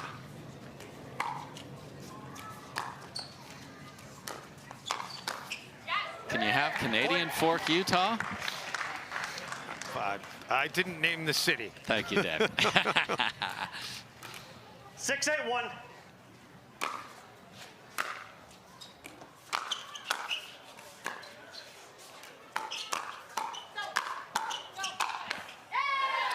And now we're back to just a single point separating these two teams.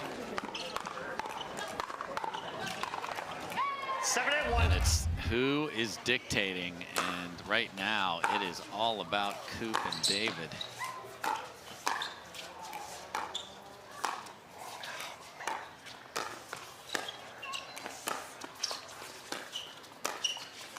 Second serve. Move to the second server.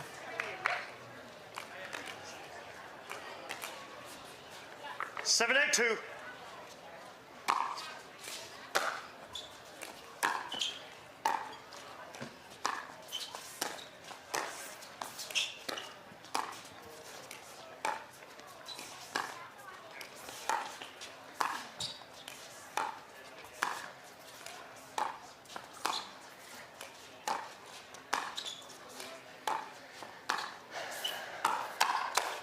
Irina speeds it up, but then it eventually goes long. Koop just ready, just solid, paddle out in front. Go ahead, bring it, I'm ready. And she said that to everybody she's seen all day long. All tournament long? Yes. You're good. Yes, ma'am. 8-8-2.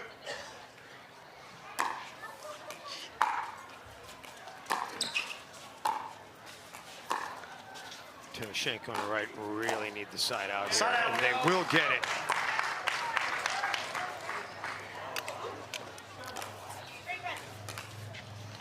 Eight, 8-1.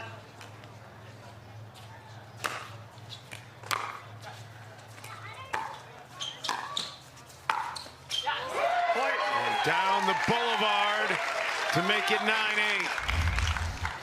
Again, if you see that you've hit a good drop, chase it. Don't let them get away with a ball like that that would have landed harmlessly in the midcourt if you don't come get it. Really nice identification by Tereschenko.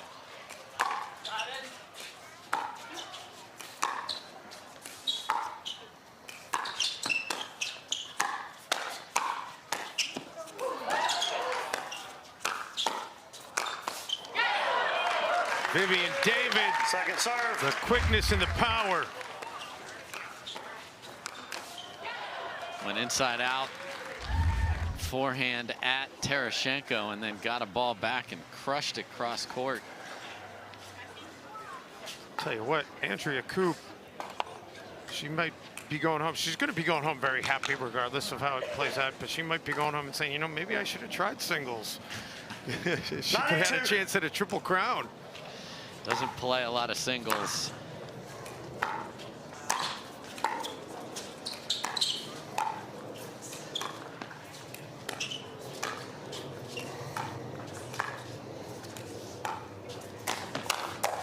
Oh, that backhand by Wright was vicious.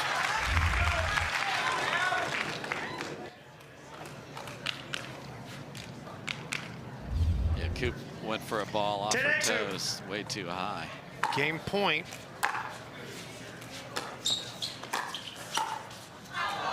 That's going to be deep. So the side out keeps Koop and David's hope of a championship in 3 games alive.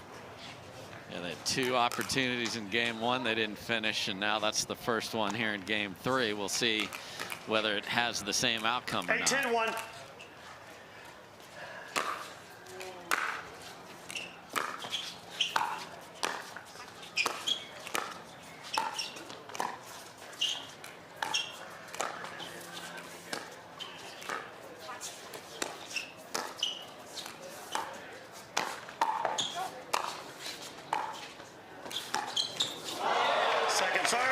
Koop hits the take, so move to 8-10-2. Great defending from Tereschenko, and then a knifer that sort of skidded off the line. Koop couldn't handle it. Start out. Game point number 2 after the side out. 10-8-1.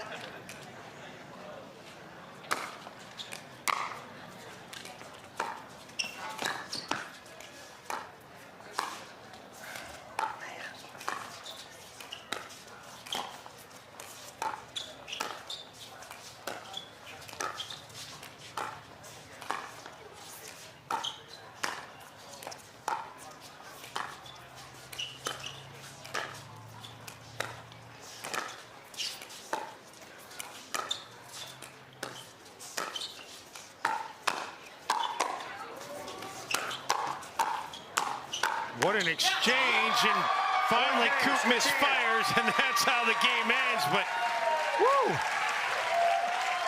That's what's called earning a game point. This was beautiful. Neither side relented until finally Irina hits a winner that Koop couldn't catch up to. And we're going to a fourth game in the women's pro doubles. That's coming up after this quick break. For many of us, we just charge ahead because planning for your future takes time. And right now, thinking about your financial future takes on new meaning. At Baird, our financial advisors have guided individuals and families to achieve their goals through every crisis evolution and groundbreaking idea for over 100 years. That's the difference between thinking you're ready for what lies ahead and knowing you've planned for it. Now that's different. Discover the Baird difference.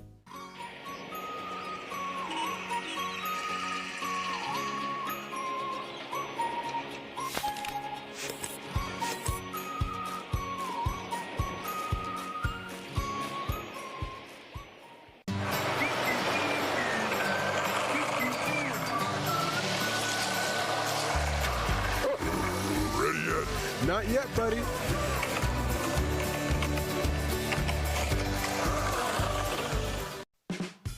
There's never been a better time to get away.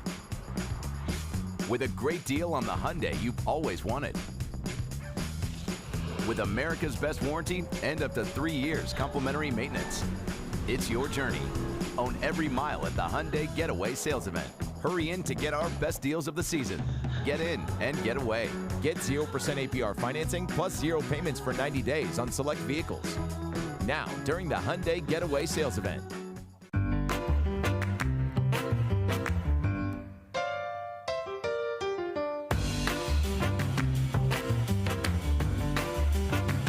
A lot of us miss hit the ball. I know I miss hit the ball a lot. So speak for more yourself, forgiving.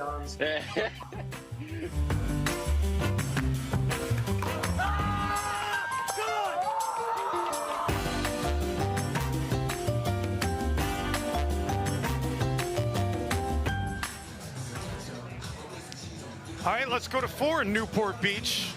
Dave Benz, Dave Fleming, and what a tournament this has been.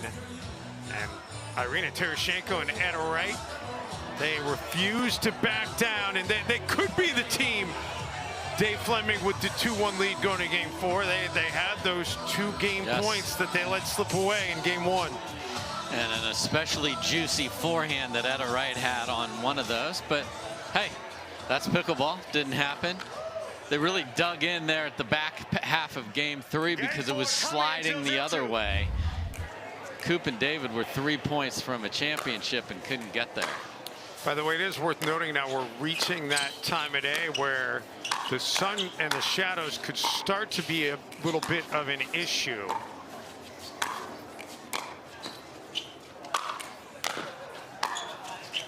Especially for right now Tereschenko and Wright, because they're kind of looking into that sun. As it gets a little bit lower, it's going to be more prominent of a concern. And it's not the paddle's fault that time, it's the ball's fault. Stinking equipment. 1-0-2. Sorry, I'll recall. Tereschenko doing some 1-0-2. quick housekeeping.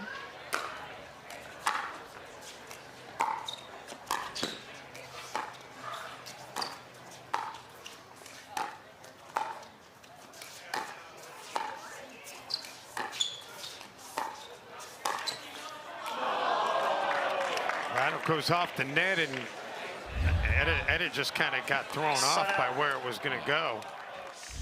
A swing and a miss. Went from her toes to her heels trying to track that down. 0-1-1.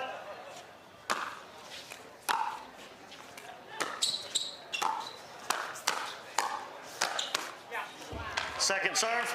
So much pace. Yeah, a little bit too quick there for David to catch up to. By the way, how spoiled are we right now being in Southern California, Dave? I spoke this morning to a friend of mine who made a trip up to Minneapolis to go watch the Cowboys and Vikings today, and I said, hey, do you want me to connect you with One of my friends who has a big tailgate out there, he goes, "You're out of your mind. The wind chill's below 0."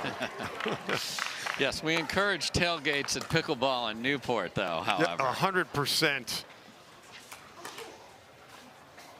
1-1-2. Smiling away here is Andrea Koop. You know, you're not going to hear the loudest thing we heard from her all day is when that last ball of the mixed match went out. Stoic while play is going on.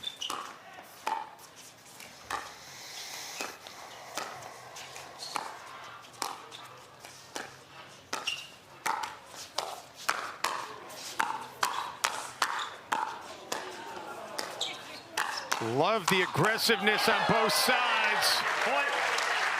That's why people love women's doubles right there. No one's backing down and everyone is roping the ball. Eventually it's Koop. 2-1-2.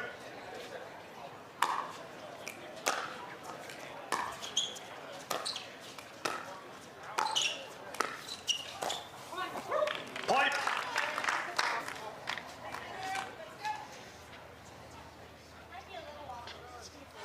This is what we're talking about.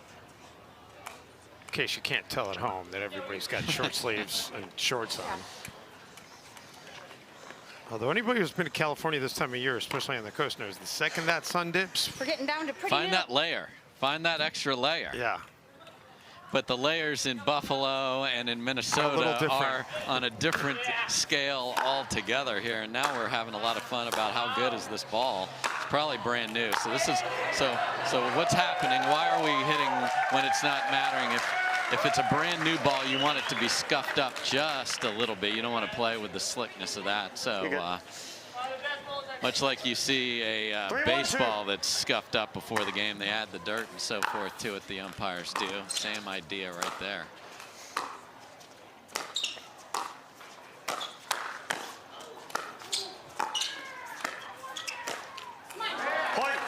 Wright leaves it short.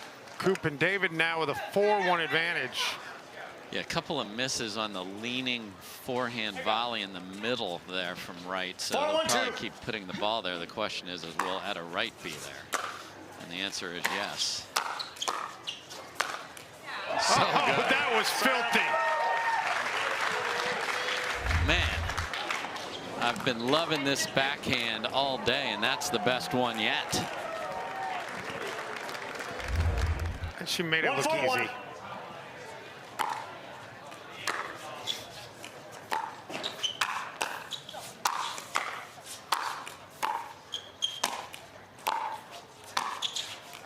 Koop making them stay back. Now they do come up.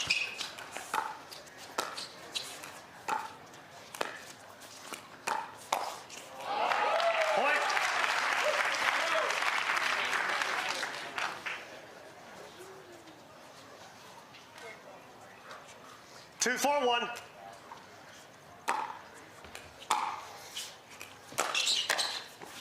That's wide, so 2 straight points now to make it 3-4. Heavy drive from Etta Wright. 3-4-1.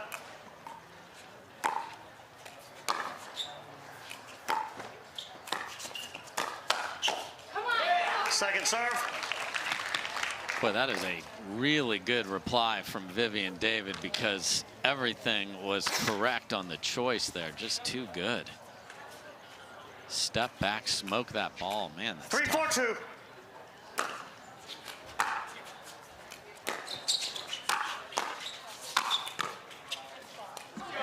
And Irina couldn't quite dig that one out. Yeah, just a little off balance, so she got it back, but couldn't be set to keep it straight. 4-3-1.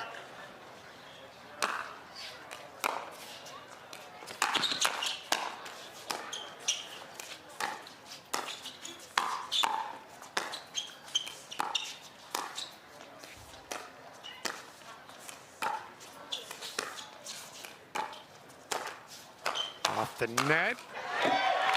Second serve. And then Wright, another put away.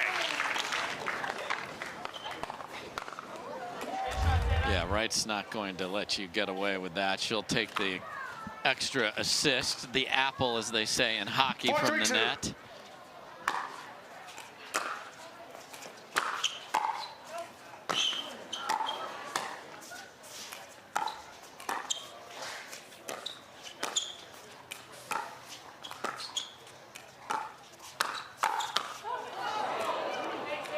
Vivienne couldn't get out of the way. She was so engaged in this point as she sped it up. She's sliding to hit the next ball, and that is not where she expected it, but you're like so wanting to hit the next ball, you can't get out of there. That was going to be out by a mile Yes. if she could have ducked out. Our electronics people appreciate her saving the scoreboard.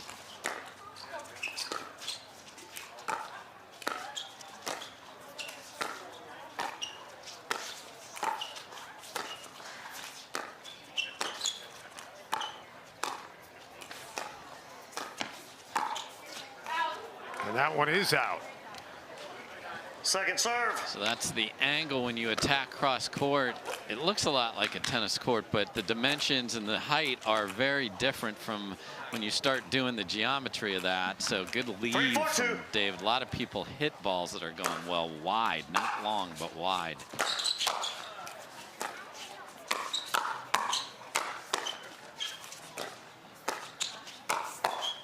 Way more power than finesse on display right now. Point. And Tereschenko and Wright draw even. Yep, if you are the aggressor, continue to be the aggressor until that power struggle is flipped. And if it never flips, keep firing.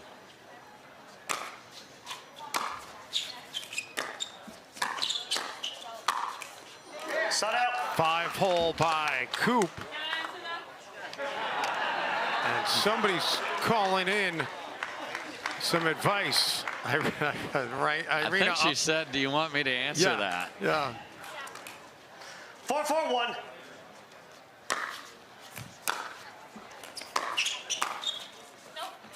Point. That'll be wide. Koop and David back in front.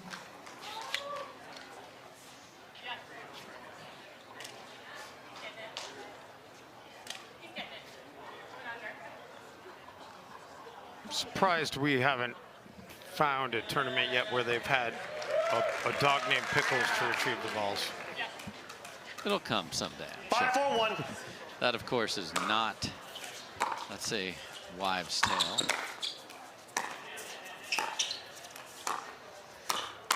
Actually got into discussion Second serve. about that with Ben and Hannah Johns on the podcast that I taped that's going to debut with them on Tuesday.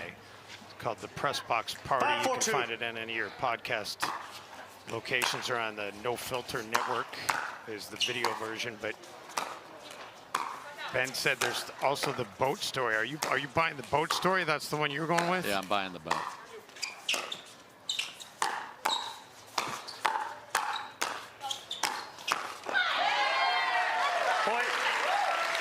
Crowd applauding its approval there. Yeah, big two-handed backhand finish there. And again, we were sort of in this position in game 4, and then Wright and Tereschenko were able to turn it on.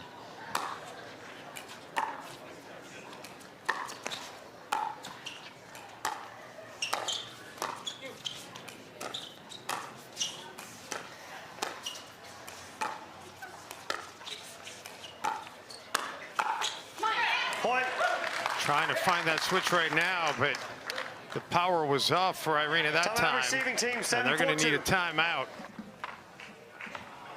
So Koop and David 4 points away from the title. Back to Newport Beach in a moment.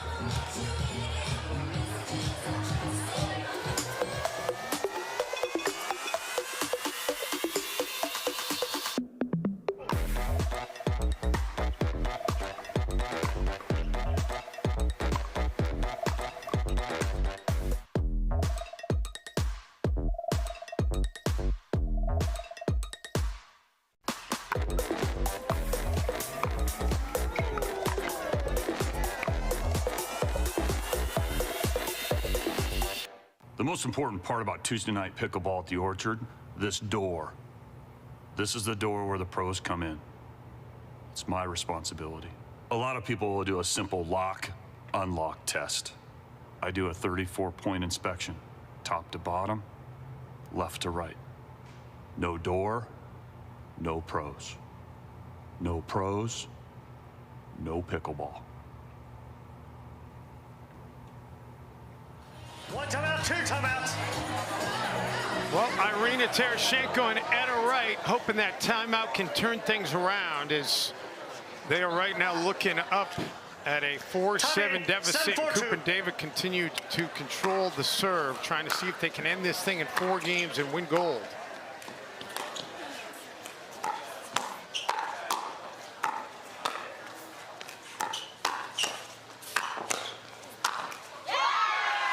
And now Koop gets them to within 3 points.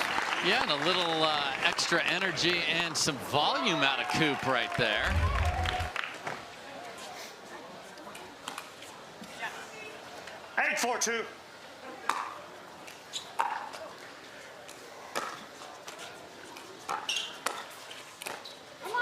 Point. Wright leaves that one short. Perfect little angled roll volley from David. You can see that Tereschenko and Wright have now put Tereschenko on the left coming out of the timeout, but that has not paid dividends. Side out. Until there. All right, so they've got the side out, but what can they do with it? They gotta get at least 2-3 here, 4-1 minimum.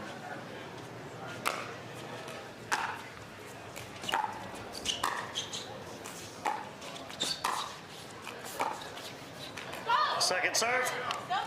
Move to 4-9-2. And just a little more energy and a little more focus from Koop here and a little more volume to go with it. Point. All right, that'll make it 5-9. 5-9-2.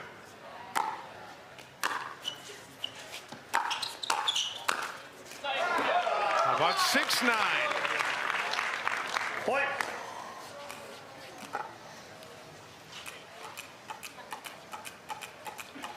If they don't get this, the TO is coming. Yeah, I would agree. It's either going to come on this one or the next one, if there is a next one. But and that's 7-9. Will they call it here, or will they wait one more? Well, they cannot return this ball to Tereschenko again because Etta Wright is flying in to finish what Tereschenko starts. So this return, I would be doing everything in my power to get it over to Etta Wright.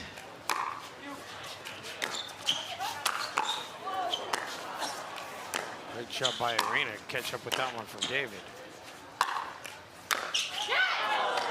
And that's smart pickleball from the return there. Just as it's not a timeout, but it's a strategic change that was very smart. So they get it back at 9-7.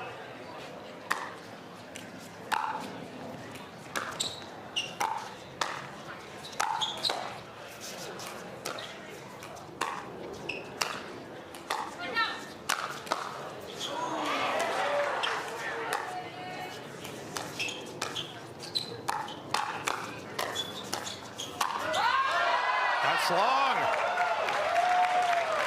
Perfect play, perfect choice by Koop to jump in front and take that, but didn't get on top of it and push through it with the paddle face slightly open, and it flies deep. 9-7-2. 9-7-2. That serve just does catch the line, but not by much. And that's going to take us to championship point. So Tereschenko is asking the same thing that Matt Wright did of challenging their own call. He did that earlier today. What? And this would be a more appropriate time to do that. Had to challenge promptly. Got to challenge promptly. Got to make a call promptly.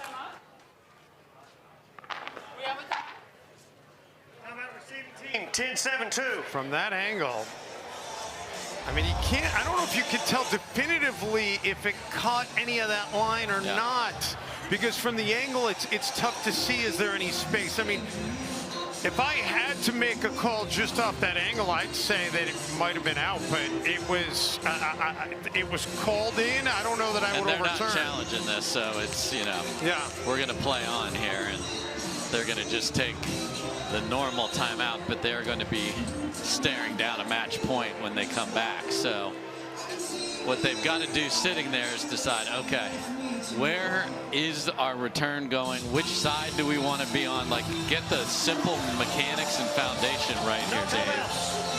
And then play a smart, don't play a safe point, because a safe is death. Play a smart point, put the ball where you want it, and try and get that ball back. This is a game of runs, but you got to get the first one here. So here we go, championship point number 1.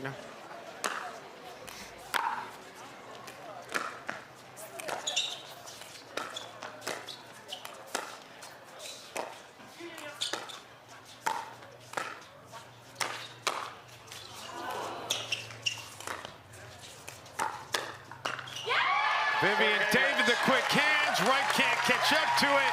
And your champions in the women's pro doubles are Koop and David. Really impressive fight. They saved 2 game points in game 1, which was really pivotal, I think, in this match. I think that might have been the difference. And then it is that ability of Vivienne David to counter.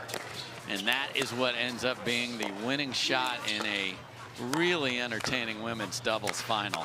See her retreat and get a little love off the tape there. And then that ball right there, ready with the paddle up. And the hugs come. If the paddle's up, the hugs come next. And how about a double gold day for Andrea Koop? Hannah Johnson will talk to Koop and David after this timeout.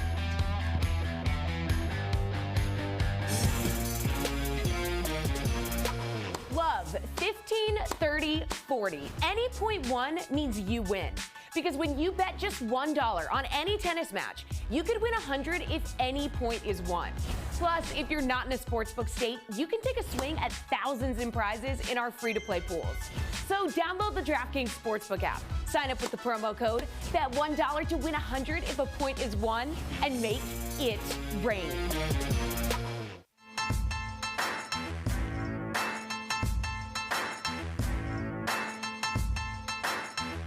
New People Pickleball.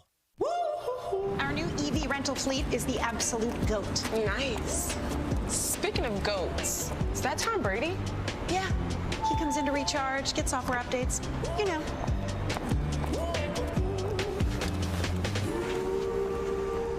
Same time next week? You got it. Cool. Let's go.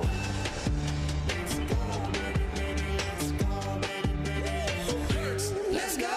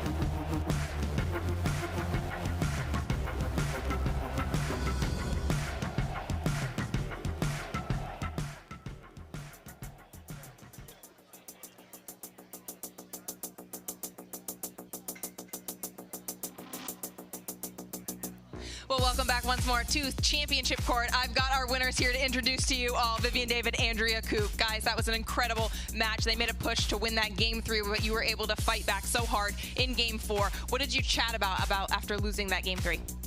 Vivi reminded me to be aggressive. I got a little bit passive. Credit to them, they definitely picked it up, but them picking it up, you know, I reacted by getting a little bit passive, and that's how they got game 3. Well, guys, you've had some experience playing together while the team across from you, it was their first time partnering. How does the familiarity with each other give you an advantage on the court? I mean, I don't think we played that much. I think we played another tournament, so this was our second. But Andrea is super, super easy to play with. I think we like middle balls, her taking the forehand. Yeah, I mean, again, it's so easy to play with her. She goes beast mode, and I'm there just as a supporter. Well, Andrea, Koop Nation must be going wild right now because you are a 2-time PPA titleist as of today. What are you going to do with all your winnings from this weekend? I think we're going to drink some margaritas tonight. But beyond that, go home and lawyer. That's going to be like $30, Andrea. There's a lot more than that. I don't actually know what the payout is, but we're going to drink some nice margaritas, expensive ones. All right. Good luck with that. Vivienne, any decisions with what you're going to do with tonight or with the winnings? I mean, I'm going to spend it with my host family. Shout out to them for hosting me. They're the best. And other than that, we'll see. To be determined. All right. And with that, we're going to bring Alexis from Takeya on court now to present your trophy bottles. Alexis.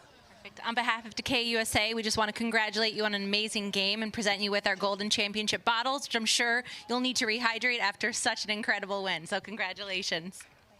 All right. We're going to take a quick break. We'll be right back.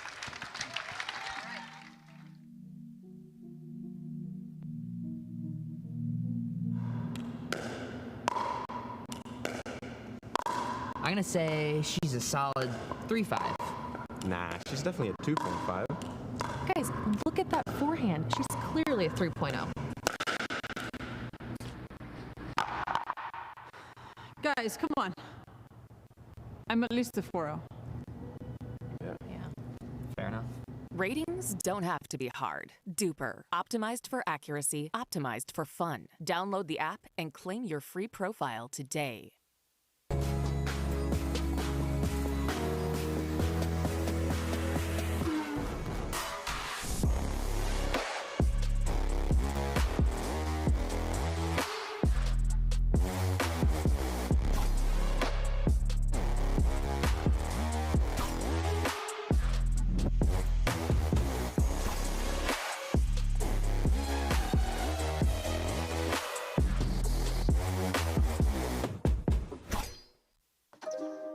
You don't get the moments everyone talks about without the moments no one sees. Early morning practice, late night drills, running it over and over. You don't get the crowd without the quiet. Everyone sees the glory, the medal, the podium, but every winning shot starts right here. Paddle Tech. Let's go again. How do you get what you want? Eric Weimer, blind man, wanted to climb Mount Everest. My man crazy, but he believed it was possible. We're gonna do it. And because he believed, he became the first blind person ever to stand on top of the world. Guaranteed Rate believes in your dreams. That's why we treat everyone like we treat our own family and work extra hard to get you the lowest low rate possible. Because if you believe, you will. The Pro XR pickleball paddle answers the age-old question of how to get paddle speed and control with the same paddle and one grip, and this is it. Pro XR gives you more spin, greater control, and quicker reloads on every shot in the game because you always have that constant feel for that leverage and control and paddle speed that we're all looking for. Pro XR is the most revolutionary technology in pickleball. Match point, it's all up to me. Nothing can get in my way. And when they ask, what are you gonna do next? I'll say, I'm going. Oh.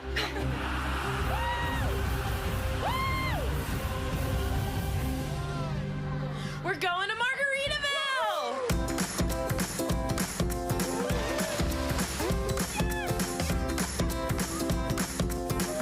You can go to Margaritaville too. Visit MargaritavilleResorts.com. Well, 3 out of 5 golds have been handed out in Newport Beach today. Still one more men's match to come your way, one more women's match to come your way, and they are the singles. Our next match will be Ben Johns against Tyson McGuffin, the 1 seed against the 2 seed. We'll get more into that in just a moment. But first, everybody, we want to welcome you inside our Tennis Channel studios. Dave Benz hanging out with Dave Fleming. And Dave, what a tournament it has been all week long, and what a day we've seen on Championship Sunday so far today. Really a wonderful day, and 2 people stand out for me. Number 1 is Andrea Koop. Andrea Koop didn't even think she'd be playing on Sunday. She had to change her flights.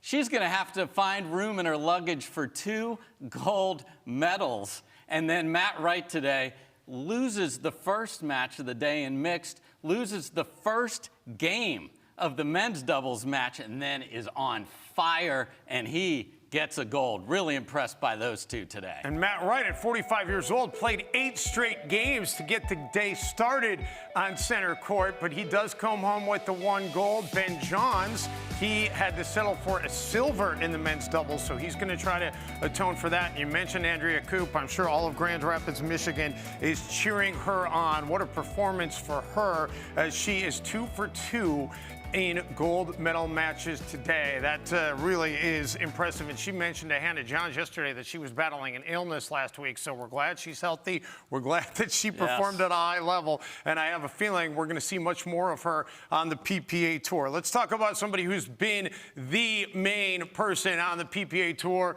since its inception. And that, of course, is the world's #1, Ben Johns. But he looked mortal today in the men's doubles. Can he find another gear against Tyson McGuffin in the men's singles? He certainly wants to. You had him on your podcast this week, and he said, I want a triple crown. Well, 2 crowns are gone, so he is going to be extra motivated.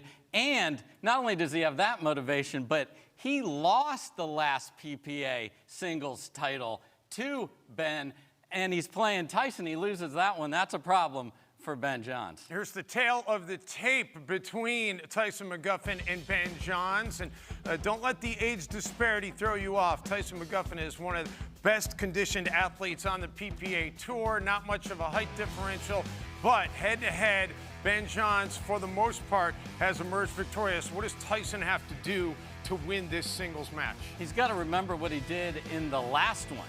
He won the first game, then was down 9-4 in game 2, rattled off 7 in a row, was barking, won the match, chucked his paddle into the crowd, and then shotgunned a beer with the fans. He's got to get those fans behind him today here in Newport, and I expect he will. This is going to be a tremendous pickleball singles final. I think it's an interesting dichotomy, though, right? Because I know a lot of people want to root for Tyson because in some ways he's a little bit the underdog. He's the man's man. But you also want to see Ben Johns win if you come to this tournament, and that hasn't happened. So what's going to happen? We're going to find out on the other side of this timeout. Don't go anywhere. Our coverage from Newport Beach, California continues after this quick timeout.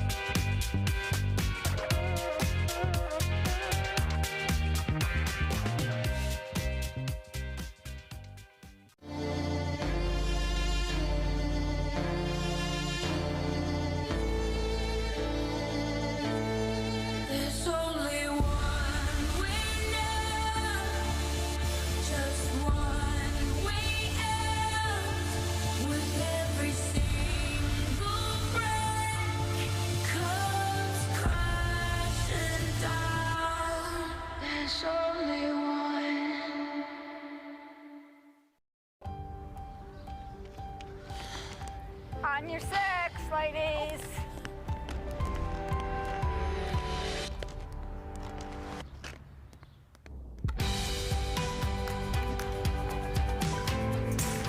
The world will get back on its feet. We'll help you stay on yours. What's your secret? Oh, it's no secret. It's the expert help I got at Foot Solutions. Make an appointment at footsolutions.com.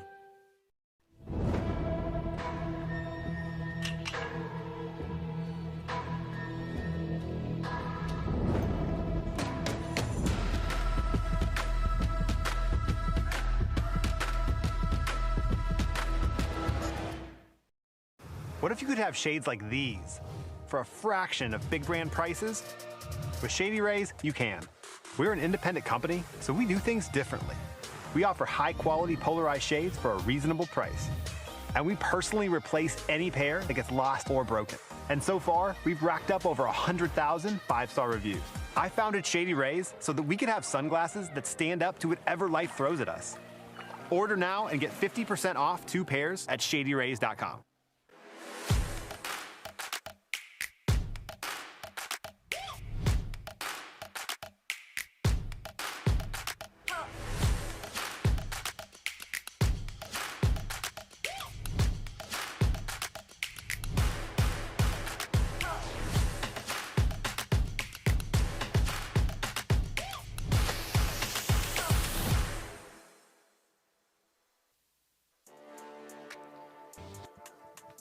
Newport Beach, California, still some action going on some of the other courts, although things are starting to slowly wind down at the Tennis and Pickleball Club at Newport Beach. And we have had a whole lot of fun bringing you the Takeya Showcase. Ben Johns, I don't know how much fun it's been for him. He's been fantastic as a career goes on the PPA, but as this tournament goes, this has not been on par with what he normally expects from himself. And he'll start off this thing against Tyson McGuffin in rare form right there. That was a beautifully played angle. That's his special sauce, that backhand roll, and my goodness. Okay. He didn't get 3. He didn't get 2, but he's hungry for 1 gold here today. This is best 2 out of 3, by the way, as the women's final will also be best 2 out of 3. And that serve does miss just wide. 0-1.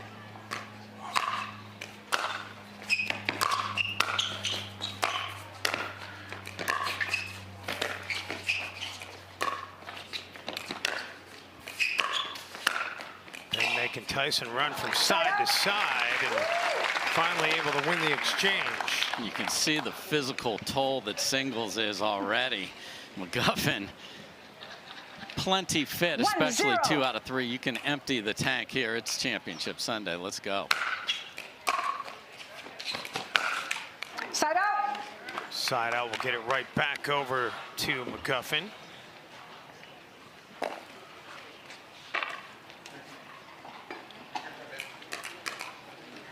Tyson McGuffin, originally from Washington State. His dad was a high school wrestling coach. And Tyson was a high-level high school wrestler.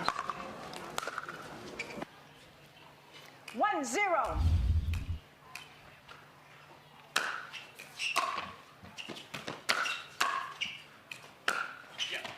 That's just out of the reach of McGuffin. That's a focused individual right there, Dave. Just a little bit.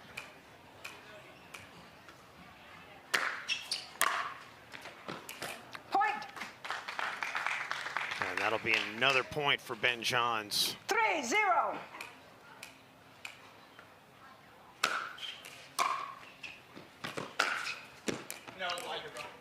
Side out. That is just wide, so the side out gets it over to Tyson. 0-3.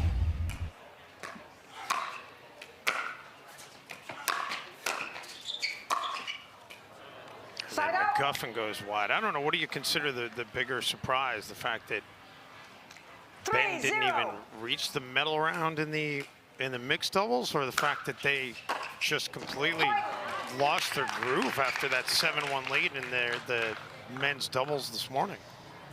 You know, I think he's probably more surprised that he didn't get a medal with Catherine. I mean, I think they got the silver. They've played the tournament before this, which was the U.S. Nationals, and they got run over by by Riley Newman and Anna Lee Waters, his typical partner in the final. Coming here and getting nothing is a shock. He's lost to Riley and Matt before. Now they came roaring out of the gate and weren't able to sustain it. A lot of that had to do with the play on the other side. So I'd say if I had to ask him, that's more surprising.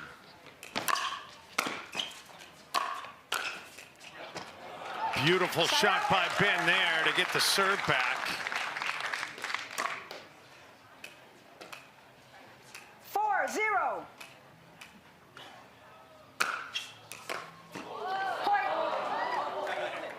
That'll get some oohs and ahs out of the crowd, and that'll get a timeout call out of Tyson McGuffin, who is in a quick 5-0 hole here against Ben Johns.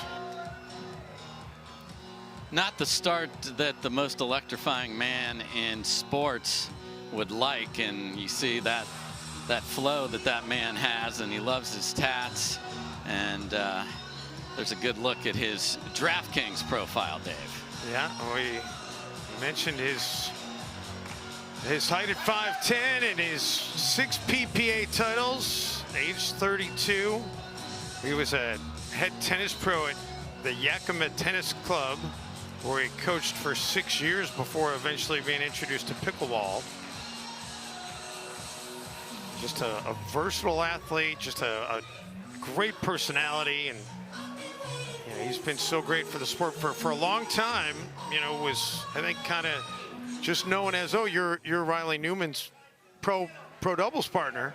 And then he just emerged like a rocket ship from out of that shadow.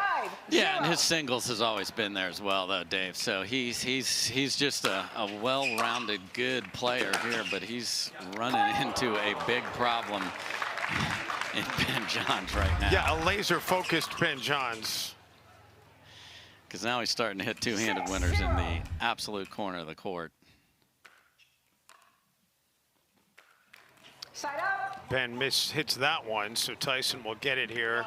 0-6.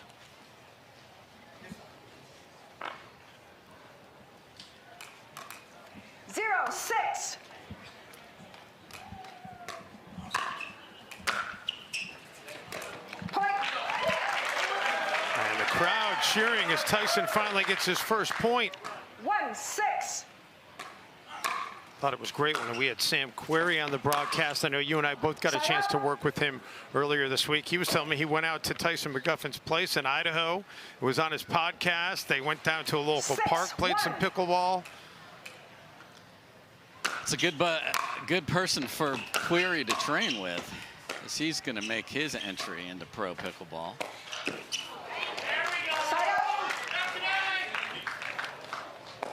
Got some rather boisterous supporters of Mr. McGuffin there urging him on. 1-6.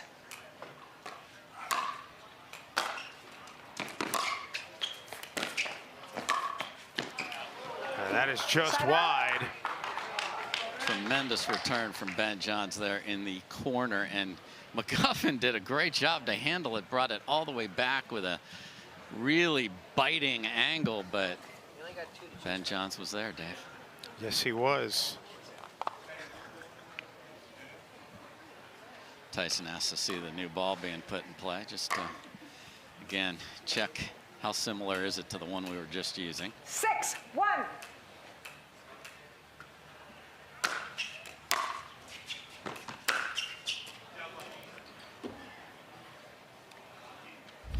Side up. That one did just miss. 1-6. Not by much.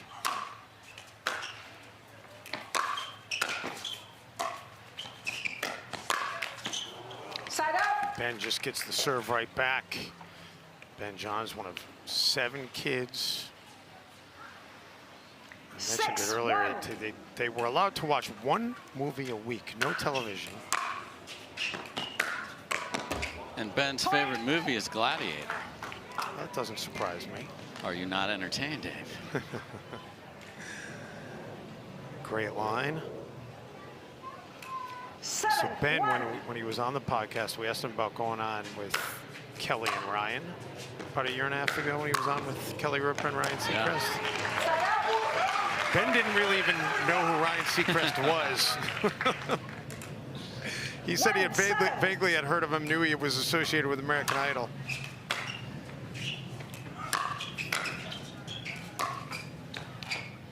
Side up.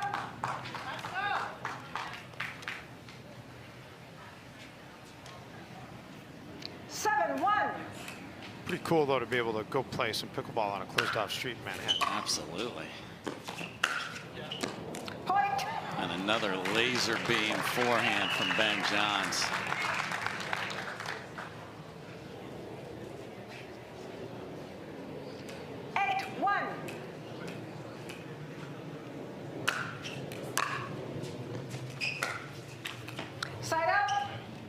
Side out, gets it back over to McGuffin. Yeah, I'm sure Tyson probably realized when Ben lost earlier today that was only going to make it a little bit tougher in this singles championship. Yeah, the only thing he would have wished for was for him to win in 5.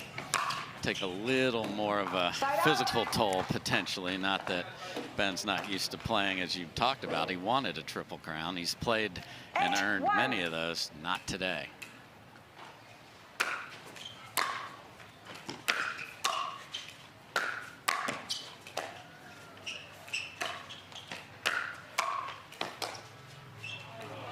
Leaves that one short. See if Tyson can get anything going here.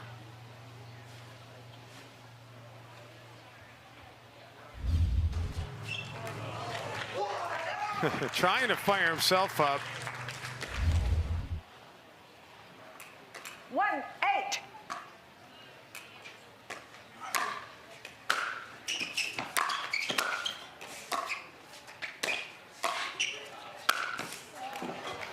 Ben, just to me, that looked easy.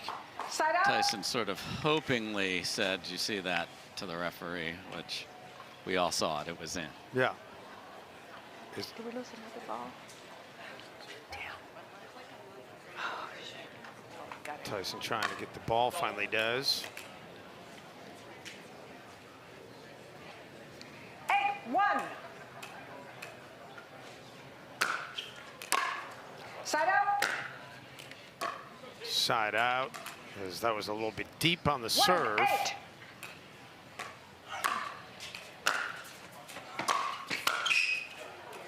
Ben saw Tyson running towards the center of the court, so he puts it right down the line with the passing shot. Yeah, way too high and into the wheelhouse of Ben. Just no man's land and nowhere to go for McGuffin.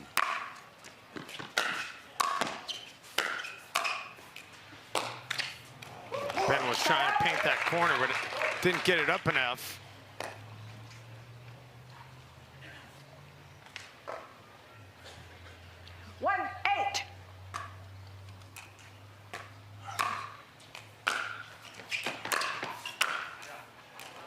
Johns dispenses of that serve opportunity for McGuffin. You mentioned 2 stops left for the season earlier today, Dave. Yep. 8-1. All the way across the country to Orlando after this. And after the holiday, of course, we wish everyone a happy early Thanksgiving. I'm actually on a plane to Orlando tomorrow for the holiday. And an early happy birthday. It's my mom's birthday today, so happy birthday to her. Well, there you go. Happy birthday, Mrs. Fleming. Back to Newport in a moment.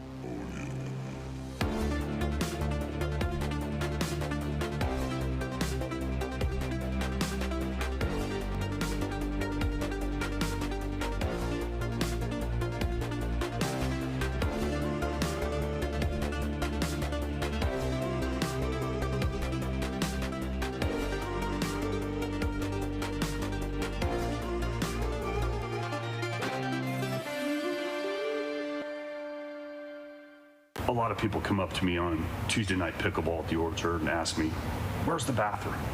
Now, is that my job? No, but I am here to protect and serve. It's 55 steps. I measured it once and thrice. Because that's what we do. Ben Johns, laser focused here in Newport Beach, as this is last chance at leaving this tournament with a gold. Time in. 9-1.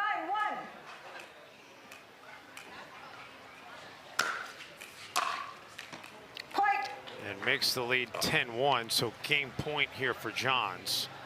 Yeah, and all the energy you usually get with McGuffin just doesn't exist, and the scoreboard is the main reason of that, obviously.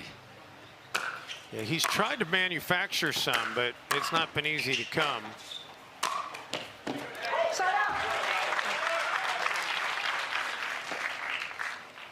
Pretty good on that exchange, though. Yeah, I mean, if there's going to be a game point down, you might as well play it well and build on something.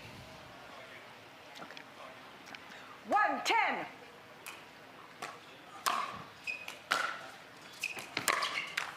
Side out. But the side out quickly gets it right back over to Ben. Yeah, he's had no looks at anything. We've had no points where they're both at the kitchen line. It's just been domination from that man.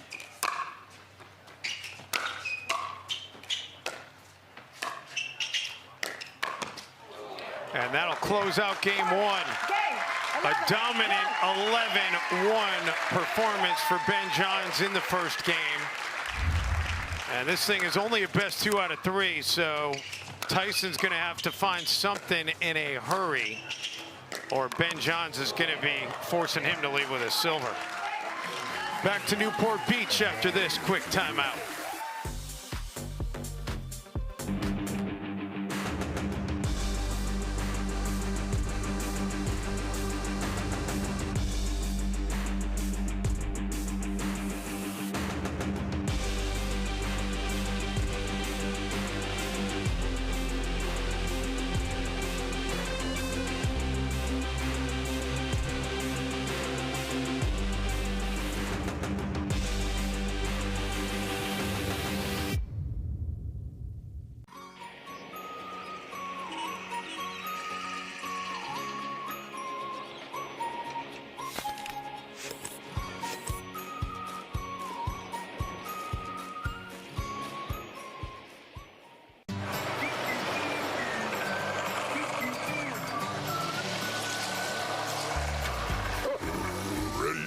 Not yet, buddy.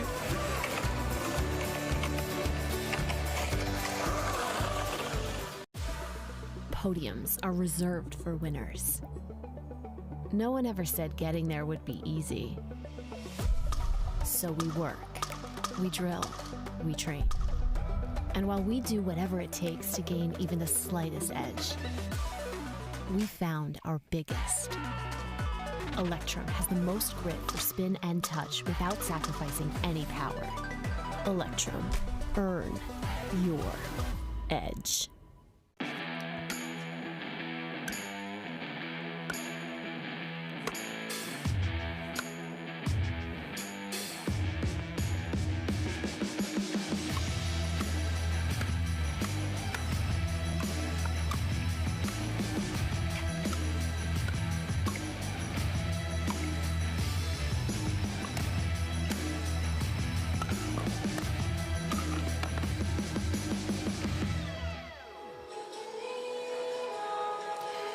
Back at the PPA Takeya Showcase in Newport Beach, California.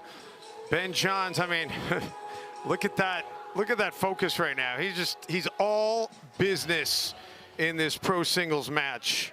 He's not interested in getting on a plane and going back east without a gold. Yeah, the TSA might say, sir, you're missing something here.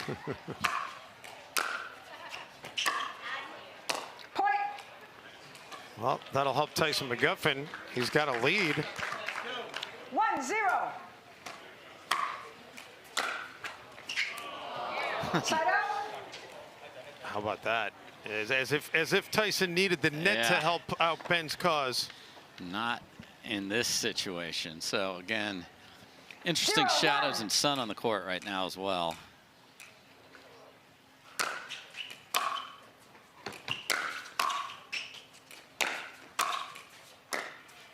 Tyson right up at that line.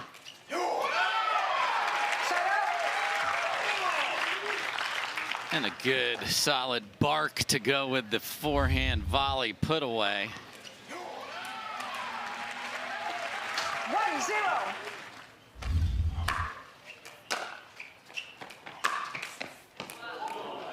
Side out. Off the net, it skips out, so the net's still not showing Tyson any love. Yeah, the Ben's trickles over and is a problem, and that one skitters deep.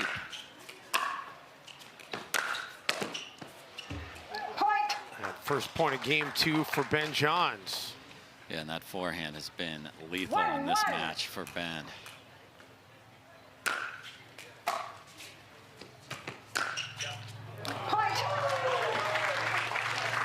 Going for his serve a little more, getting shorter returns, and then he can pick his target when a return comes that slow and that in the middle of the court. McGuffin's got to guess at that point, and you're in so much jail.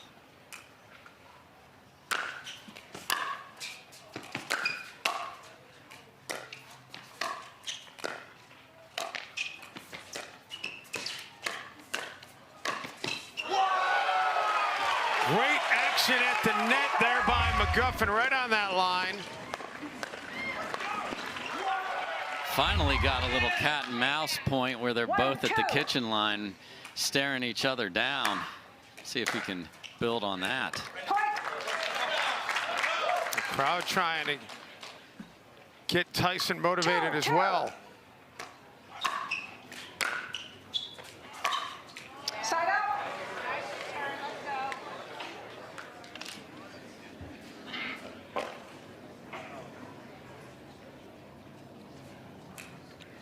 Two.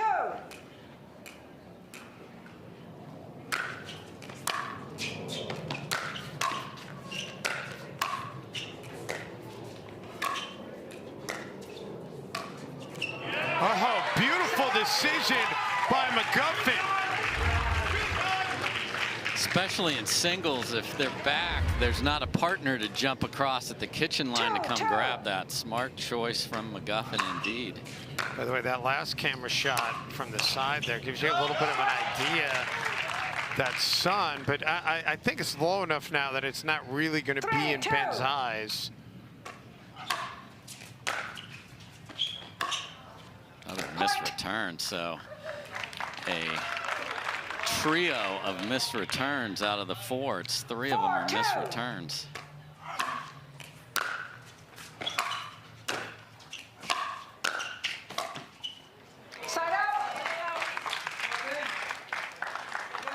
Johns gets it back here in a 2-4 hole. 2-4. First time he's looked at all vulnerable so far in this gold medal match. Side up.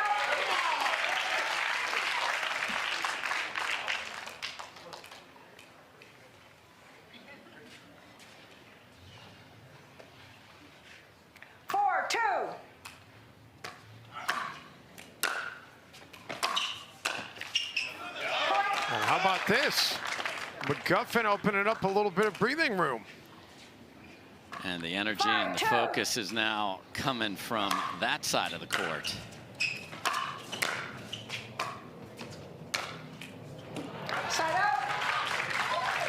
So many options with that backhand. He loves to finish down the line inside out, but just brought it cross court very easily into the open court. 2-5.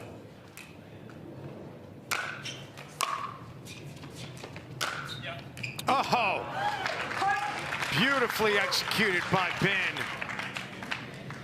Runs around it and then hits inside in, meaning he takes the forehand that he runs around down the line, crushes it.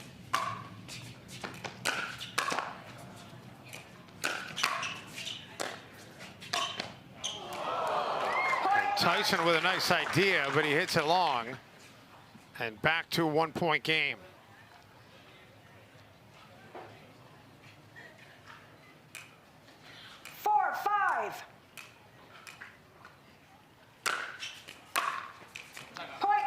Receiver, 5-5. McGuffin has seen enough. He's going to use a timeout as Ben Johns has come back to tie this thing up at 5 apiece. We'll step aside, back to Newport Beach in just a moment.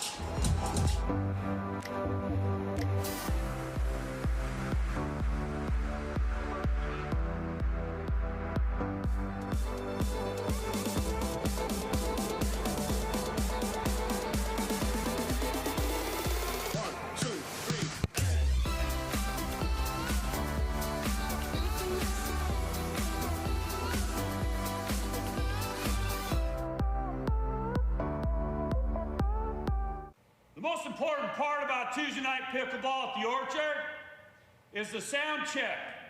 We got 36 microphones in here, and I'm checking the crowd audience microphone, the ambient microphone, making sure we get all the audio from these matches. Check, check, 1, 2. Check, check. Hello? Hello? Hello? Somebody get me down? Receiver. Ben Johns has come roaring back now, 5-5 in game 2. Time in. 5-5.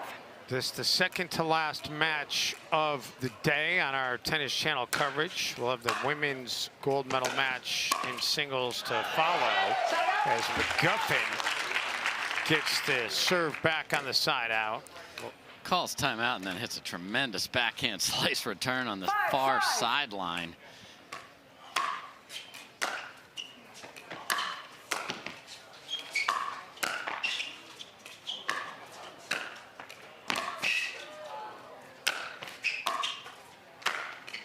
John's making McGuffin work. And finally, McGuffin falters. Yeah, there was a ball earlier in that point where it looked like Ben could just pulverize it and finish it, and he just sort of laid it safely into the open court. Took a little more out of McGuffin and had the same result.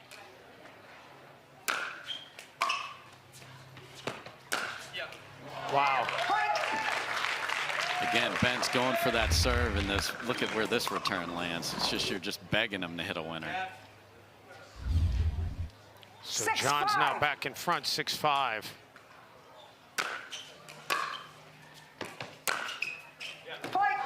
Make it 7-5.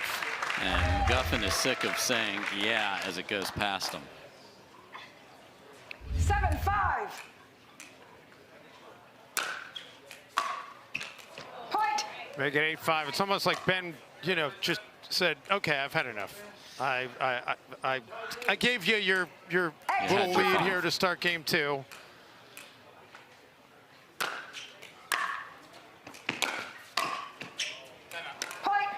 Receiver. 9-5. And McGuffin called for the timeout before the ball even landed. He knew it was going to be out. And John's now 2 points away. And how about 7 straight points for Ben Johns after he trailed 5-2? And this Selkirk will not be continuing on here today. I didn't see that. Great job by our crew. You know, that's not easy to do, by the way. No, it is not. So if you didn't know he was frustrated before, you certainly do now. You'll see. And then we have the Magic Man here just trying to find something to do with his time for the next 60 seconds during the timeout. That ball's not going to hit the ground, is it? I mean, this is a relaxed man. And he's 2 points from getting that gold medal he wants. Yeah, I don't know about, I'd say just he's focused right now. He's in his zone. Time in. 9-5.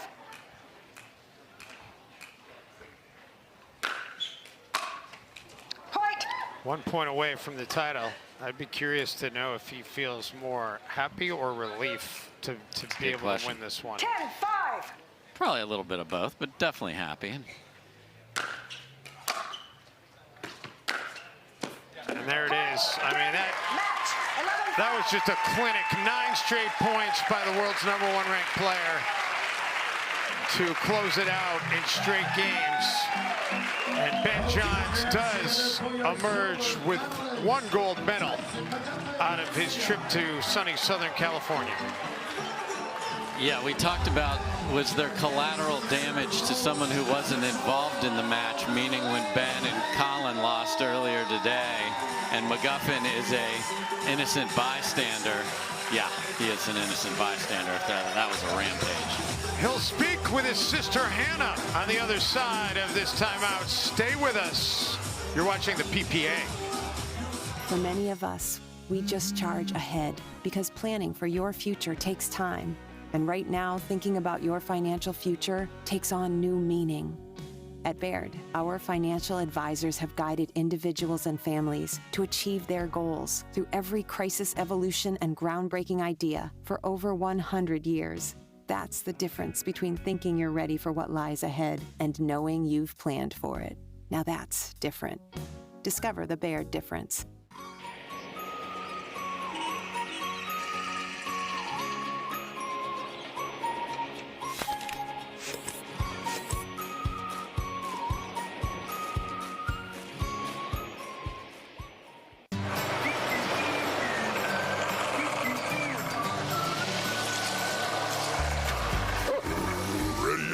Not yet, buddy.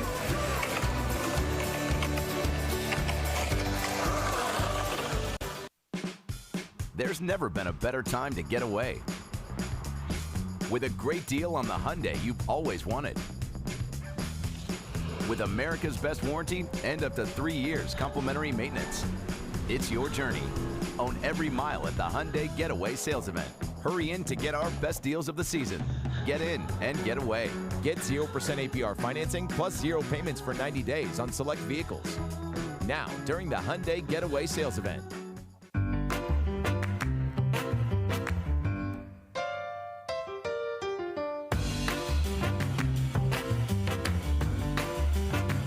A lot of us miss-hit the ball. I know I miss-hit the ball a lot. So Speak for more yourself, forgiving.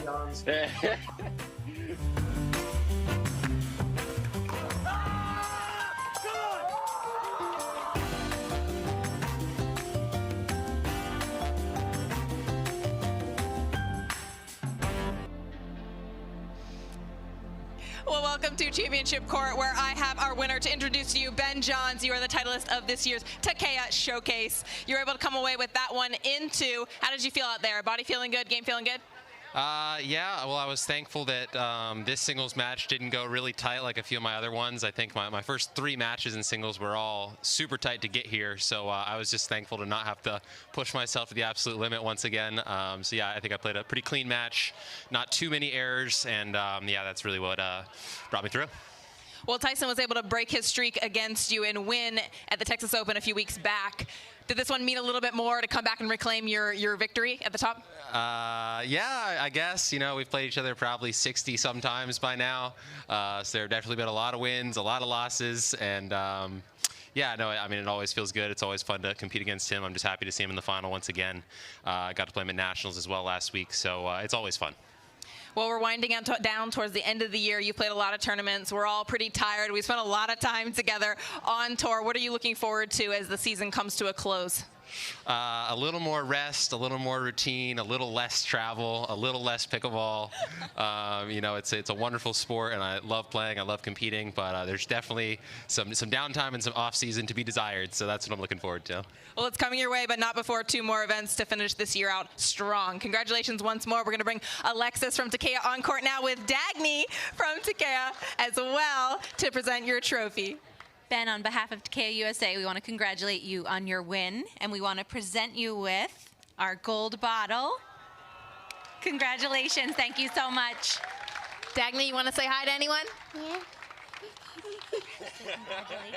Congratulations, Ben John. Ah, you're so cute. All right, Dave, take us away.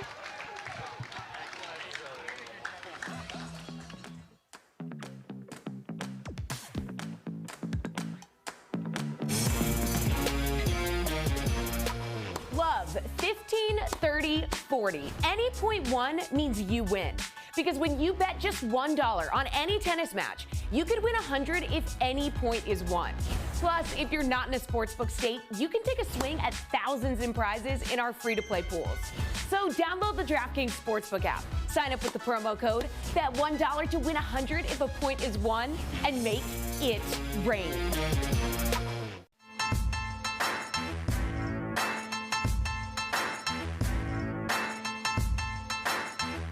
New People Pickleball. Our new EV rental fleet is the absolute GOAT. Nice. Speaking of goats, is that Tom Brady? Yeah. He comes in to recharge, get software updates, you know.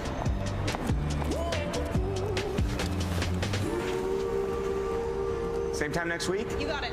Cool. Let's go.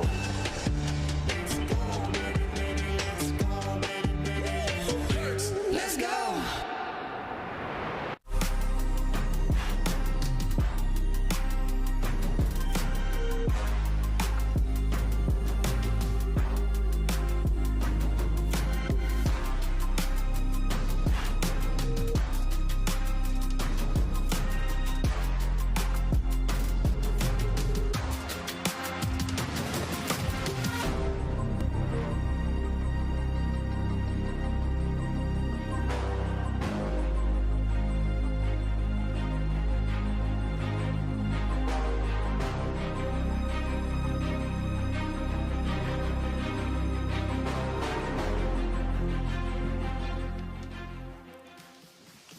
And welcome back to Newport Beach, California, everybody.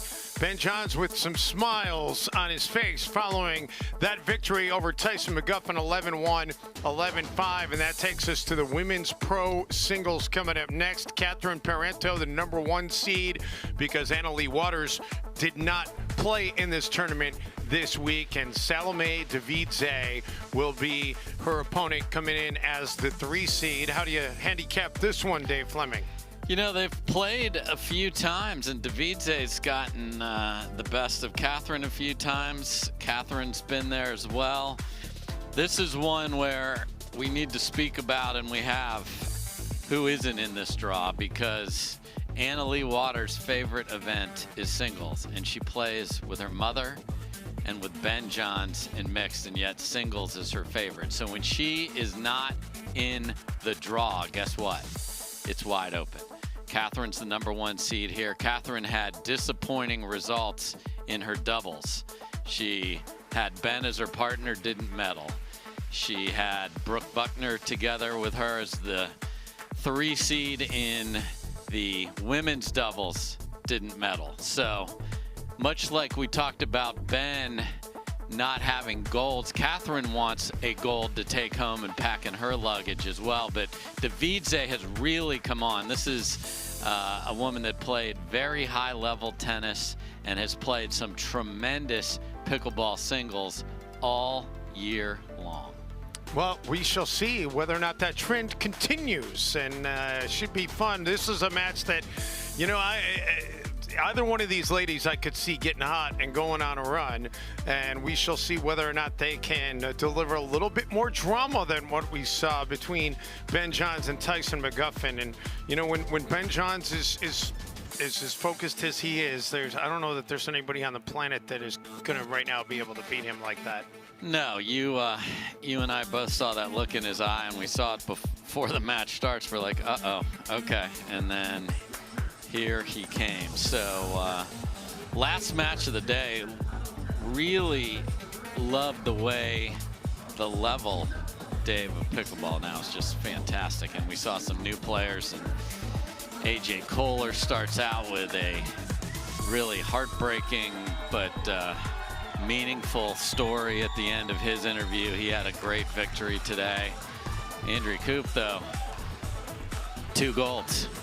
Yeah, that's impressive. I mean, for Andrea Koop, who, you know, she hasn't played a ton of PPA events, and for her to say, okay, I'm coming on the PPA, and we'll see whether or not she can work more PPA into her schedule going forward, because she is a very successful attorney back in Grand Rapids, and she's got commitments to her clients to be able to work back there. So not everybody can just say, okay, I'm just going to go play a bunch of pickleball. Yeah, I'm going to go be a pro pickleball player while I take care of my law clients, Dave. I mean, come on. So the fact that she was not feeling well, her words, shows up without a ticket to enable her to play on Sunday from her reservation with the airlines. Really, really impressive. In this match, it's going to be interesting to see. Devidze loves a target. So if Parenteau comes in on the wrong ball, Devidze is going to find angles and pass Catherine. And Catherine's goal is to hit deep returns and then be able to take those angles away from Devidze and make her work. So these two have had some good battles. We'll see if today is another one, or will one or the other dominate like we saw Ben Johns do in the prior singles match. Well, we're about to find out. The suspense is coming to an end as we are ready to get this match underway. And Howard Hepworth is your lead referee. Norman Velguth, the second ref. Nancy Paca. How do you know how to say Nancy's last name? Game 1. Time in, 0-0. Packerzina, I believe. Nancy, we apologize. We don't necessarily know the correct pronunciation, but she is the tracking ref, and we are underway.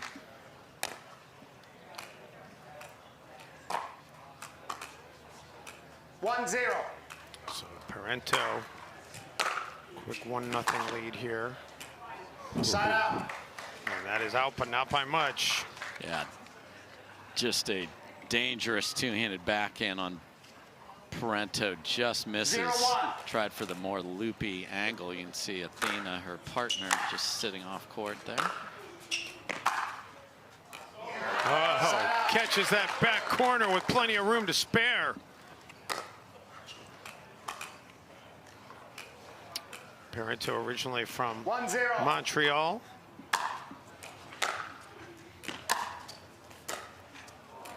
Played college tennis here in the United States, including at Michigan State, where she was introduced to pickleball by Simone Jardim. 2-0. Indeed, sort of a prodigy of hers. And right now, she's channeling her inner Simone Jardim. She's gotten off to a great start here. Again, short returns. Coming in, you're in trouble. Much better return from Devidze, but then can't make the volley. And singles, unlike doubles, points, I mean, you can look up and it's 6-7 points in 3 minutes.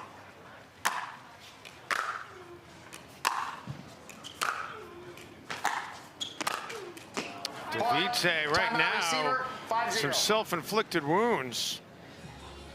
Little out of sorts. Parenteau is on point, and Devidze has to call a very early timeout here, Dave. But you got to, especially 2 out of 3.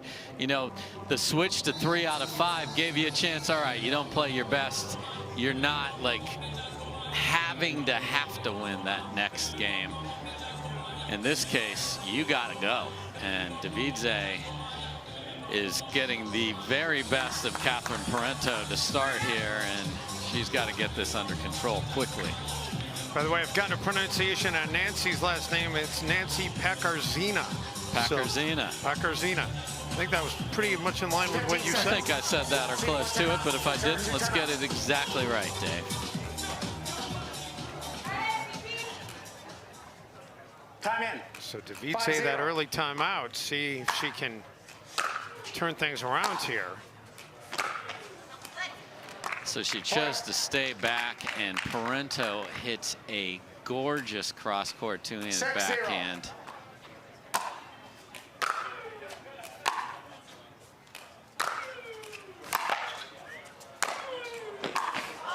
Parenteau keeping everything alive right now.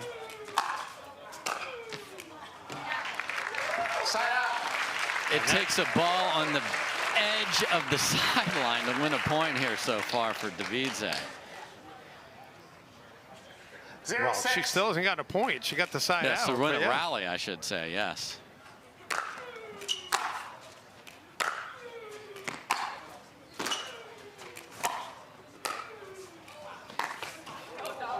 Catherine misfires there, so now there is a point for Devidze.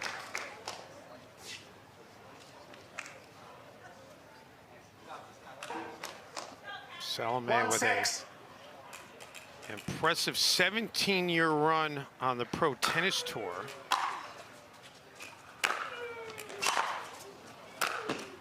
And the native of the country of Georgia able to mount a little bit of a rally here. 2-6.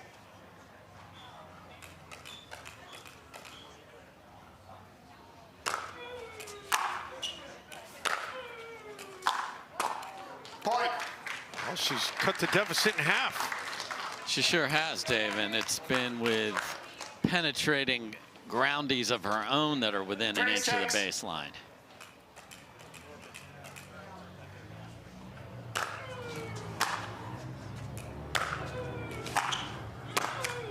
Side out. Side out gets it back over to Parenteau. 6-3.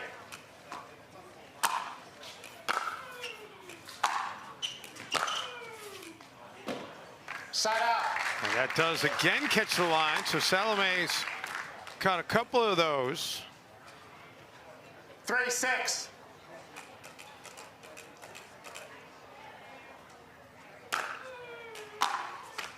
Point. So 4 straight now for Salome, and that's going to be enough for Catherine to say, all right, I need to take a timeout. So this thing has gotten a lot tighter and a lot more competitive. We're still in game 1 of this women's final from Newport Beach.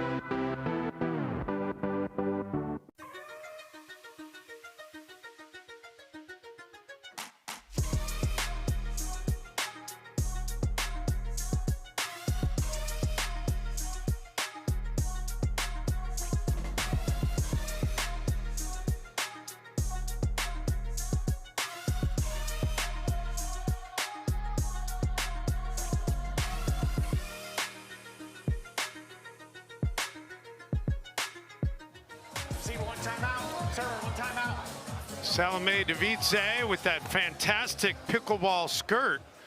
Gotta love the fashion. 4-6. And right now she's liking the fact that she's got a little bit of momentum.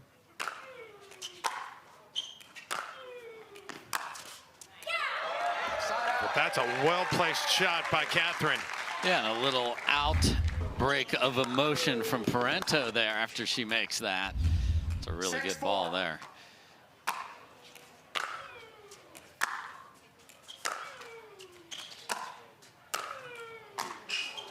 Catherine able to dig that out after that backhand, but Devidze had all kinds of time to think about what her next shot would be, and she executes it beautifully.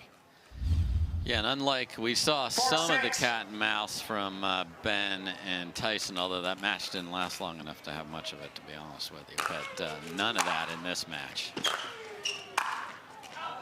Point.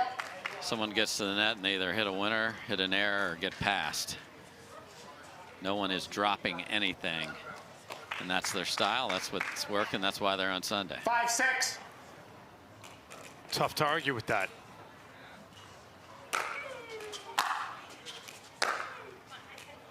Misfire there by Devidze, so Parenteau will get it back. 6-5.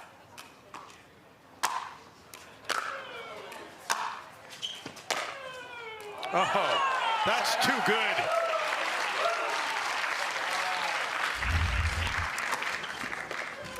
Yep, you mentioned her tennis career, and that is what a two-handed backhand looks like. And obviously singles pickleball more mimics singles tennis, so the tennis players are especially tough at the singles game.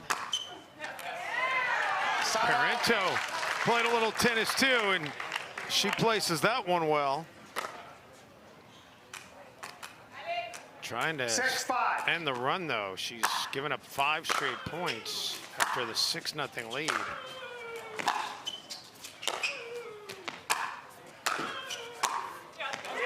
And she does finally put another point on the board.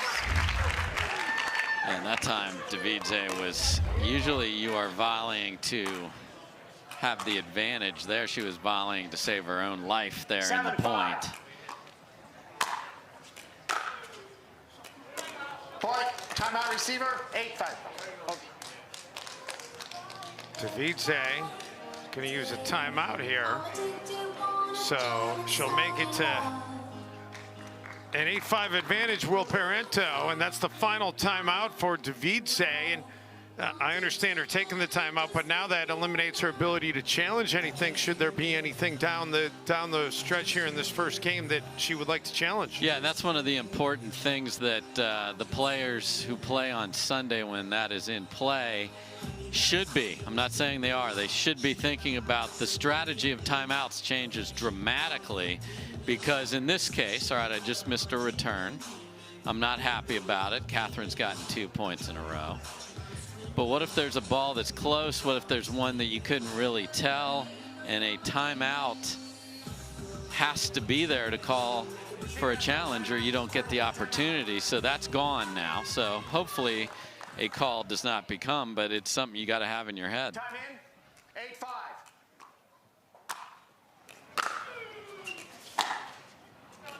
Side out. Well, the timeout at least induces the side out. She gets the serve back. 5-8.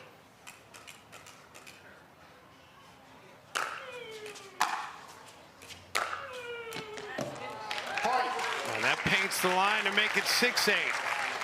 Usually you eat a short return and someone hits a clean winner when you follow a short return to the net. That was just a clean stripe inside out onto the outside of the edge again. Devidze, very impressive. Point. And Devidze again within a single point. And that's the pressure that you know you got to hit a good return, so you try to make it a little too good and you miss it.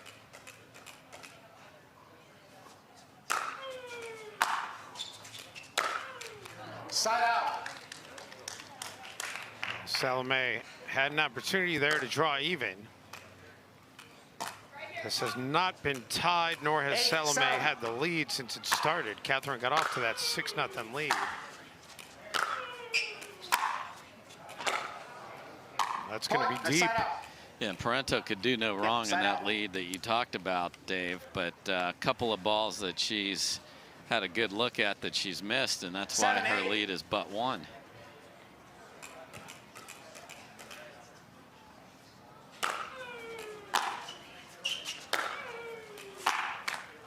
Point.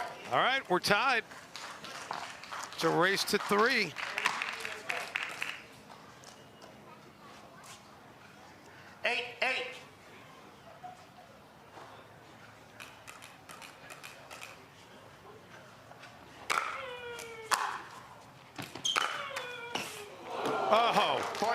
Gets it right down into that corner past Parenteau to take the lead. Yeah, and the net was the key factor there. So what a time for a let cord.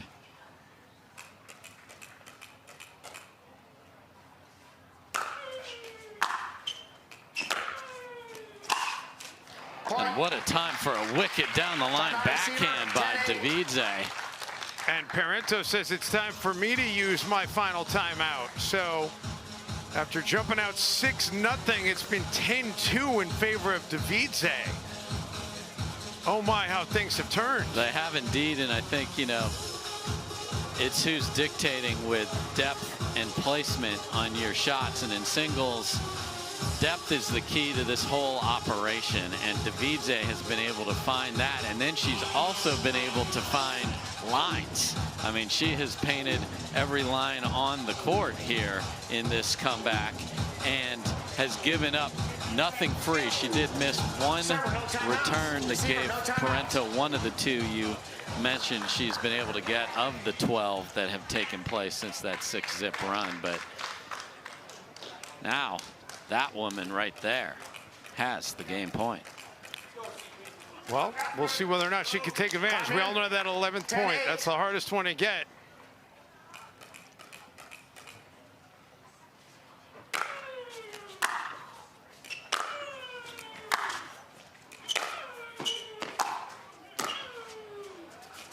That does stay in. And Parenteau tried to catch up to it. She can't.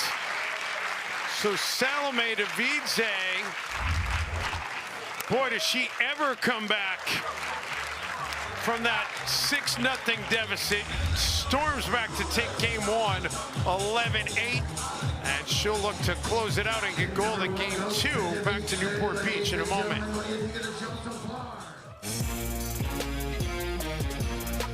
Love 15, 30, 40. Any point won means you win. Because when you bet just $1 on any tennis match, you could win 100 if any point is won. Plus, if you're not in a sportsbook state, you can take a swing at thousands in prizes in our free-to-play pools. So download the DraftKings Sportsbook app, sign up with the promo code, bet $1 to win 100 if a point is won, and make it rain.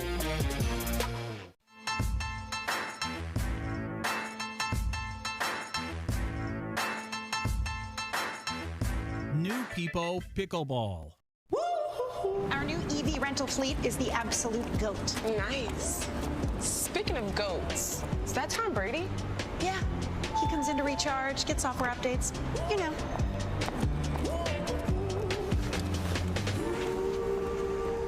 Same time next week? You got it. Cool. Let's go.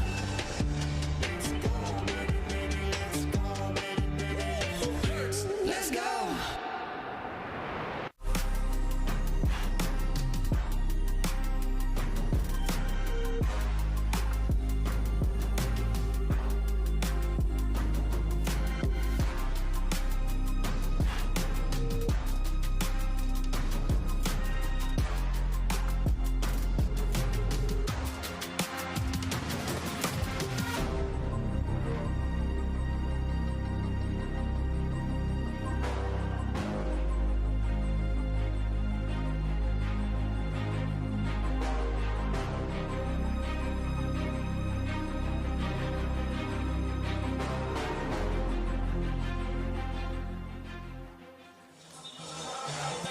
Well, Salome Devidze won a bronze last weekend in Indian Wells and trying to build off that and win a gold in Newport Beach.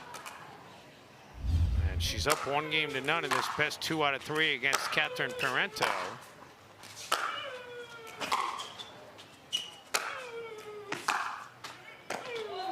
Devidze catches up to it off the net and then puts it into the net.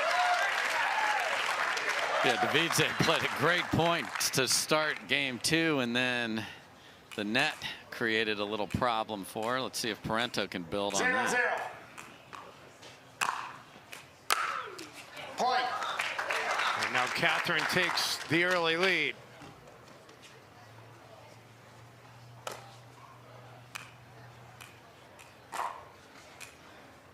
One zero. Point. And that's out, so another point for Catherine. So there was an appeal. You don't have to just challenge. You can ask the referee. If they see it, they will overturn the call, but everyone saw that out.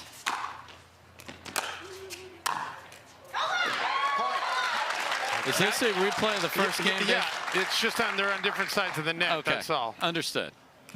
Just checking. 3-0.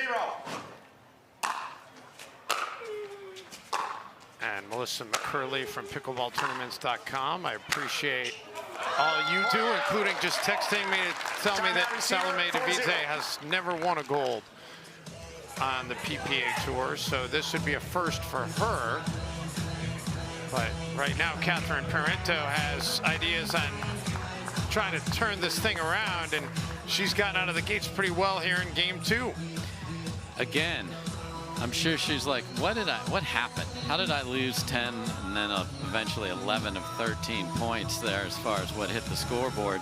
And it was some errors, but also shorter returns that gave Devidze a chance. So she's got to crank up her serve to make sure she's getting those same opportunities to dictate points out of the get-go, and then find a ball that does not enable Devidze to just step into and get the confidence. I mean, you saw the way Devidze was playing at the end of game number 1. She felt like she could hit any ball anywhere on the court. Got to make her a little uncomfortable, and she has to start game 2.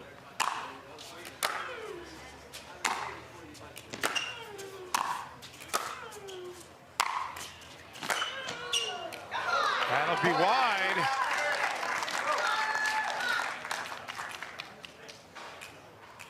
Five-0.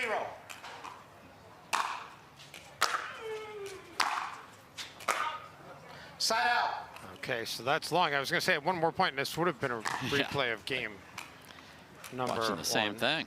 0-5.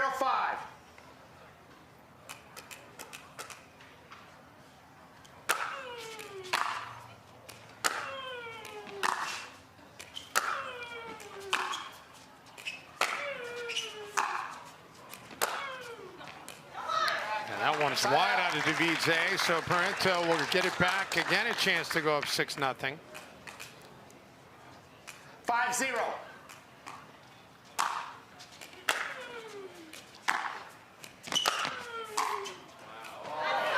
There it is, 6-0.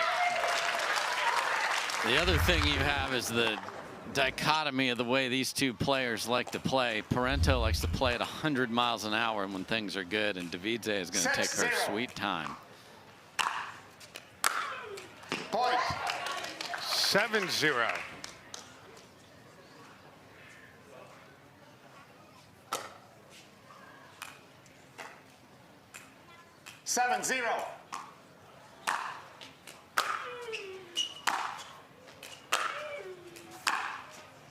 Parenteau comes up to the kitchen, and then the overhead to finish.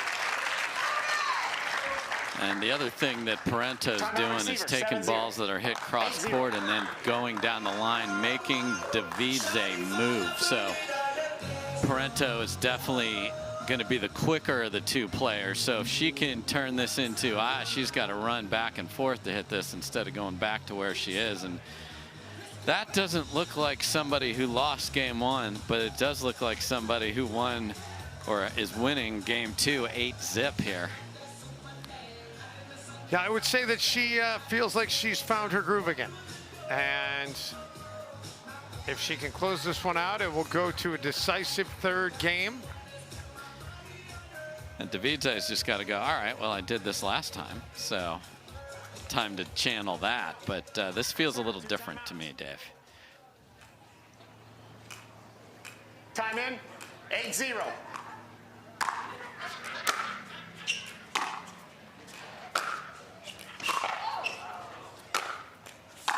Devidze a couple of nice backhands. Making Parenteau go side to side, and Catherine having an answer for everything, but there's only so far she can run. You know, people ask me about pickleball singles all the time, and it's like, oh, it's so much smaller than tennis.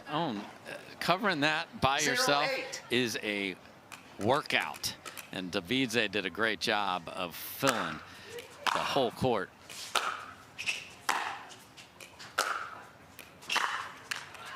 And now Devidze on the board. So it's Devidze who paints it down the line. So the player that's been able to get that ball switched has dictated the rallies. Side out. Parenteau will get it back.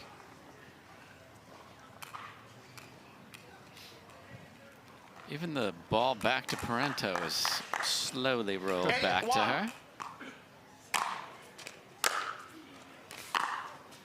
It's real close on the line over there.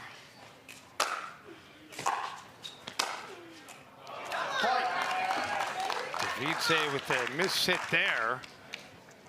And now Catherine 9-1. 9-1.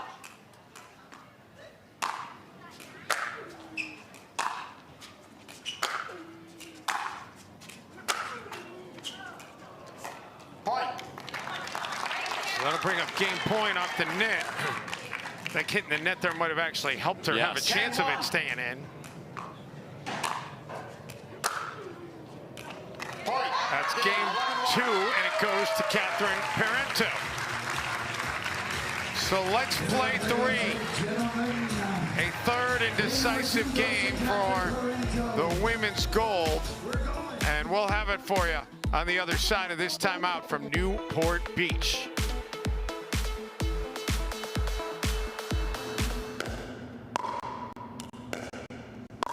I'm going to say she's a solid 3-5. Nah, she's definitely a 2.5. Guys, look at that forehand. She's clearly a 3.0. Guys, come on. I'm at least a 4.0. Yeah. Fair enough. Ratings don't have to be hard. Duper. Optimized for accuracy. Optimized for fun. Download the app and claim your free profile today.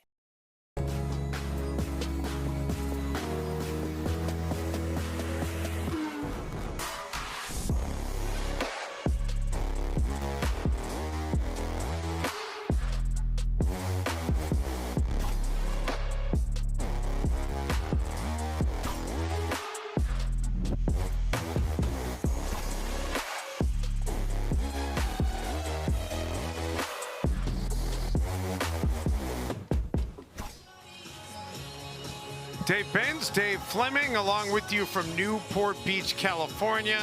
And tip of the cap to our Tennis Channel crew, both on site and remotely here in Santa Monica. It's been a pleasure to work with them all week long. They've done such a great job bringing you the sights and sounds of this PPA Takeya Showcase. And this is the final game of our coverage this week. The winner of this is going to take gold in the women's pro singles. Catherine Parenteau hits it wide, so Salome Devidze will have a chance to try and get the first lead.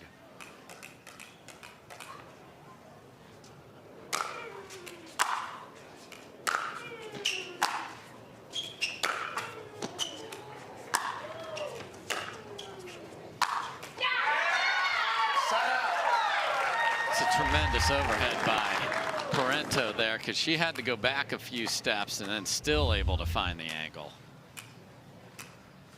0-0.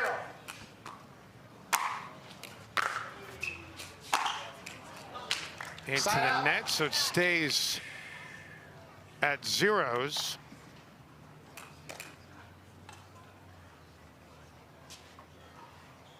Zero.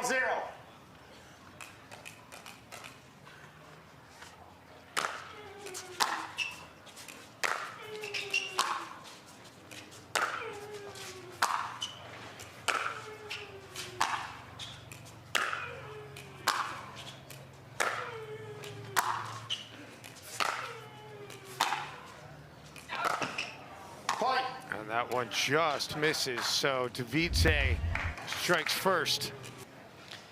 Yeah, you don't see too many rallies from the baseline in the men's singles game in pickleball, but the women's, you'll see a lot of points like the one we just saw there.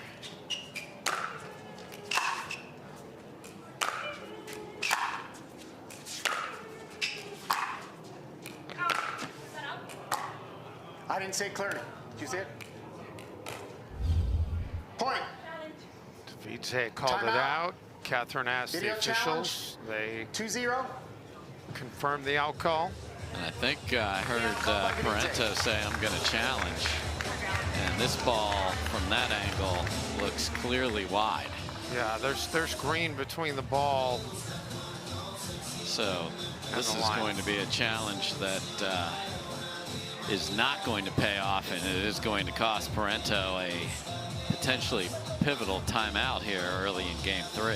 And this is a challenge that I don't think should take very long. It should not. Especially when that live picture, like, we don't need another angle. All green, out. Yeah, it's clear. It's clear there's green.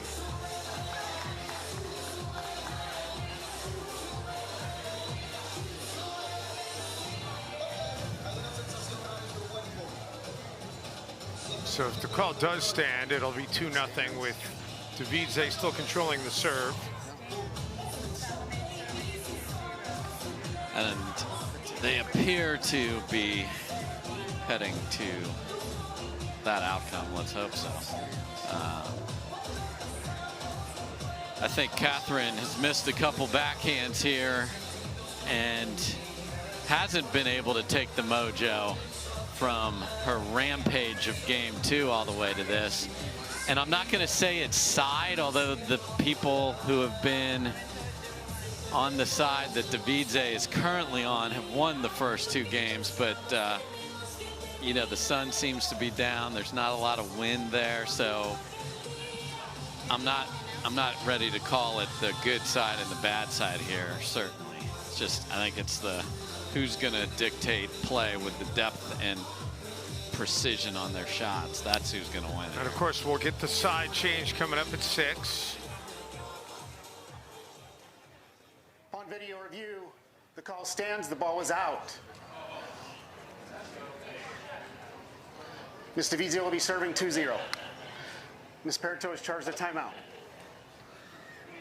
Good job, Howard Hepworth out there. So that indeed does make it 2-0 in favor of Devidze. 2-0.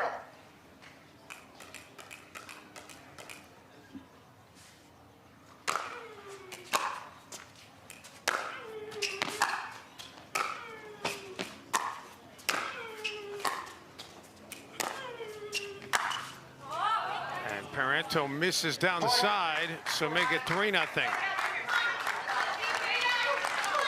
Crowd urging on Parenteau there, and Devidze really did a nice job at the kitchen line of moving Parenteau around and forcing the error. Side out.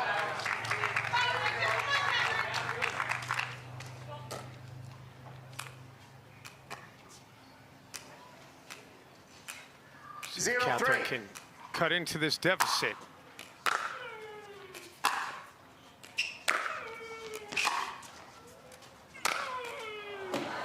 Devidze was ready for that. It was her that stepped into the court and took the ball down the line, and that forced Parenteau on the run. So finding that change of direction has been who has been dictating the points.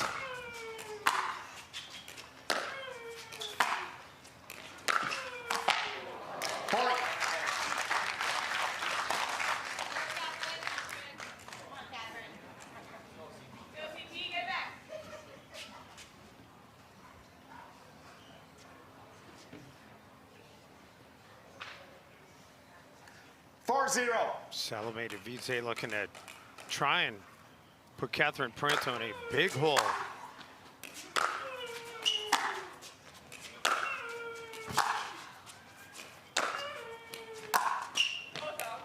And make it 5-0. Parenteau's down to just the 1 timeout remaining. She'll get the sort of mini side change to sort of settle in, but man, that's a big milestone. You'd certainly like to not have a goose egg when you go to the other side, but that's the fate she may have if she can't win this rally. And she will not win that rally. So they will change sides at 6-0. Salome Devidze is just 5 points away from her first career PPA gold medal. Back to Newport Beach in just a moment.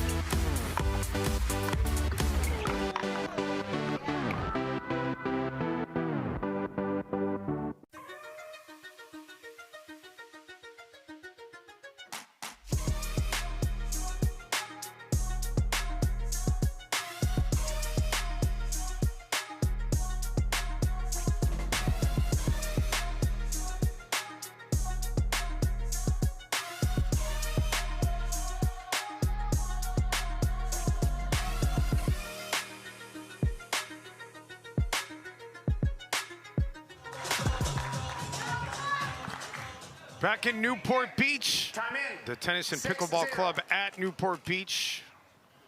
Been a fantastic host all week long. Out of the side change, we'll see if Parenteau can make something happen. Devidze climbed out of a 6-0 hole in game 1. Can Parenteau flip that script in game 3? 0-6.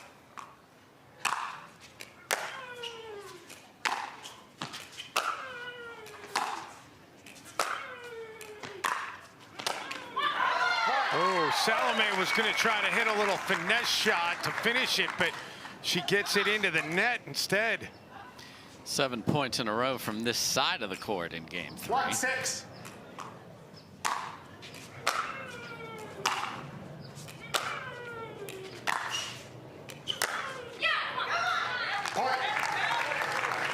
Hear the reaction out of Catherine. Nobody else out there, so you got to find your inner motivator. And Devidze seen enough. And now, yeah, Salome uses her first timeout. So this has gotten interesting. Both ladies have gone on impressive runs in this match. And I mean, I really don't know what we're going to see in this race to 11 and if it will even end at 11. Yeah, it's non-stop big chunks of points here. You know, the Parenteau start, the Devidze finish in game number 1, the just Parenteau avalanche in game number 2, and then Devidze comes flying out of the gates with 6 in a row. Switch sides, and now Parenteau's got the first 2. So does she have 4 more to tie this up, or is Devidze going to get it back and continue her strong play and get that first gold medal?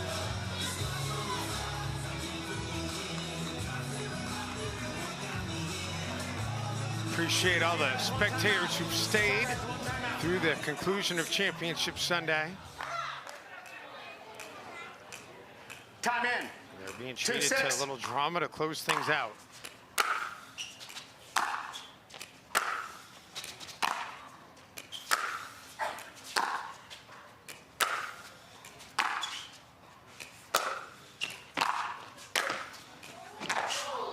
Devidze comes up to the kitchen and reaps the rewards. Just a great choice as she comes in after that ball right there and doesn't let Catherine off the hook by staying back. That's a smart, strategic choice that Devidze made.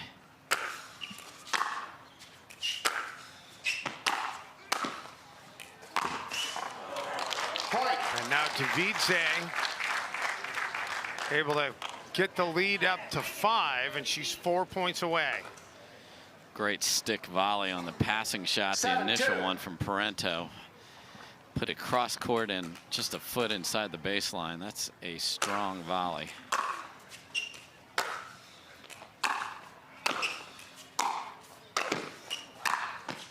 Oh! Parenteau doing work from the baseline.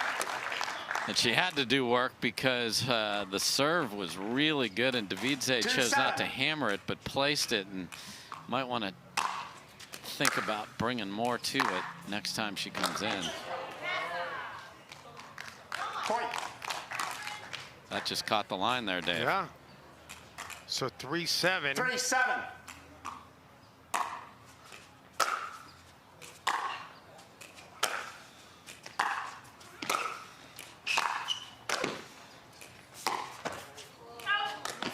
Side out.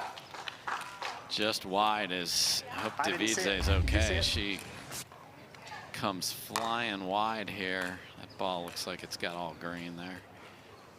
Sort of stumbled into the video boards that line the court.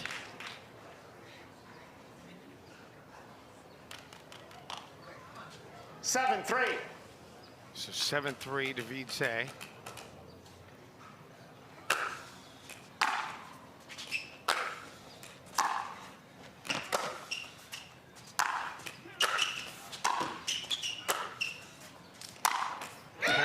Finally finds an angle that works. Strange choice from Devidze there, because after that ball right there, she was in a position to do something different than just throw up a defensive lob.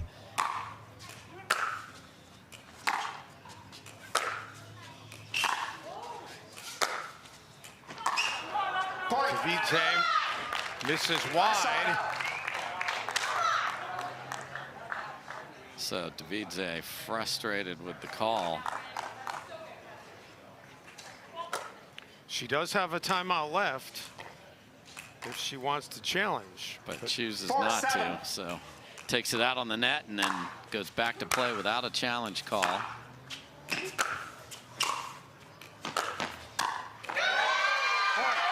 Catherine back within 2 at 5-7. Maybe it is the side, Dave, because the aggressor has really come from this side, other than the start from Parenteau in game 1.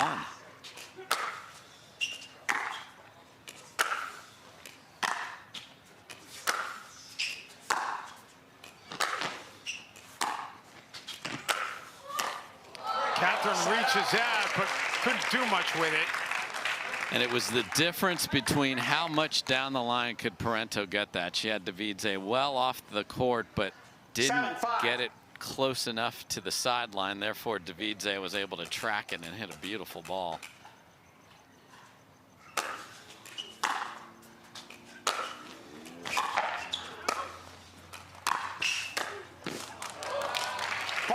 And now Devidze 3 points away. Saw Catherine going. Gotta go down the line with that.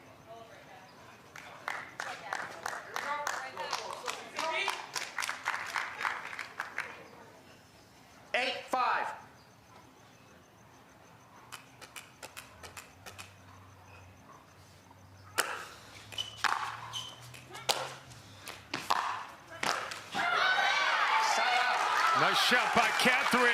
Devidze, I'm sure would have liked that one back.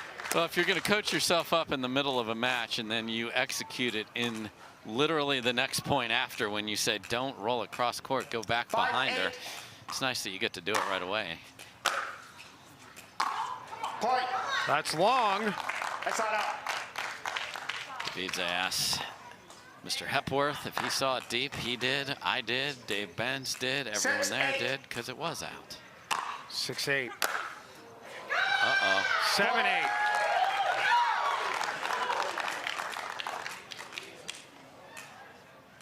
Seven, eight.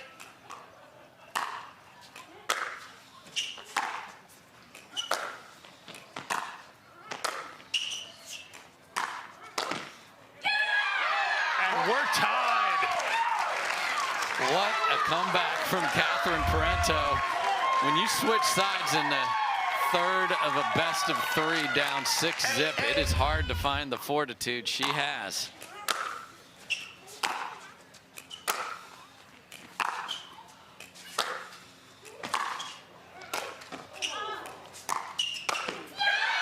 And now she's in front. Timeout receiver, 9-8. And Devidze is going to use her final timeout. Nice job by Parenteau of that volley before that shot went off the tape, and you have to reset your footwork and then be able to hit a good passing shot, which is not easy to do. She was able to do that, got the miss from that woman you see right there, and now suddenly Parenteau is 2 points from a title. What a conclusion to our week in Newport Beach. You know, when you've had great pickleball for 4 days, let's end with a flourish, Dave. Why not? Why not? So, Parenteau trying. She got going here on the side switch, and that's what you got to tell yourself. I'm going to the good side. I won 11-1 on this side. I'm going to do it again. Here she comes. Both of these ladies are out of timeouts.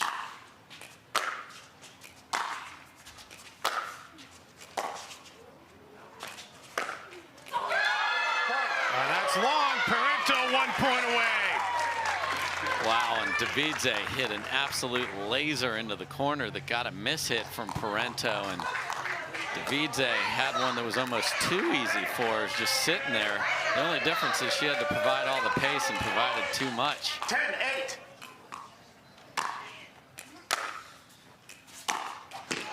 Ooh, Catherine, game and match and championship point will not happen that time. So Devidze still breathing. Aimed it instead of hitting through it there.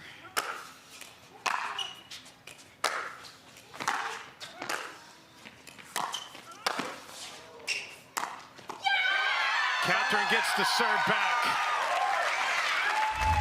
Another ball off the tape where Parenteau again had to reset her footwork, and perfectly placed.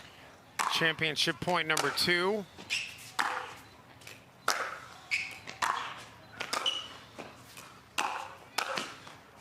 And that's the championship. What a comeback by Catherine Parenteau. She rallies back after blowing the 6-0 lead in game 1. Rallies back from digging a 6-0 hole in game 3. What a performance. You know, I brought up the fact as I'm looking at the scoreboard and where things came from that maybe it is the side. Well, when you look at this final game, nearly every point was won on the side that Parenteau finished on. So whether it was comfort level, visuals, a little bit of what's going on, or just plain confidence, Parenteau switched down 6-0 and went on a rampage, and she is a deserving champion. We're going to take a break. When we come back, we'll hear from Catherine Parenteau. Stay with us.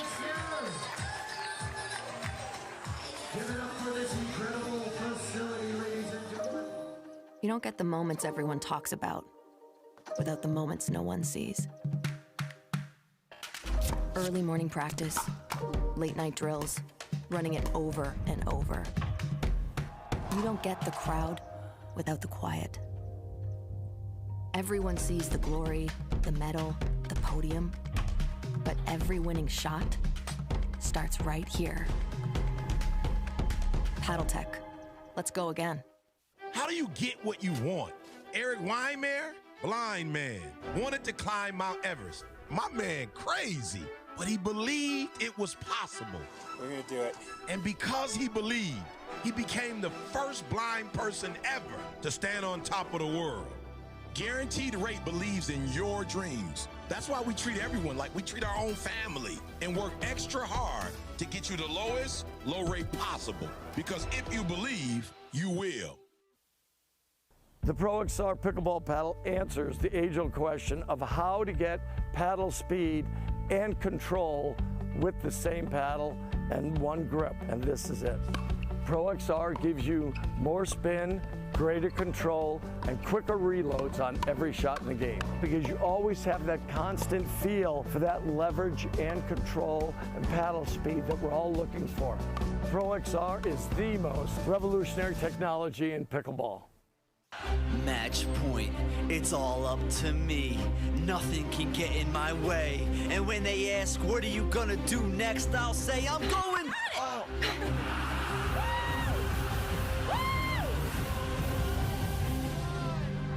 We're going to Margaritaville!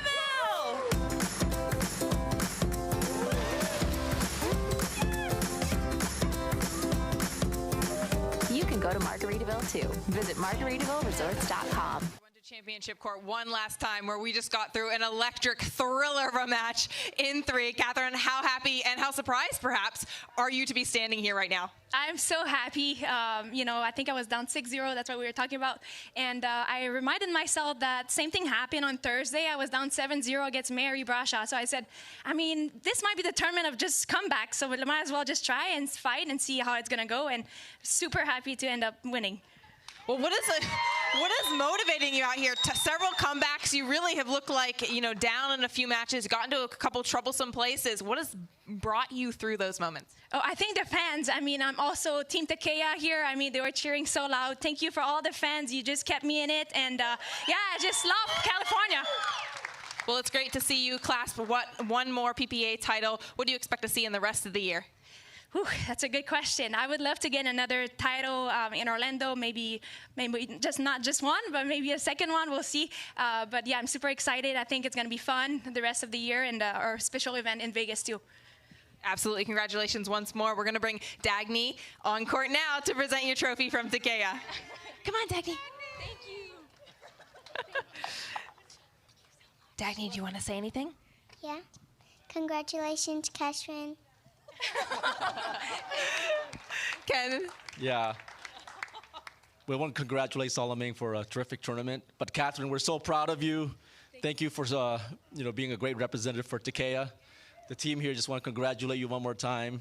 I want to thank the PPA, TTC, for putting on a terrific tournament. I want to thank everyone that was involved in making this, a unique venue for Takeya. And this is our hometown, so we love it. Thank you all, everyone, for participating. Thank you, guys. Dave, take us away. All right, Hannah, thanks so much. Congratulations to Catherine. Dave Fleming, any final words? You know, what a day. You see the slate that we saw, and, coming into this, we're like, okay, how is all of this going to play out? We never went to that 5th game. We went to 3, obviously, there, which was as far as that could go. But, the stories of the day are Koop And a couple of people were chanting Koop in the crowd. She had some friends and some UCLA folks there. Vivienne David, very solid by her side, as was AJ Koller earlier. And then the rivalry, match number 2, we were like, oh my, the Johns are here to play. And it was actually Newman and Wright who come in there and just say, enough, we're going to win 3 in a row and get that title. Here's a look at the upcoming tour schedule. Next weekend, the tour is off as everybody's going to be eating a lot of turkey. But then the tour is back in Orlando and then the event in Vegas to finish out the year. That's going to do it for our coverage this week from Newport Beach, California. For Dave Fleming, Hannah Johns, and everybody at Tennis Channel, I'm Dave Benz saying so long. Thanks for watching the PPA Tour.